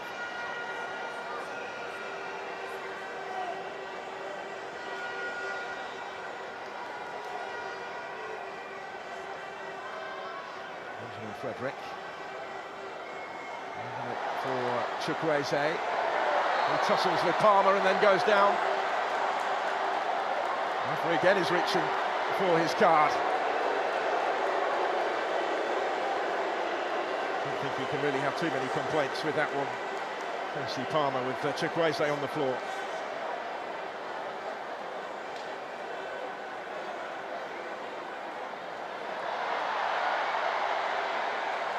Swipe at it, didn't he? And tempers are beginning to boil over at the end of the first half. They maybe need the interval just to cool it down again.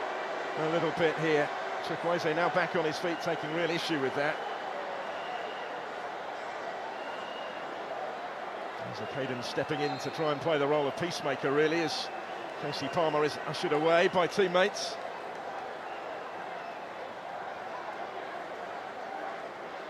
And that's certainly been feisty.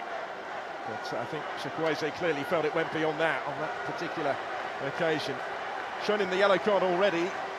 Stuart Atwell to Casey Palmer. Now he wants a lengthier word with him.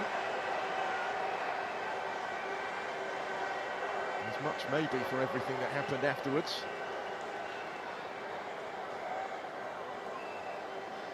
It was a nasty one, wasn't it, looking at that? And then there was a bit of afters exchange between the two of them. That's what the referee's now been talking to Casey Palmer about, and having just picked up that yellow card, he has to be very careful here. Chukwueze furious. He certainly needs half-time. And it maybe gives Steve McLeod a decision to make, whether he reappears for the second half.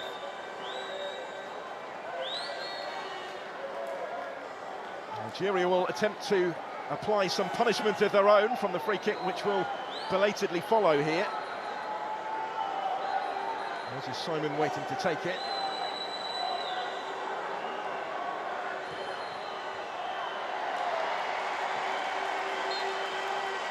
Cleared away as far as Dessers, and that will be the half-time whistle. So there's nothing to separate them at the interval. And it has been acrimonious on occasion. It's been feisty, certainly. And there are further views being exchanged as the teams head for the tunnel. Plenty to digest after that. 2 goals scored in quick succession as they traded blows. Kaheem Dixon coming up with the swiftest of equalisers for Jamaica, just a couple of minutes after Moses Simon put Nigeria in front. They weren't able to build on that lead, though, courtesy of Dixon's goal. Jamaica head for the tunnel on terms. The Nigerian players staying out there at the moment, they have more work to do. They will feel in the second half if they are to lift the Unity Cup once again, as they did when it was last held 21 years ago. A show of unity from those in white at the end of the first half of the final in the Unity Cup. But more is going to be required by both. Simon's goal set them on their way, but the response was rapid from the Reggae boys. And they will believe as well that there's going to be more in it for them in the second half. We shall see, but at the break at the GTEC Community Stadium in this Unity Cup final, it is Jamaica 1, Nigeria 1. For too long, the world viewed us through other people's lenses. But now, it's Africa's time to tell our own success stories in sport to the rest of the world, the way only we can. Afrosport. It's time to celebrate Black excellence in sports non-stop.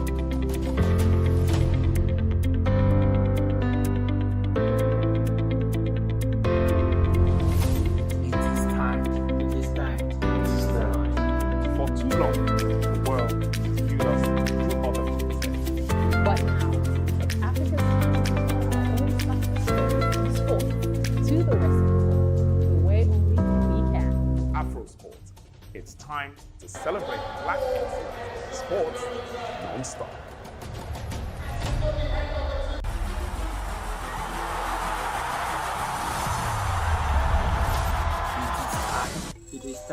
Great things are happening on the BetNaija mobile app. Enjoy betting services on a different level. Access a wide variety of betting options. Bet on your favorite sports with great odds. Win big with our mobile games. Get great bonuses and promos and start winning. Withdraw your winnings with zero stress. Download the BetNaija app from the Apple App Store and Google Play Store today. BetNaija, more than a bet. It is time. It is time. It is time. For too long, the world viewed us through other people's lenses. But now, it's Africa's time to tell our own success stories in sport to the rest of the world, the way only we can. Afrosport. It's time to celebrate Black excellence in sports non-stop.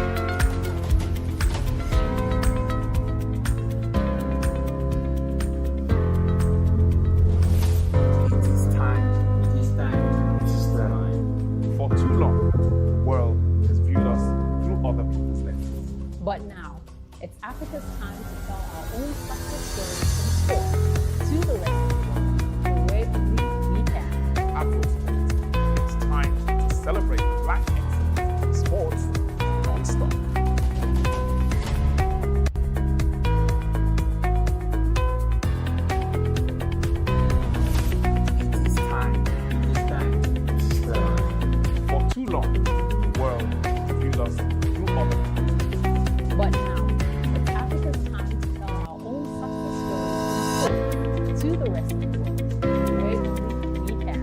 Afrosport. It's time to celebrate black excellence. Sports non-stop.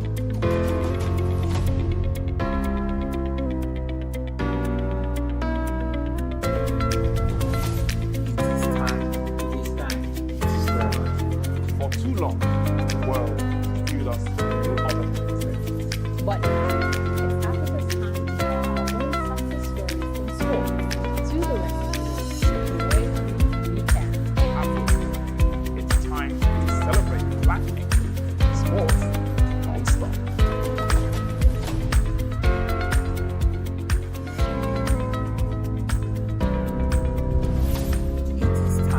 It is time.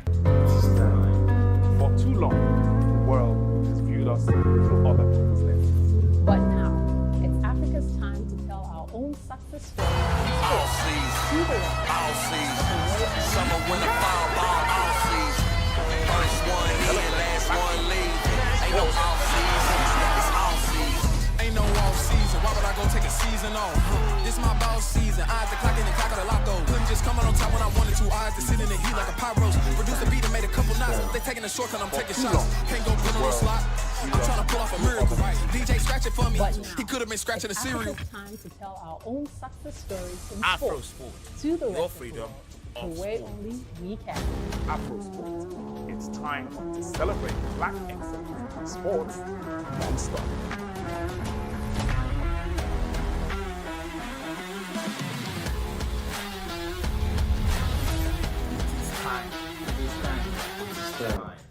For too long, the world has viewed us through other people's lenses. But now, it's Africa's time to tell our own success stories in sports to the rest of the world the way only we can. Afrosport. It's time to celebrate black excellence in sports non-stop.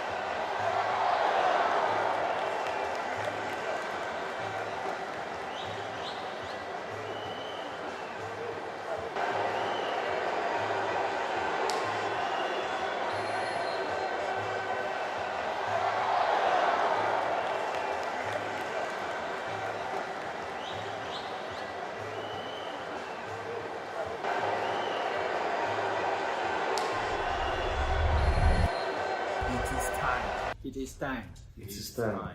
For too long, the world has viewed us through other people's lenses. But now, it's Africa's time to tell our own success stories in sports to the rest of the world, the way only we can.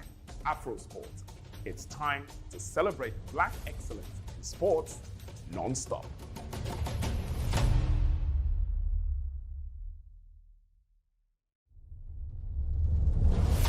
It is time. It is time. It is time. For too long, the world has viewed us through other people's lenses. But now, it's Africa's time to tell our own success stories in sports to the rest of the world, the way only we can. Afrosport. It's time to celebrate Black excellence in sports non-stop.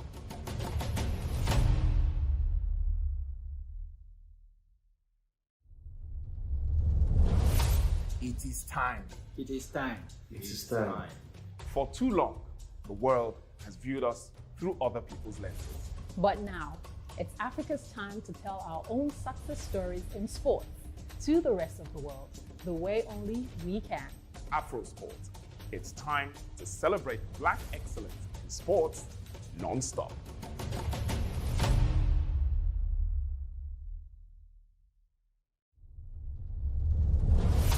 It is time.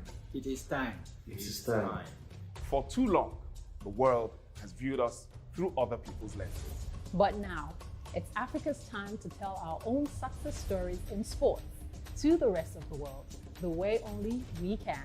Afrosport. It's time to celebrate Black excellence in sports non-stop.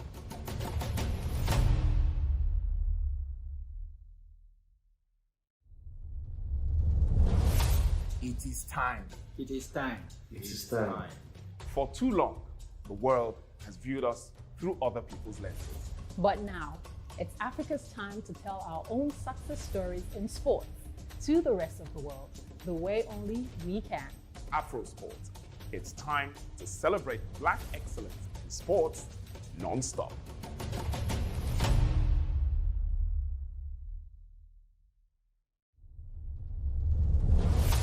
It is time. It is time. It is time.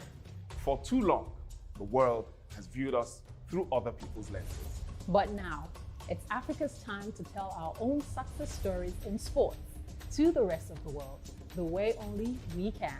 Afrosport. It's time to celebrate Black excellence in sports non-stop.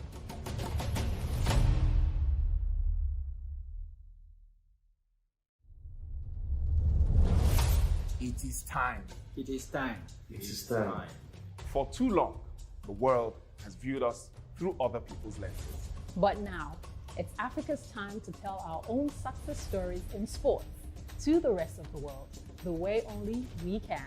Afrosport. It's time to celebrate Black excellence in sports non-stop.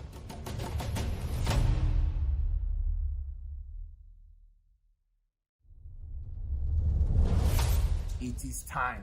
It is time. It is time. For too long, the world has viewed us. And Jamaica at 1-1 into that fiercely fought first half. Ill-tempered at times, very friendly in the stands, but a little less so on the field. We're going to see at least one change at the interval, because Jamaica are readying Kyle Ming down there for what would be just his 5th cap.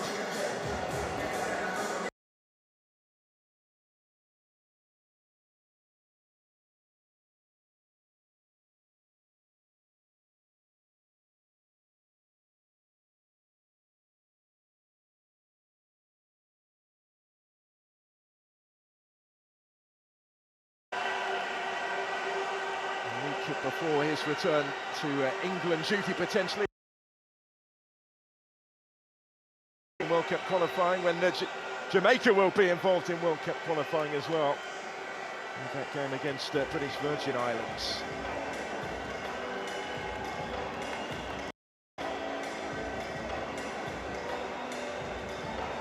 He was beaten early, was Davis.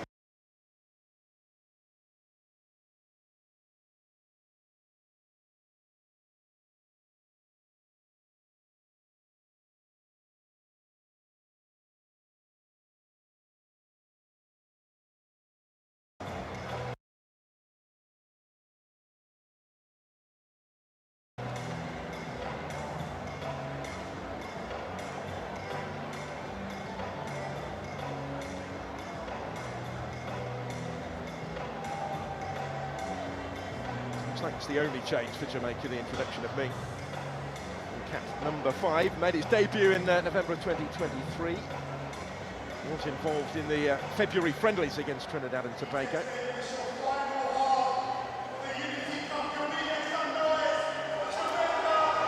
goal that got Jamaica back on terms after his goal that had put Nigeria in front. And we're all set for the start of the second half in this Unity Cup final. Nigeria in the white to get the game underway again.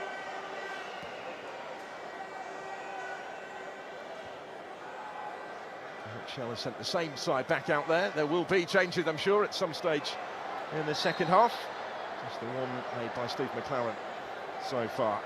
Well, it was a busy first half, wasn't it, for Stuart Atwell, and the second has started in similar fashion. He's been involved already again. How's the official here and awarding another free kick. This time it's Felix Agu who has stayed down. So they needed, I think, that half-time interval just to allow tempers to cool a little bit. But it's picked up in similar fashion.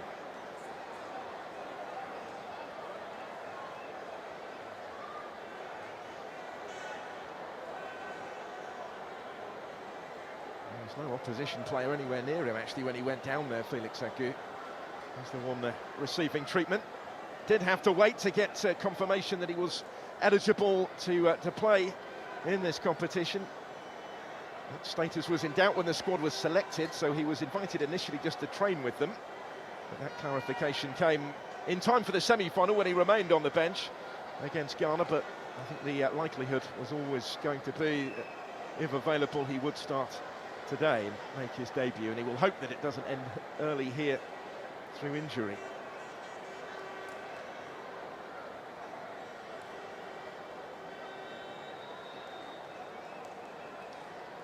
Quite a curious one, really.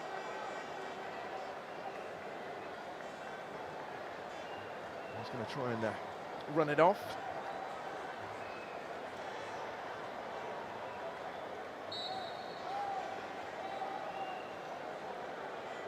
To keep an eye on, though, certainly, as he waits to be reintroduced into the action.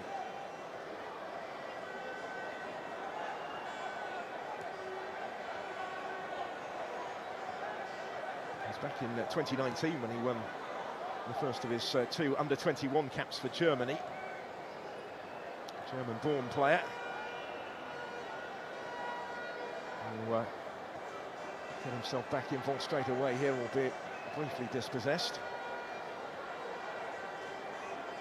Started the last 11 games of Werder Bremen's Bundesliga season at the end of the campaign. He scored 3 goals in the German top flight.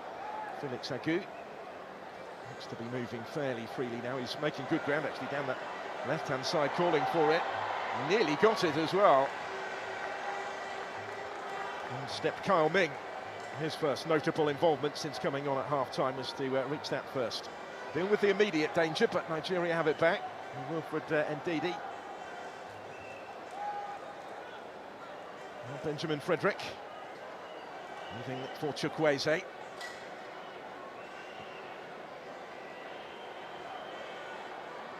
Again. Ndidi. Only a decade on since his debut in the national team. He's an 18-year-old. Benjamin Frederick to Chukwueze. That's a clever ball. Nathan Teller on the end of it. Couldn't initially find a way through, but still might be able to create something here. Away was by King. Straight into touch this time. Well, it is only his second cap. His debut came in November of 2023 in Zimbabwe. Nathan Teller now of Leverkusen. Feature fairly regularly for them in the Bundesliga over the course of the last couple of seasons. Felix Agu with the cross. Not by King, but this time not convincingly, and it did fall for Nathan Teller, and he couldn't quite control the finish. They got to him quickly. Made it more difficult than it might have been. It's a player born and grew up in Stevenage. of Nigerian descent. 10 years he had in Arsenal's youth ranks before signing professionally at Southampton.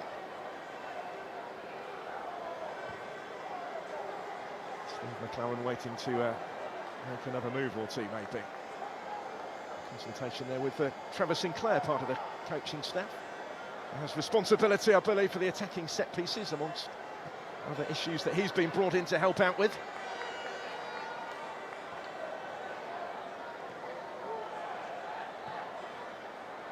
There's Ishmaila. Nelson Holgate has caught us as he attempted to complete the clearance, and he has got the free kick. We'll be looking for a new club in the summer. Mason Holgate would have contracted Everton after that season's loan in the Championship with West Bromwich Albion, where he was a teammate of Semi Ajayi, who begins on the Nigerian bench today. Also looking for a new club after 6 years at the Hawthorns. There's Casey Palmer of Hull City. Burrell making a run. The goalkeeper had read the danger. Barley gets there first. As I mentioned, he's very much the first choice goalkeeper at the moment, Stanley Wabali. He plays his club football in South Africa with Chippa United.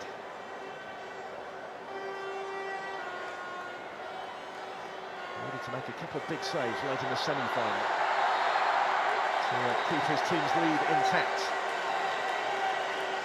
Lead here in the final that they lost within 2 minutes of going in front, and now Jamaica with an opportunity maybe to try and turn it around in its entirety. Casey Palmer was in full flight before being just blocked off the ball, winning the free kick. Onyeka, I think, he made the contact with him.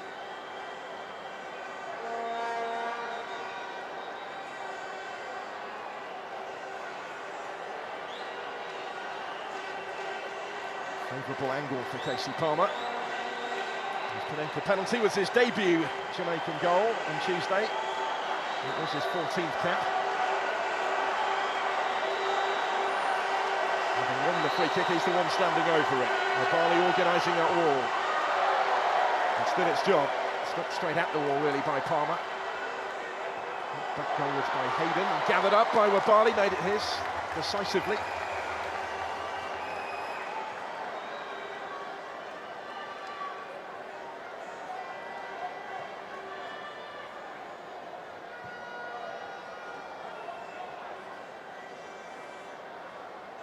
Even more important, the goalkeeper, given the lack of international experience in the back four in front of him.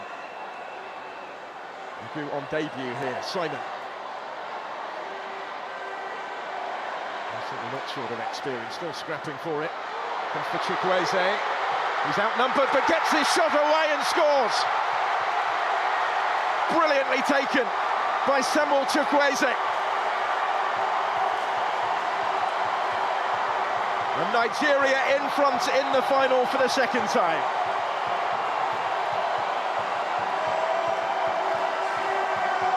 Well, he's been at the heart of most of their attacking play so far. And now he's come up with a finish as well. His 7th international goal. Samuel Chukwueze of Milan with a moment of quality.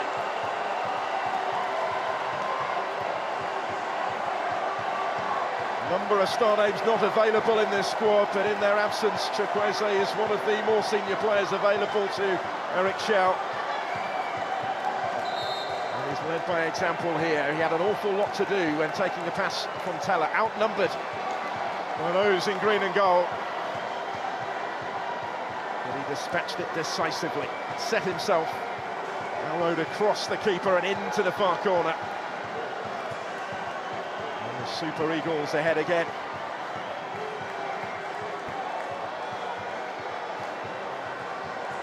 It's only his 2nd international goal in the last 18 months or so. He did score against Rwanda in defeat in African nations qualifying in November. They'd already qualified by then for next year's finals. That was his first goal for his country since September of 2023's. Come up with a big one today.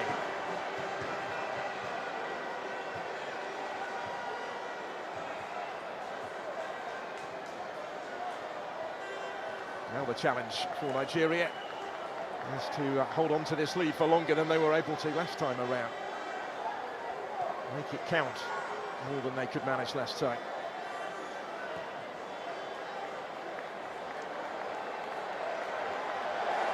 Beautifully done by Felix Agu. Dessers was his target in the middle. Not as far as Onyeka. Bit too much on that for Agu.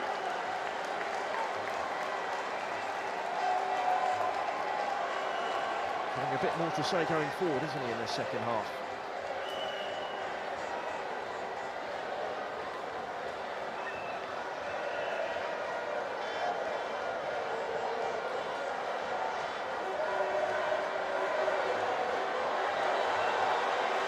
By Amari Bell. Cephas had continued his run, comes his way, and stepping in brilliantly to deny him was Frederick. And look at how he's congratulated by his goalkeeper. Good moment on debut for Benjamin Frederick. He did really well here. Another Cephas has caused all sorts of problems throughout this competition, but he was stopped by Frederick decisively.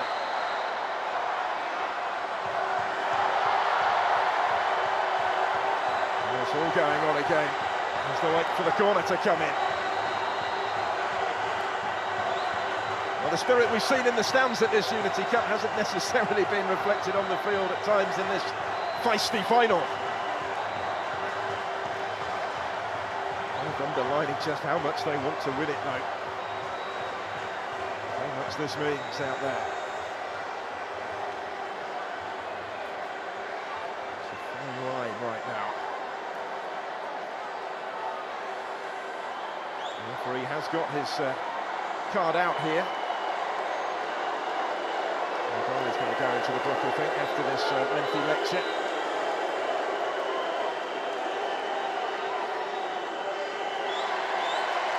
The yellow, and he accepts it amicably enough in the end, Stanley Wabali. He's up for this all right though, isn't he? It's a difficult balancing act. A little bit more difficult now because of that booking. Here's the corner. Decent one. Comes up from the back. Out as far as Kahim Dixon. He'll have to stretch to reach that as well.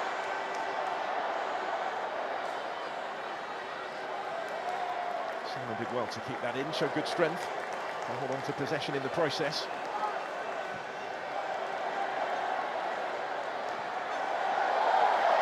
A touch or two from Teller, but ultimately didn't quite have the room on the touchline. Up against Amari Bell. He's called the captaincy an honour beyond words. He led the side out in the semi-final and has kept the armband today.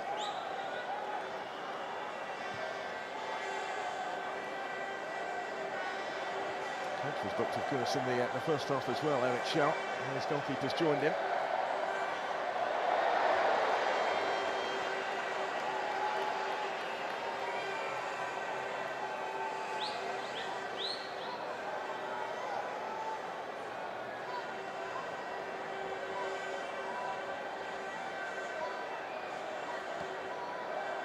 Benjamin Frederick to Samuel Chukwueze. His goal separates the sides currently. He might be in the mood for more here. Centre turn provider this time, but that was dealt with. Russell forward towards Burrell. Frederick again was there first. He's really grown into the game, hasn't he? Wouldn't have been expecting to play at the start of the week. He wasn't actually even in the squad at the start of the week.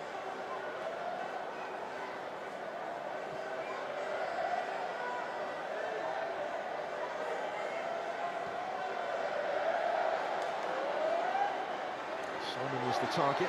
Jamaica readying changes. John Atkinson is going to come on shortly, and so will Malik Mothersill. And for the latter, that will be a debut. There's another that has been added to the Unity Cup squad since the semi-final. Misplaced pass from Palmer will provide the opportunity for these changes to happen here. So Dwayne Atkinson on first, another domestic title winner this season with Cavalier. First cap in over 2 years for him. Burrell making way, so he scored on his debut in the semi-final. Hasn't quite been able to get involved to the same extent today. Atkinson will take his place up top. And Malik Mothersell is on for the debut as well, in place of Kaheen Dixon, scorer of the Jamaican goal. There he is, Mothersell on debut. Croydon-born, qualifies for Jamaica through his parents. 16 goals he scored in all competitions for Peterborough United this season. England's third tier. It's his first call-up and he's on already, on the hour mark.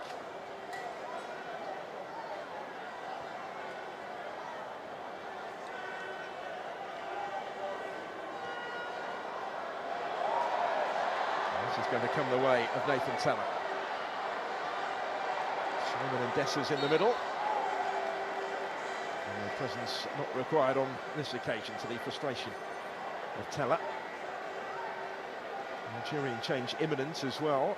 Tolu Rokadare of Genk is going to be on shortly. There he is, made his debut in March in Rwanda. 21 goals he scored in the Belgian Pro League this season, his career best. It's going to earn him only a third cap.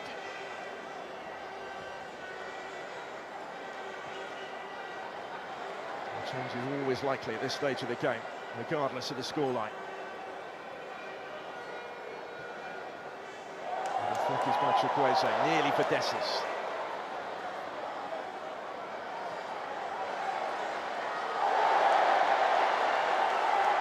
Well, just mistimed that one. It's going to cost him a card as well here.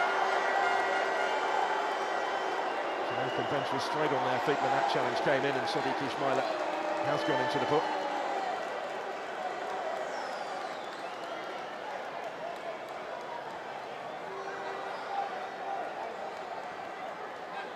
He's timed it up against Ronaldo Cephas. Can't really complain over the caution.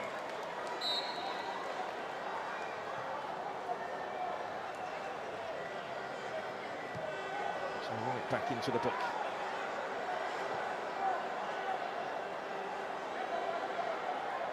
To shepherd that one out of play is Wabali, and he's just able to do so. Only just able to do so in the end.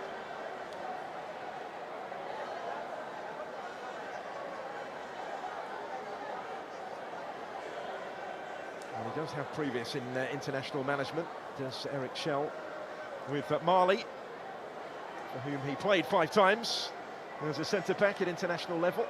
Spent his entire playing career at club level in France.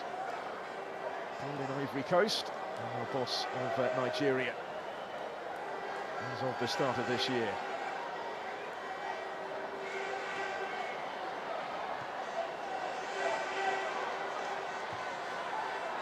Good by King. Here's Cephas. They've made the run for him. Still with Ronaldo Cephas. He's able to deliver the cross, and they've levelled it again. It's Russell. It's 2-2. Real resilience from the Reggae boys. They will not give this one up. And they're back on terms for the second time in the final.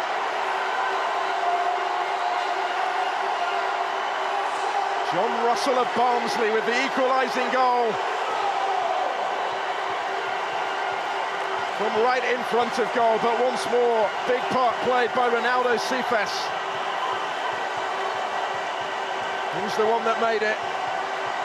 Another dangerous delivery.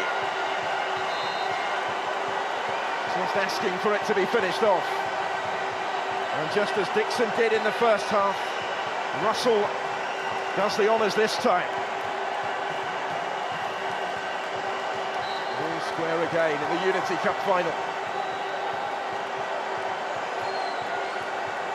And the second goal, and only his 6th international cap for Jonathan Russell.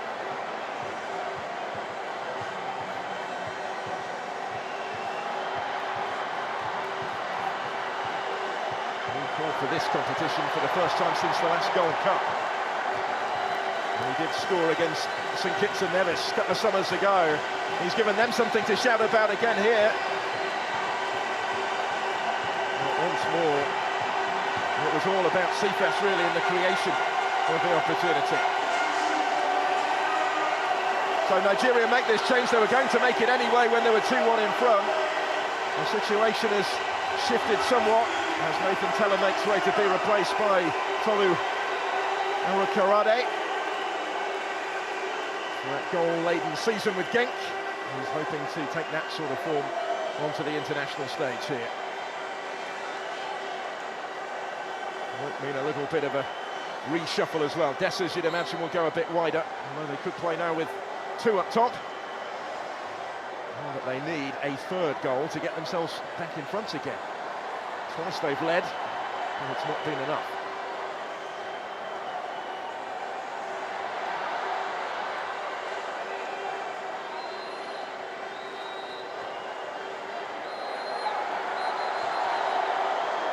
Again, the goalkeeper didn't have a lot of time to complete the clearance there. Palmer, it's a lovely ball. Cephas in dangerous territory again. Certainly given what we've seen from him. This time he goes down, and there is no free kick forthcoming. Referee had a good look at that, really quick to wave it away. So the counter-attack. Arkadare. Messi slips it back through to him. Arkadare, almost with the instant impact there. There's a big block to deal with the initial danger. But Nigeria will come again with Chukwueze. Not only as far as Onyeka. There's Simon to Felix Agu. Really good game now. They're both giving it a real go. Chukwueze, in keeping with the rest of this competition that has provided us with fabulous fare this week. This one heading for its closing quarter is right in the balance again. Benjamin Frederick. Ishmaila. Reminder, only 3 caps across the Nigerian back four before today. Well, maybe Jamaica have capitalised on that inexperience a little bit at times. They've done so with real quality. Here's Cyril Dessers though. Didn't quite have the room to forge your way through. Run back well by Ndidi. Here's what he often does. And he's gone down at the end of that. Up against Dwayne Atkinson. Nigeria still have it though, in a promising position, out by Holgate. Straight back for Chukwueze. Chukwueze nearly. This time Davis was right behind it. This time Samuel Chukwueze from that type of territory is denied. But he looks likely every time he has it here, which is fairly frequently in this final. Just opened up for him. Some power in the shot, but Davis saw it all the way.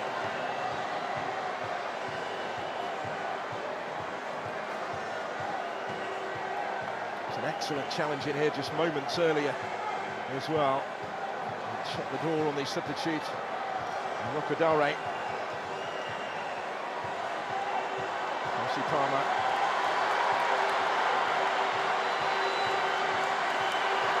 Cephas.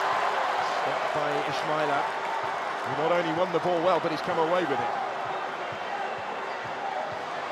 Chukwueze, taking on Amari Bell. Cyril Dessers. And it goes again, and over it goes this time from Arakadare. His presence important, though, already since he came on. Nigeria looking to utilise that.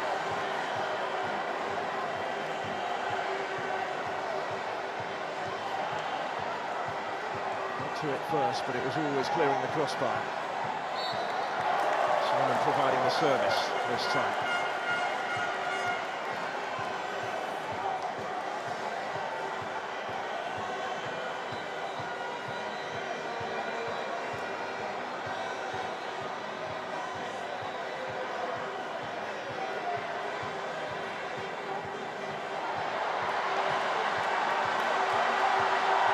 Also on the move.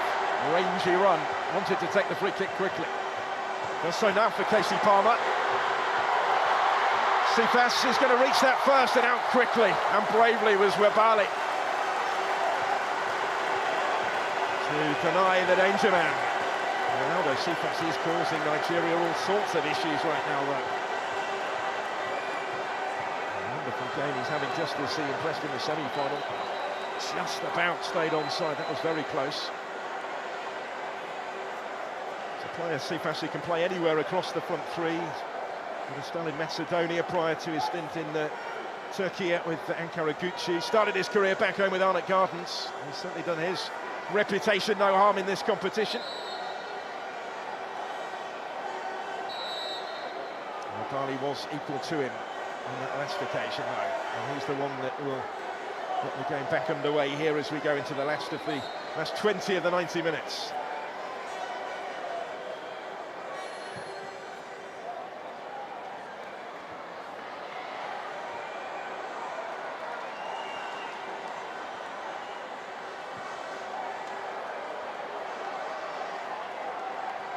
Amari Bell.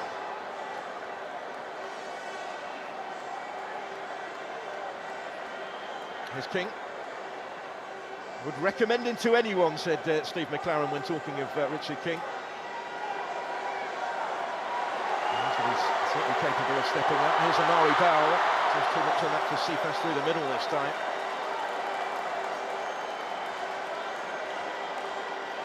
Plenty who might perhaps be hoping to put themselves in the shop window at this competition. And also playing for places with the competitive internationals to come. Busy summer ahead for Jamaica. There's back-to-back World Cup qualifiers over the next week or so. And then the Gold Cup in the USA.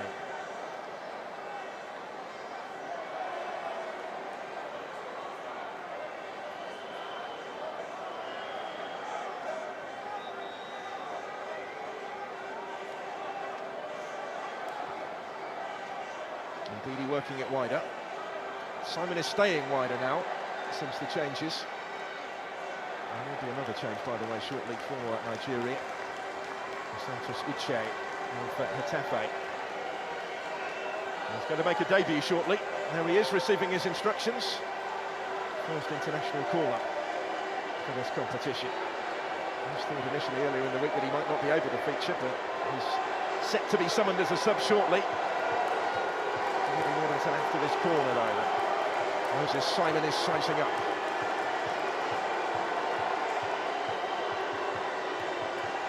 And he started the scoring. Sends that in too close to the goalkeeper, who almost lost it for a moment. He was able to react in time, take it away in the end from Cyril Dessers. That looked relatively routine until that moment for Shakan Davis. Collected it and then lost it briefly.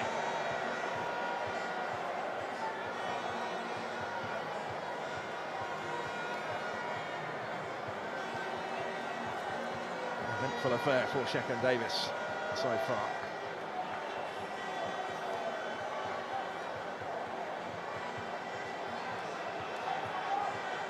Chukwueze.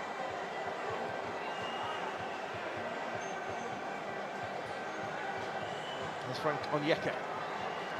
Wider is Simon. Battle at the moment between that Jamaican defence. Atkinson providing the cover to his fullback Kyle Ming.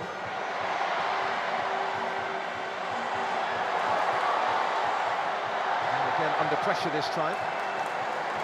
Didn't get the free kick he was hoping for in there. Instead, it will be a Nigerian corner taken quickly by Dessers. Felix Agut. Chukwueze. Very brilliantly done. Here's Dessers, and just over the top from Arokodare. He's had a couple of glimpses of goal already since he came on. That was well worked in the build-up from the Super Eagles. Chukwueze looks full of tricks, doesn't it? Full of attacking intent. Nearly made something happen again, despite the odds being against him, numerically certainly. So it's going to be Cyril Dessers that will make way in this Nigerian change for Santos Uche for a debut. Regular in La Liga for Hetafe this season, started 30 games for them in the Spanish top flight, where he spent the the entirety of his professional career. Ravel Morrison on for Jamaica as well in place of Casey Palmer. And Morrison was a late call-up just before the semi-final when he also came on in the second half. On in place of Palmer here. Steve McClaren getting a good look at Ravel Morrison, whom he worked with previously at Derby County. And he hasn't been able to get a good look at him at club level because he plays these days in the third tier in the United Arab Emirates with precision football. And McClaren initially had made the decision to leave him out of the squad simply because he hadn't been able to check on his form and fitness. Never mind in person, but not even on camera. But Morrison will get another go into 20th cap whilst Shaquan Davis is down. A little bit concerning for the keeper. The backups, as I mentioned, are uncapped on the bench, Williams and Chambers, but there is Chrysanthus Uche for an opportunity that he is hoping to capitalise. Chance for somebody in this closing quarter of an hour to make themselves a hero. And if not, we go to penalties. He's finished his first season with Getafe as Uche. 4 goals he got in La Liga. And started the last 3 games of it. But still no nearer knowing how this is going to end up. And Tony, an interesting spectator at this stage. It was through his dad that he qualified for Jamaica. Decided to pledge his international allegiance to England in the end instead. The Reggae Boys had certainly made a number of attempts to persuade him otherwise. Supporting them today.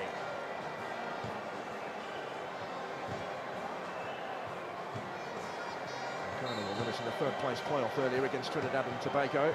No comprehensive victors in that particular Afro-Caribbean clash, but this one so much closer.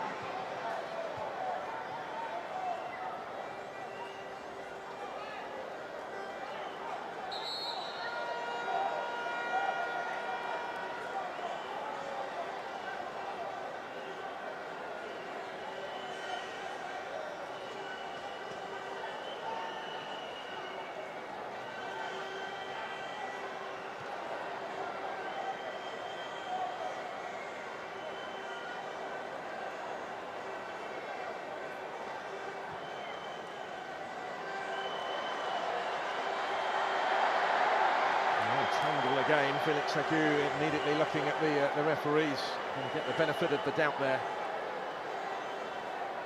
against Atkinson. Another international watching on, Eni Aluko, Nigerian-born, England international of real repute. So neither side short of support in this final, that is for sure. That's a good ball. Kadare forced a little wider than he might have wanted. Simon in support. And Yeku was calling for it, but it's still with Moses Simon. Too deep for Chukwueze.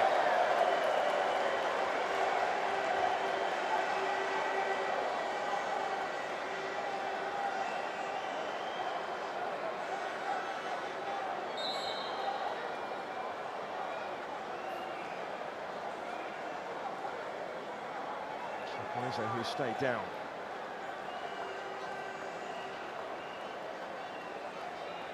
The one that put Nigeria in front for the second half.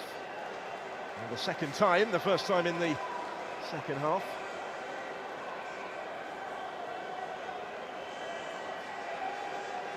Well, both managers spoke at the pre-match press conference yesterday just how difficult they were expecting this final to be. And it hasn't disappointed, have it? It has certainly lived up to those predictions. Good detail just how physical Nigeria can be. His team have gone toe-to-toe with them in that respect.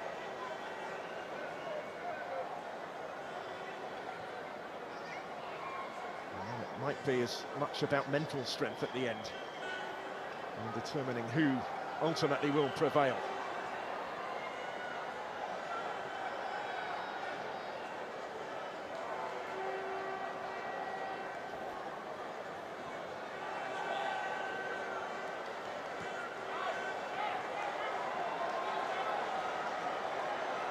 Chukwueze. Here he goes again. And Amari Bell able to step in and stop it.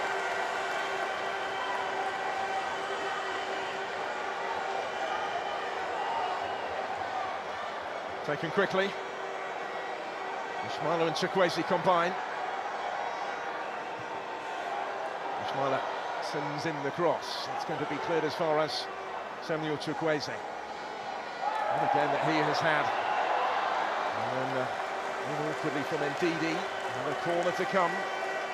Nigeria just wrestling back the authority a little bit. They're in the ascendancy again at the moment.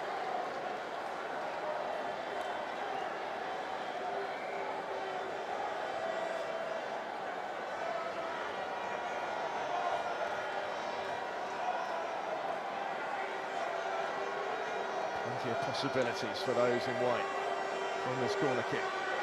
Chukwueze to take it. That's partially cleared by Russell, who's going to get another go. It's a bit more behind that one. Phillips Agu is underneath it, then had to react quickly. Waits for Bell though.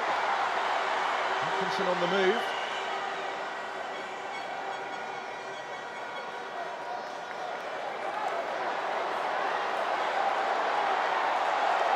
Another strong surge. Did really well there, Uche. Chukwueze taking over, back towards Uche. And had Arokodare just behind him as well. They'll come back with Ismaila. Another teasing ball in, again the header was always just too high. He made it his, not for the first time. Arokodare.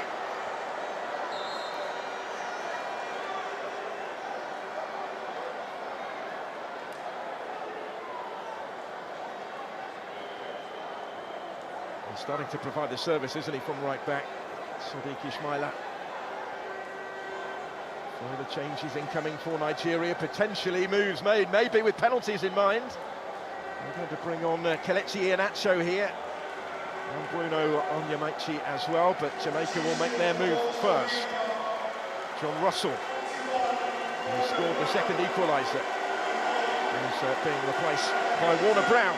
There's another late arrival to this squad. He wasn't available on Tuesday either. Made his way over from Jamaica, where he plays with the Arnott Gardens club. It's his fourth cap. Scored on his last one against St Vincent and the Grenadines in March. He's on.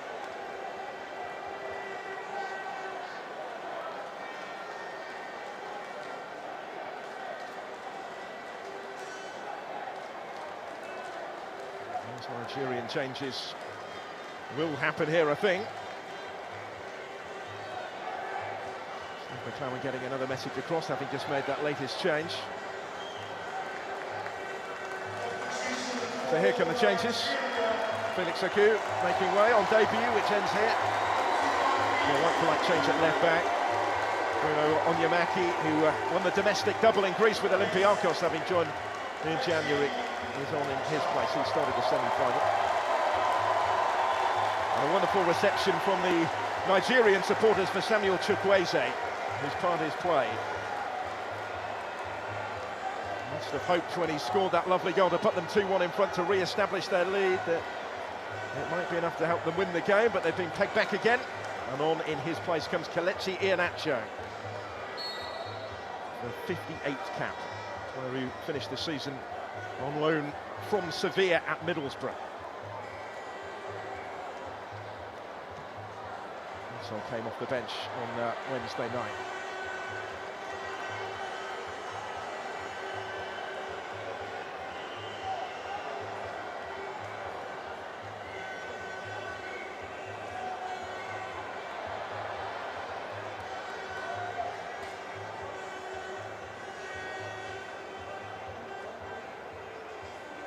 Coming on at this juncture know that they may well be involved potentially in a penalty shootout. Although Jamaica left it much later in midweek to win it without, and they scored from the spot in stoppage time. Nigeria having gone 2-0 up against Ghana relatively early in that game, are hanging on a bit late on the following night, but they're in the ascendancy here just at the moment. Looking to edge ahead for the third time in the game. Frank Onyeka will have to settle for the corner. It was Isaac Hayden that got back to him.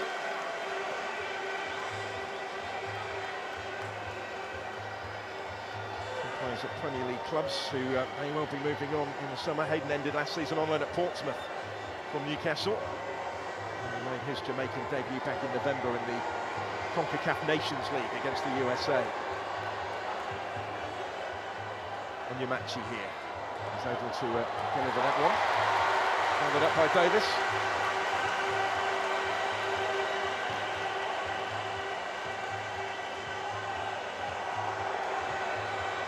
Actually came on for a penalty shootout, Shotgun Davis, in the Jamaican Premier League playoff final.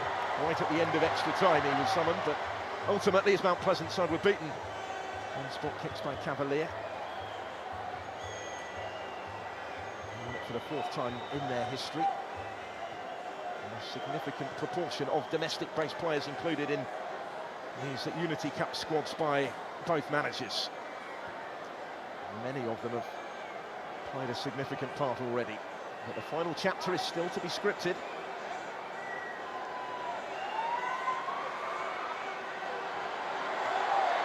Someone coming under pressure. Just not quite able to fashion a way through from there. Good defending. So we deny Warner Brown. May well have played had he been available on Tuesday, said Steve McClaren. He gave him his debut in February in that friendly with Trinidad and Tobago.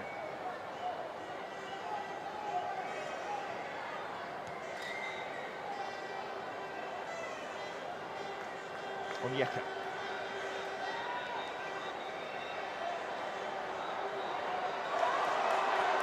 Simon. We have both Uche and Rokodare calling forward in the penalty area. It didn't get that far. Richard King playing a part in preventing it from doing so.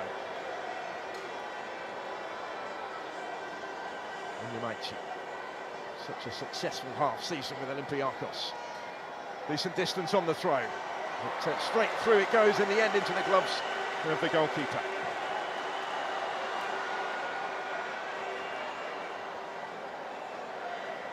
Brown was his target there.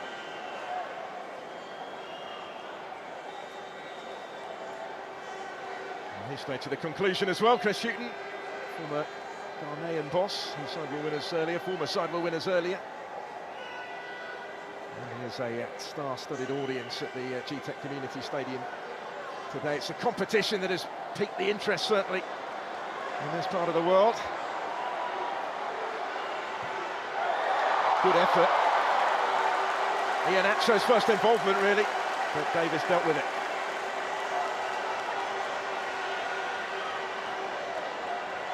So it's piqued the interest in this part of the world. It has, of course, in the Caribbean and in West Africa as well. In addition to the diaspora communities in London representing these two nations, able to savour seeing their side in the flesh. That's what it's all about. It's certainly been embraced by everyone involved.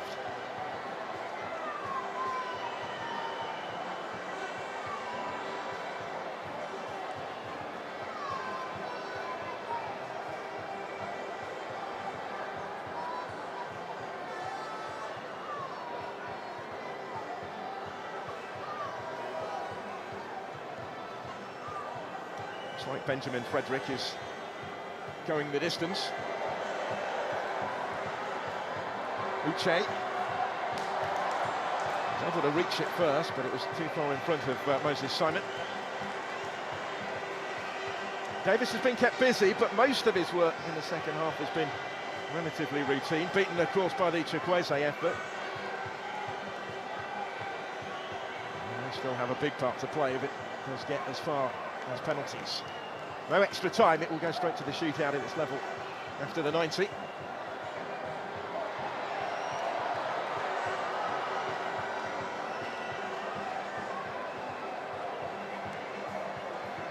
Could be about to get nervous for those watching on if it does indeed go to the shootout.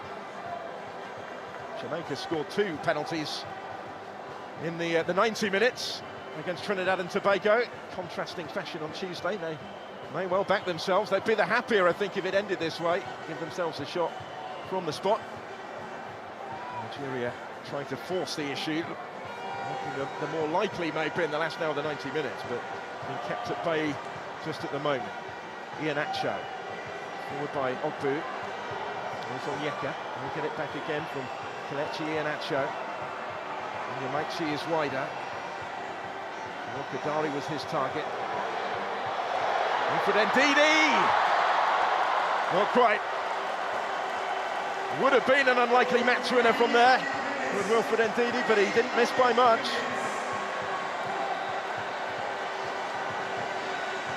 Reminder, he's never scored in those 64 previous caps. Only goal this season came for Leicester City against Tranmere Rovers in the second round of England's League Cup competition. He was just missing that far post. Nice touch to set himself though. Just couldn't quite match it with what followed. 18 goals in total in Leicester City colours and over 300 appearances for them. So we're well into the first of the 3 additional minutes at the end of the 90. All that's separating us now from a penalty shootout. Little flick, and Uche was almost away and then brought down, and the referee with a decision to make here. There were 2 of them that got back to him. The yellow card is out for Mason Holgate. Santos Uche feeling the effects of that, certainly.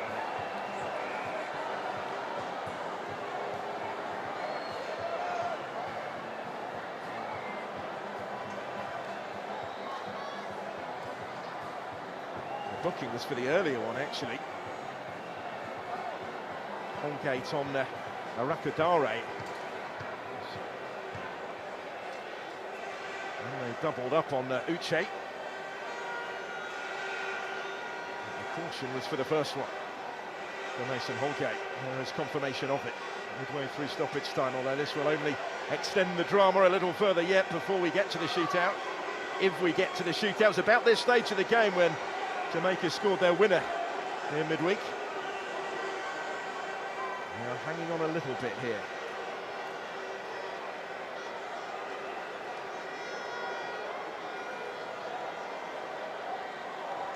Nigeria, the only nation that have previously lifted the Unity Cup. They beat Jamaica in a one-off game when it was first played in 2002 at Loftus Road. They won it again 2 years later at the Valley. It hasn't been staged since until this year.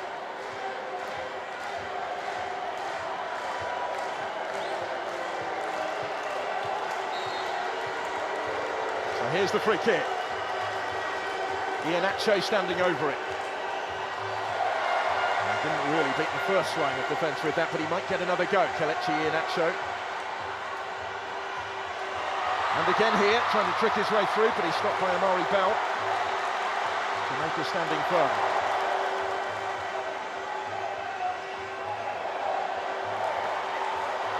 And it works loose for Warner Brown. Couldn't quite make anything of that. And with the 3 additional minutes played, there goes the whistle. They can't be separated, and it will take a penalty shootout to do so. And to determine who will lift the Unity Cup at the end of this, we're still no nearer knowing. Twice Nigeria got themselves in front in this final. Twice Jamaica battled back. It was Moses Simon, the skipper, that started the scoring just 10 minutes in. That was a lead that lasted less than 2 minutes before Kaheem Dixon's goal. Nigeria resumed authority in the second half, got themselves back in front again with an excellent strike from Samuel Chukwueze. But again, it wasn't enough. Russell, who levelled it after some fine play from Cephas, he set up both of them. But it is that goal from Jonathan Russell, just the second of his country's colours, that has ultimately taken this the distance, that has set up the penalty shootout. Jamaica, who scored twice from the spot in the semi-final, may well fancy their chances now of going on and lifting the trophy. They've certainly played their part in an entertaining spectacle. The Reggae Boys showing real resilience to twice battle back and to take this the distance, to the frustration of Eric Shell, whose side finished in the ascendancy but couldn't find that finish for a third time to get themselves back ahead again. Chukwueze may be the standout for the Super Eagles, but he was taken off before the end of the 90 and will play no part in the penalties that will come. Full time after 90 minutes, all square. Jamaica 2, Nigeria 2.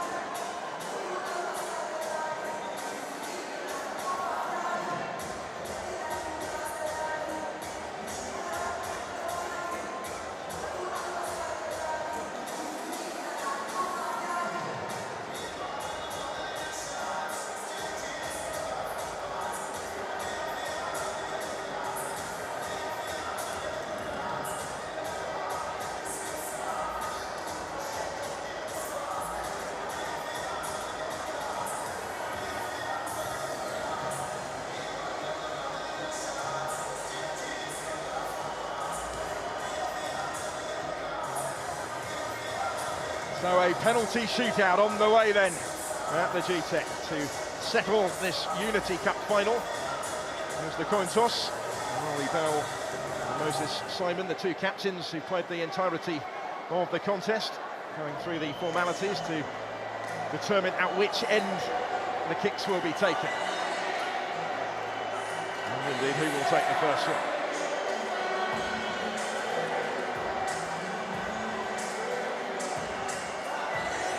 Well, both these nations are hoping to go on and qualify for next year's World Cup. They both still have plenty to do in that, but occasions such as this will help with those preparations, perhaps. It has the feeling of a championship, doesn't it? There is silverware at stake, of course, at the end of this. Well, we're still no nearer knowing which of them will be lifting that Unity Cup. But it's an eventuality, I'm sure, that both have prepared for. Steve McLaren was busy issuing the instructions, determining the order in which his players will take the penalties.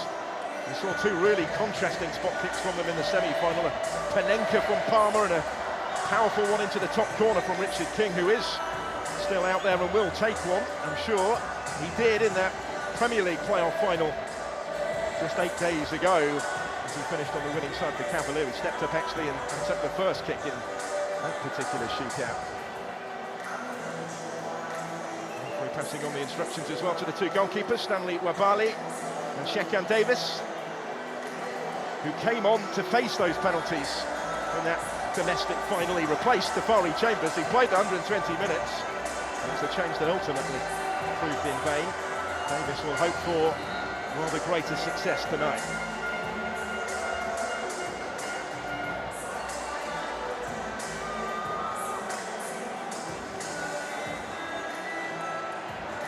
So they're all ready, and it will be Richard King who's going to take the first penalty, just as he did last week in that cup final.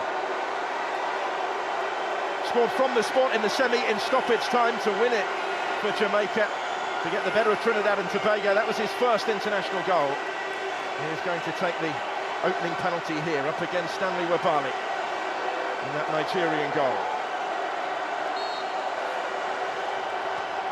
And he scores emphatically again. It's a really good penalty. No mistake from King. Setting the tone, he will hope. The centre-back is something of a specialist in these sort of situations. Didn't give himself a lot of margin for error with where he put it, but ultimately it was perfect. He scored a penalty or two down the years, hasn't he? Ivan Toney watching on. So first up for Nigeria here will be their substitute Kelechi Iheanacho. Hasn't been on too long. Iheanacho also scores. Went the same way. Again, the goalkeeper went the other way. And it's all square in the shootout. I enjoyed that one.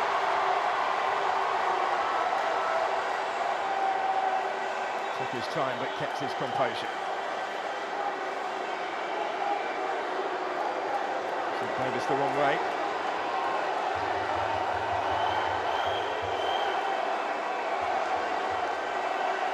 So Isaac Hayden next up. Sent forward by Steve McLaren to take their second penalty.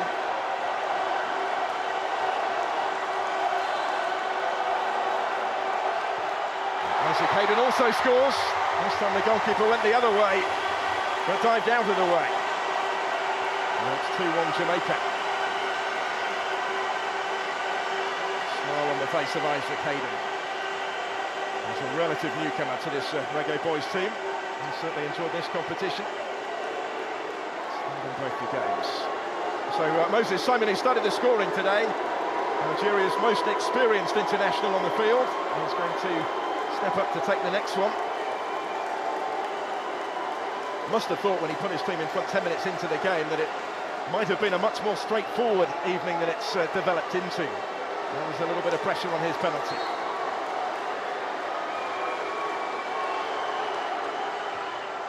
And Simon scores.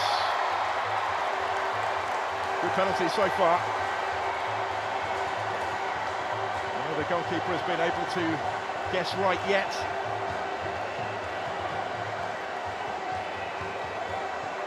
Slow and steady run up, and also into the corner for 2-2. Ravel Morrison to take. Only recently recalled to the international setup this week at short notice by Steve McLaren. He's the next to take on Wabali. Morrison from the spots also scores into the corner.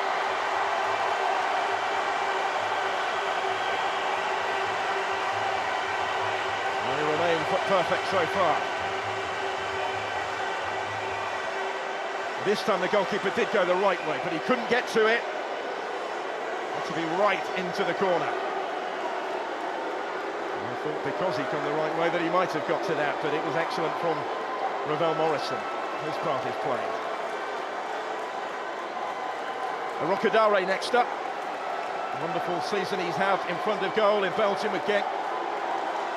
Scored 21 times in their top flight. He's over the next one. And also scores in off the post this time. Well, again, nobody leaving much margin for error, but nobody making an error so far.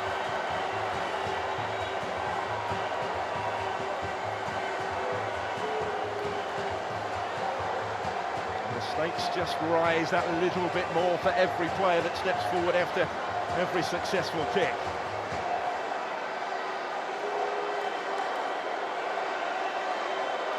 Dwayne Atkinson. Now he was a title winner with Cavalier in that penalty shootout last week. In for just his fourth cap today, taking their fourth penalty.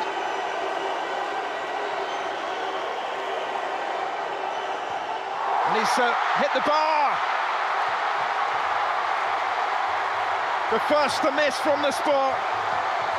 Dwayne Atkinson can't convert for Jamaica, and that could be so costly. Too much go across to console him. That will hurt.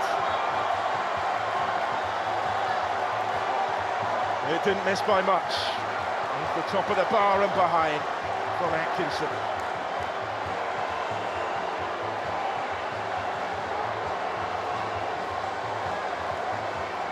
He was taken off before that penalty shootout last week in the Jamaican Premier League.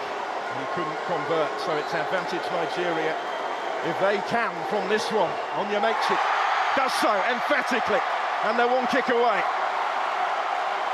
Thumped in from the fullback for 4-3 Nigeria on penalties. The next one has to go in to give Jamaica any chance.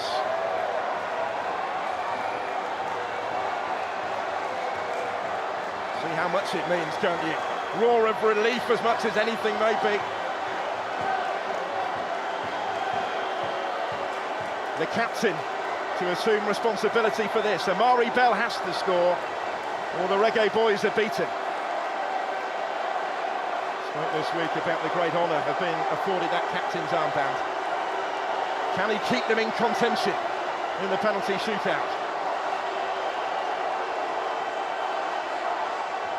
Amari Bell does score with a measure of composure. A precise penalty, he didn't necessarily opt for the power, but he picked his spot. Forces Nigeria to win it from the spot. The next kick could be the crucial one. If it goes in, Nigeria win the Unity Cup. Bell just applying that little bit of pressure.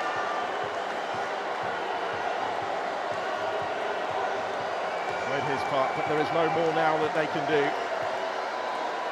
Unless this doesn't go in. Christantos Uche on his international debut is the one who places down the potentially decisive penalty. Pressure on his shoulders, certainly. Mr. Win it. Uche does score, and Nigeria win the Unity Cup. On debut, he scores from the spot to settle the shootout. And the Super Eagles have done it. They've done it the hard way, but they have the trophy. Still, there's never been any other name on the Unity Cup. 21 years since it was last staged in England's capital. They've kept hold of it. They've needed the penalty shootout to do so. 5 successful kicks from 5. Ultimately, Dwayne Atkinson was the only one who couldn't convert. And Jamaica finally are beaten in a final when they never knew that they were beaten, when they twice came back from behind in the 90 minutes to take this the distance. And it's Nigeria who celebrate. Nigeria who will lift the silverware shortly. Nigeria who kept their nerve from the spot. And they did so brilliantly, really, all 5 of them. Kiss of the ball. A lengthy run-up and a fine finish. Some way to mark his international debut. Position in which he wasn't necessarily expected to feature. He has ultimately had the final decisive save. So many others, though, that have played their part in what went before. The Unity Cup competition that has averaged 4 goals a game right the way through. Steve McLaren's side set up this final by scoring from the spot in stoppage time in the semi to get the better of the All-Caribbean contest with Trinidad and Tobago, and how they have represented their nation, their people, with the performance that they put in this final. There is real pride as the efforts of those players are acknowledged by those in the stands. Pride has been a theme running throughout this Unity Cup, both on and off the pitch. And there's plenty of it on display at the conclusion here. They came so close. They came within a penalty of lifting the trophy against higher-ranked opponents. Against the odds, they kept battling back. 20 places they're ranked below Nigeria in those FIFA rankings. Twice they trailed in the game. But ultimately, just that one penalty between them.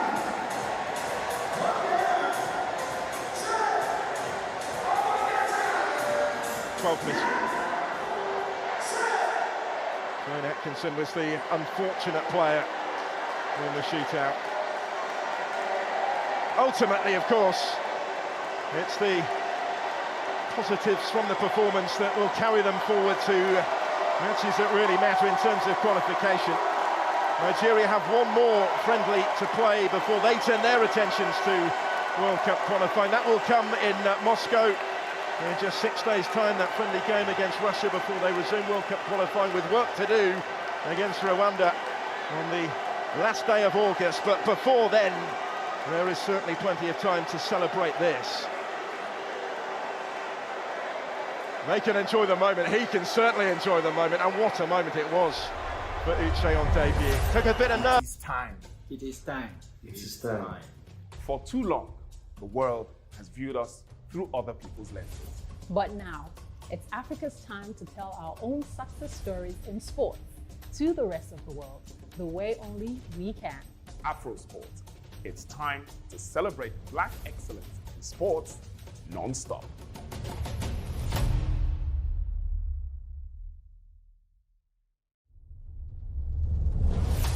It is time. It is time. It is time. For too long, the world has viewed us through other people's lenses. But now, it's Africa's time to tell our own success stories in sports to the rest of the world, the way only we can. Afrosport. It's time to celebrate Black excellence in sports non-stop.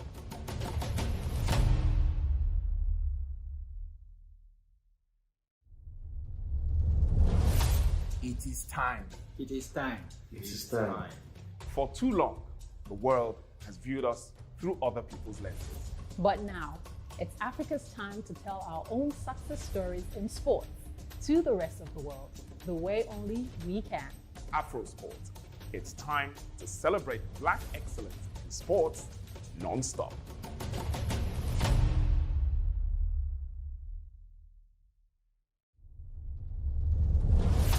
It is time. It is time. It is time. For too long, the world has viewed us through other people's lenses. But now, it's Africa's time to tell our own success stories in sports to the rest of the world, the way only we can. Afrosport. It's time to celebrate Black excellence in sports non-stop.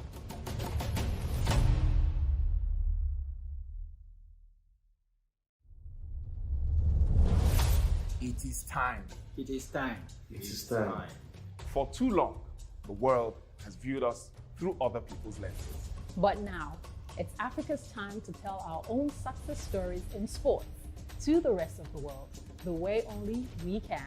Afrosport. It's time to celebrate Black excellence in sports non-stop.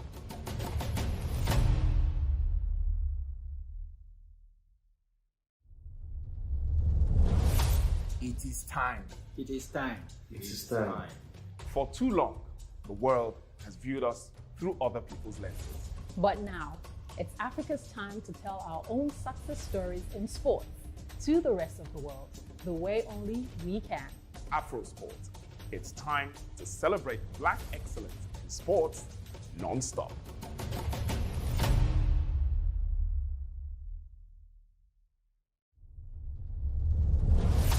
It is time.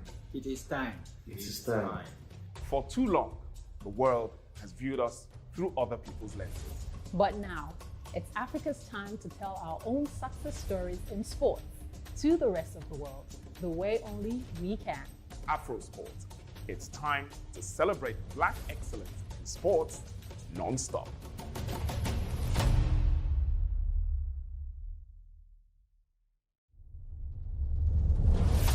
It is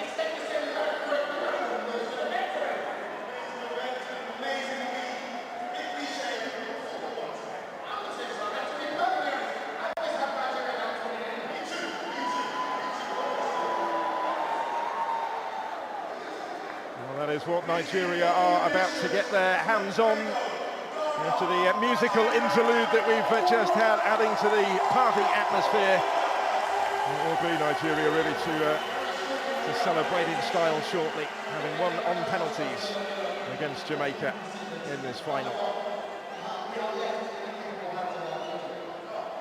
Both sets of players putting so much into this final, and indeed this competition as a whole, both coming through really tough semi-finals in midweek and serving up another spectacle today in the sunshine in West London. West Africa have just and only just got the better of the West Indies. Needed penalties to do it.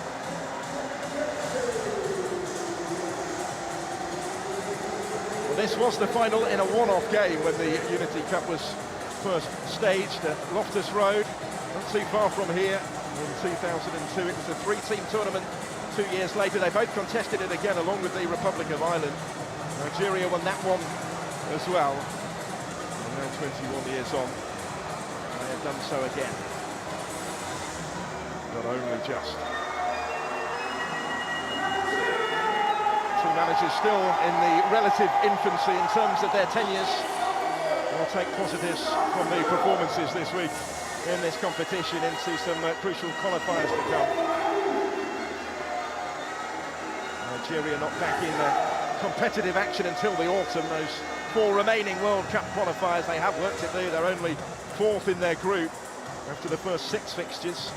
And only the top team guaranteed to go straight through to next year's World Cup. Runners-up spot will go into a potential playoff. Jamaica harbouring hopes of qualifying in CONCACAF as well before then. They have a Gold Cup to contest this summer, games against Guatemala, Guadeloupe and Panama in the USA. Those group stage matches from the middle of next month onwards. Falling just short of lifting a trophy today.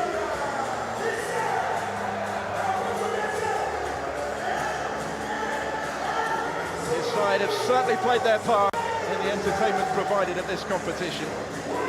They're heading for the tunnel with that part now played, and embrace between the bosses. It was fierce before, and at times it threatened to boil over a little bit on the pitch, but there's real respect between those two at the end of it. And reasons for optimism for both of them. Still early in their tenures in charge. Well, they've learnt a lot about players he perhaps didn't know quite so much about, and the competitive environment that the Unity Cup has provided, just unable in the end to get their hands on the trophy. They will vacate the scene and leave that for Nigeria to really start their celebrations. Although this has been a footballing celebration throughout the course of the week, and certainly on finals day. Carnival atmosphere throughout. We've had a food festival, we've had a music concert in between the 2 games, a post-match performance as well. And now the prize will be handed out. A wait for those in white to get their hands on it.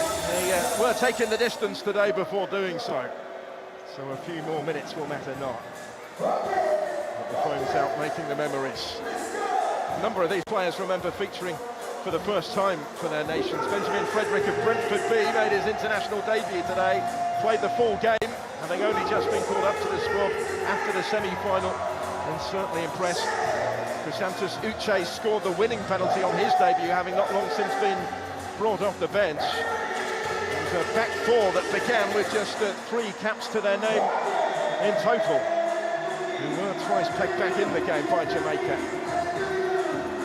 but ultimately got themselves over the line thanks to 5 perfect penalties.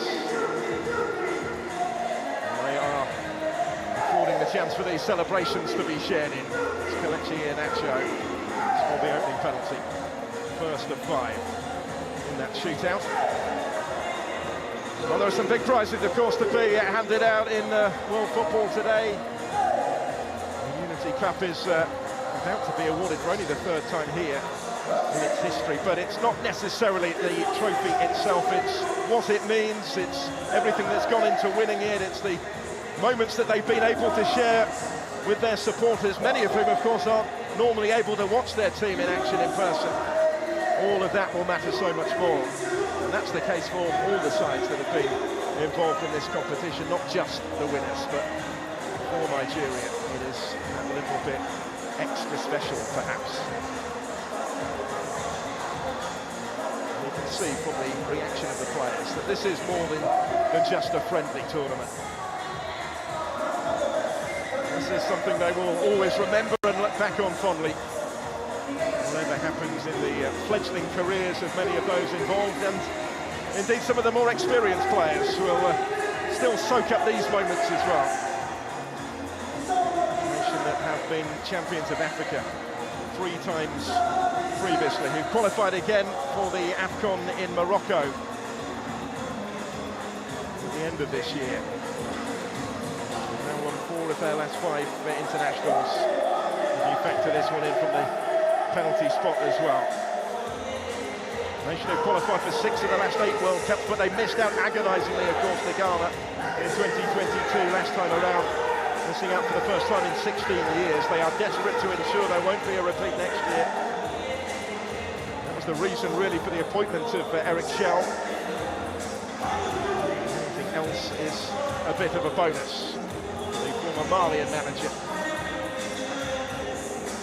who was appointed only a week into January on a 2-year contract. He remains unbeaten in charge. His previous job was in Algeria with the club side MC Oran. Lasted only 13 games. He will hope this is the start, though, of a lengthier tenure, a more successful spell. With the hopes of a nation.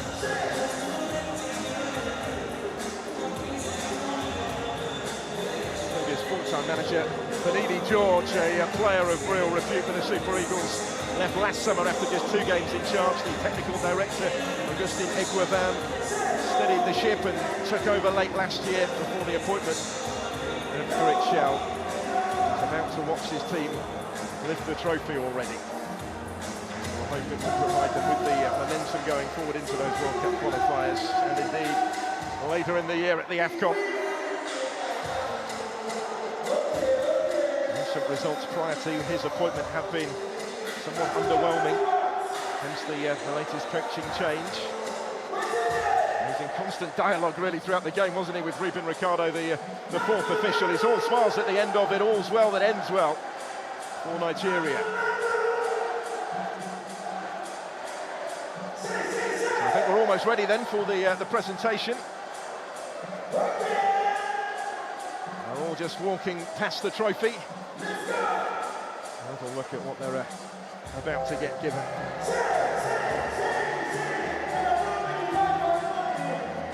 Committee made up of representatives from all the nations involved in the organisers of this competition, which has been a resounding success, I think it's fair to say, on and off the field.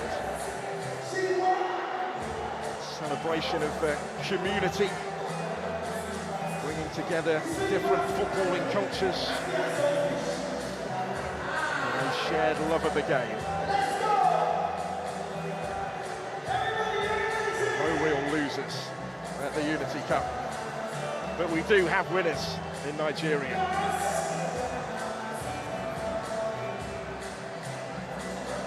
Another who made his debut, Felix Agu, until last week wasn't sure whether he was going to be able to do so, whether he'd be allowed to do so, but he played his part as well. Many others coming off the bench to have their say later in the game. 5 from 5 from the penalty spot. So congratulations indeed to the Super Eagles.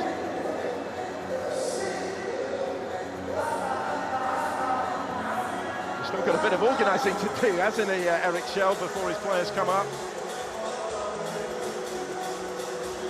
They are eager to get up there and lift it.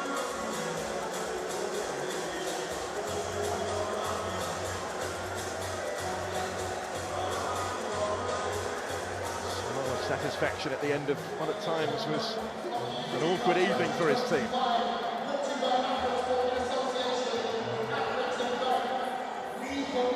None of the Nigerian supporters have been going anywhere, waiting behind at the GTEC to join in with the celebrations and to enjoy this moment.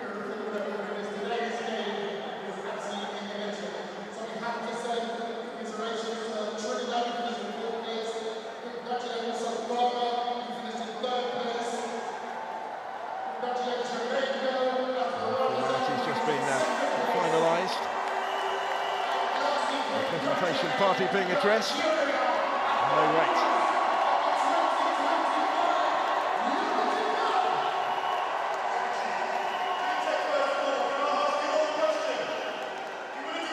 What a spectacle of football it has been. Those are the sentiments I think being shared just at the moment.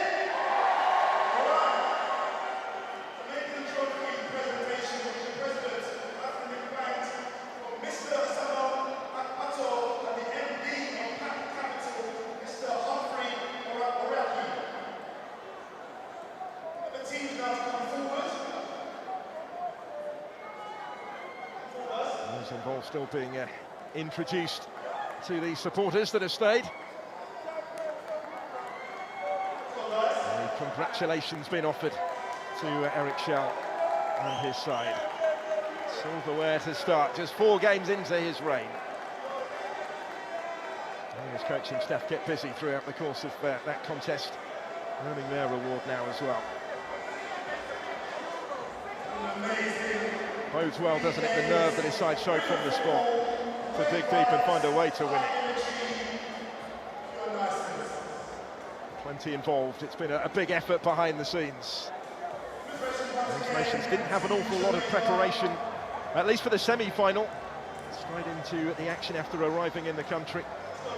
Squad's bolstered by a number of players based in the UK, but there were many, 10 on each team of the 2 finalists that were based in their domestic divisions. They will have learnt a lot as well, I'm sure, from this experience, regardless of the outcome.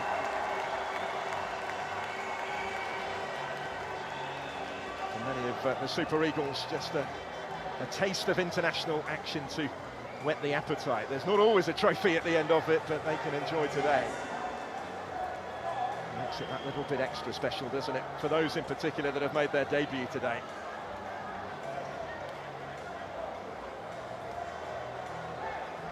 The spirit that we've referenced throughout this competition, all too evident in the presentation here.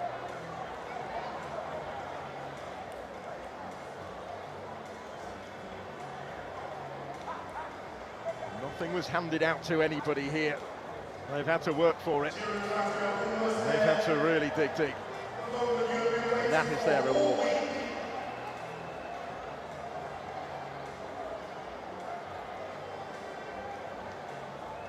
Bigger challenges to come in terms of what is at stake, but this will help. And in this precise moment, that really is academic, because this is about the moment. He scored the winning penalty. Big smile on the face of Crisanto Suche. This is the day that he will never forget. They were here to see it, and here comes the presentation then to the captain, Moses Simon.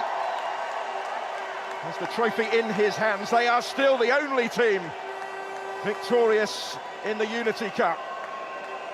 They won the earlier iterations in 2002 and 2004, and now 21 years on, Nigeria lift the Unity Cup again. And Moses Simon determined that everybody will be involved in these celebrations. Has his hands on the silverware. They enjoy the moment. Unity Cup winners 2025. Nigeria needed penalties to see off Jamaica in a compelling contest in the final to get their hands on that. It has been exclusively their property. And a generation on, they lift it again. And they are rightly determined to enjoy it. But Barley wasn't in the end required to save a penalty, was he? The only one that didn't end up in the net, hit the bar. Costly one from Dwayne Atkinson of Jamaica, but to single anybody out would be churlish. They played their part in taking this the distance. But Nigeria inch perfect from the penalty spot. All 5 kicks delivered with real composure, which is why they've been able to get their hands on this trophy. 80 games and a decade into his international career, and it will still mean so much to Moses Simon, particularly overseeing this success alongside so many of the newcomers, the younger players, in particular Benjamin Frederick, who came through Moses Simon's academy back home in Kaduna. Together, they've lined up in the same team that has won the Unity Cup, and they are both part of this huge group effort that's delivered what they came here to do. Certainly after seeing off Ghana in the semi-finals, they came into this one as the favourites. You wouldn't necessarily always know it from the way the game went. They were pushing for the win at the end of the 90. They weren't able to edge ahead for a third time, but ultimately they didn't need to. Eric Shell and his team will channel this positivity, this feel-good factor, I'm sure, in the games to come. Swiftly on to Moscow next for that friendly with Russia on Friday. And then World Cup qualifying to be completed in the autumn. We go into those games with a trophy in the cabinet.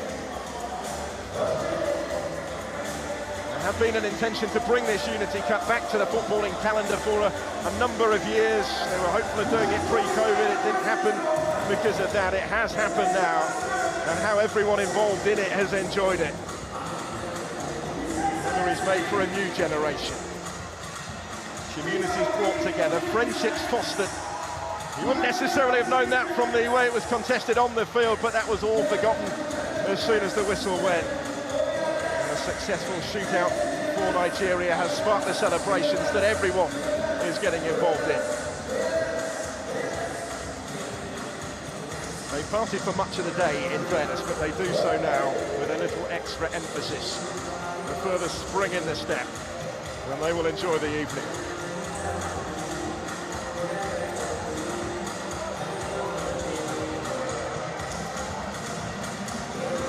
Often that they get the chance to see their team lift the trophy. For many of the supporters in the stands, not often that they get to see their team in person.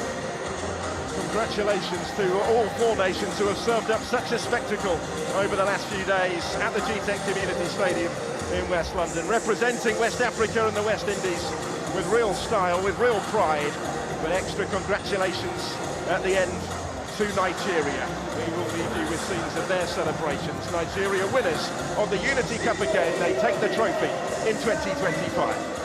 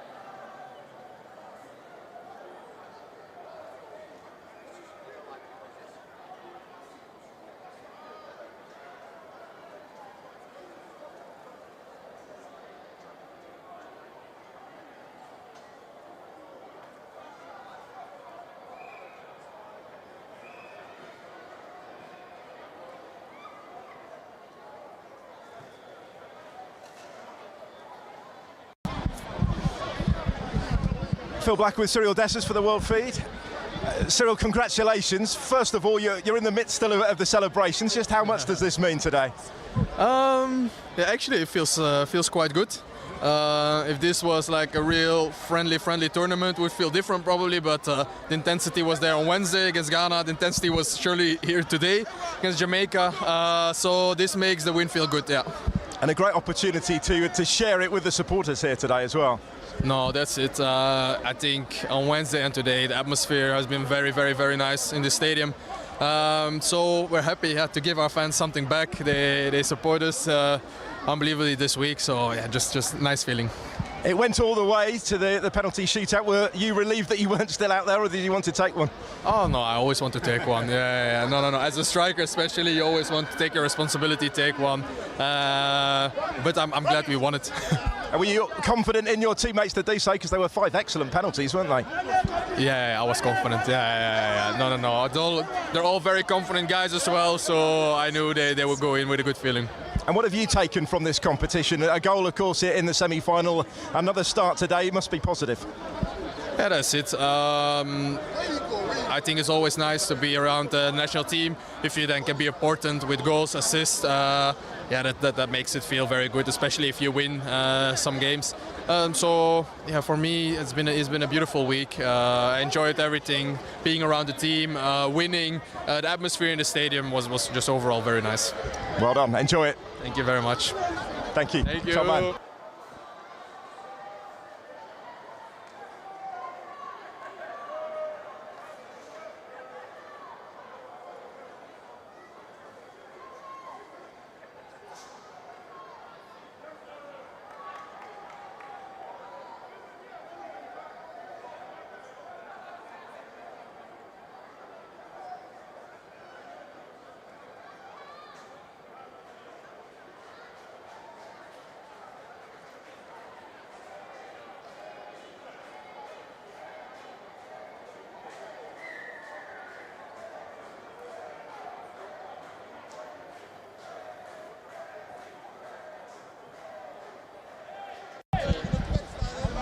Phil Black with Cristanto Succe. Cristanto, congratulations. What a moment for you to come on, make your debut and score the winning penalty. It must be the stuff of dreams. Like, I don't know even what to say, because today is an opportunity for me in the national team and my debut. I'm really grateful to have this opportunity today, and I'm happy for all my teammates. Yeah. Did you know that you would be involved at some stage today, or were you just hoping that you would be? Yes, because yesterday the coach saw me and we talked. He said, "Am I ready?" I told him that I'm ready. That today I'm ready to play. If I could have got a minute, I will play because I'm ready. Yeah. So you come on for your debut. You're standing over the final penalty, knowing that if you score, you win the trophy. What was going through your mind at that point? My mind, I was calm. I told myself, let me calm down, because if I rush it, I might miss it. But I just calm down and take the right decision, and I hit the ball. Sorry, it's in the net. There were some excellent penalties that had gone before you, weren't they? Did that sort of set the standard, put the pressure on? Yes, football, a lot of pressure, but you yourself, you calm it down. If you want pressure to come to you, pressure will come to you. But if you don't want it, it will not come to you. Yeah. And now you get to enjoy these moments with your supporters as well. Just how much does it mean to be involved in something like this? It's what I've been praying for, to be in the national team, to play for my country. And today, it was all amazing. And I feel very good with them. Yeah. Everything you dreamed of and more, maybe, and I'm sure. And I guess now the aim is for much more to come. This is only the start. Sure. Definitely. Sure. Well, congratulations today. I'll let you go and enjoy it. Thanks. Thank you.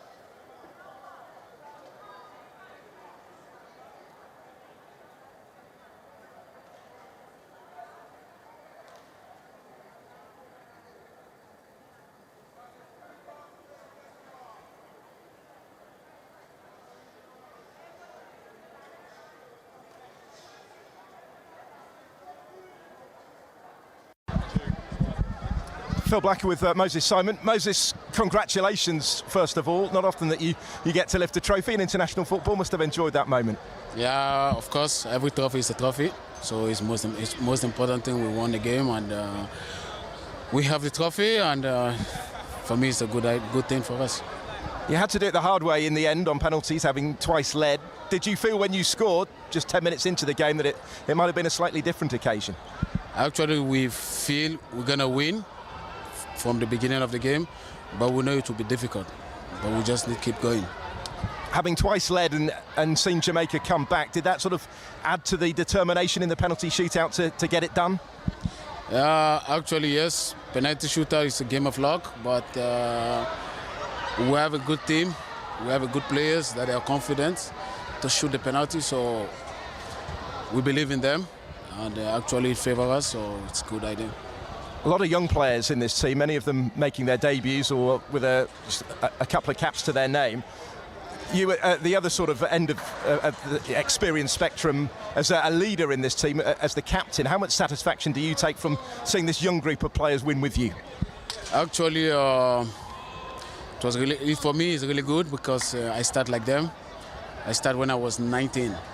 So see young players coming up and with the manager encouraging them to show their talent, to prove it, and to give them confidence so they can play and show their talent. So for me, it's really good. I think back of my own when I was young. So of course, if you don't have a manager that can believe in you, it's difficult. And we have one that can believe in the young players, which is really good for Nigerian football. And one of the young players making his debut today, Benjamin Fredericks, plays here at Brentford. I think came through your academy back home. That must fill you with a source of real pride. Of course, it was a team of joy. Seeing the boy from the academy playing for the national team. Now he's not a boy anymore. He's my teammate. So, and I'm really glad he's here, and I keep pushing him. You have to keep going. I think he can do better. Did you have any words of advice from him before the game? Yes, of course. I had some advice. I told him some stuff, some key roles. He just needs to believe in himself, and for the manager to put you in, shows the manager believe in you. So do your thing as you used to do, and beside I'm close to you. So. And did it make it extra satisfying that he came in for his debut in the same side as yourself? Yes, actually, you know, it's a final, and he shows himself. He didn't lose a lot of balls, and everyone is part of him, and even the manager, especially the teammates, they are talking about him. So it's really good, especially for me and him and his whole family. And you will all enjoy the moment, I'm sure, tonight. Well done. Of course, thank you. Top stuff. Thanks. Thank you very much.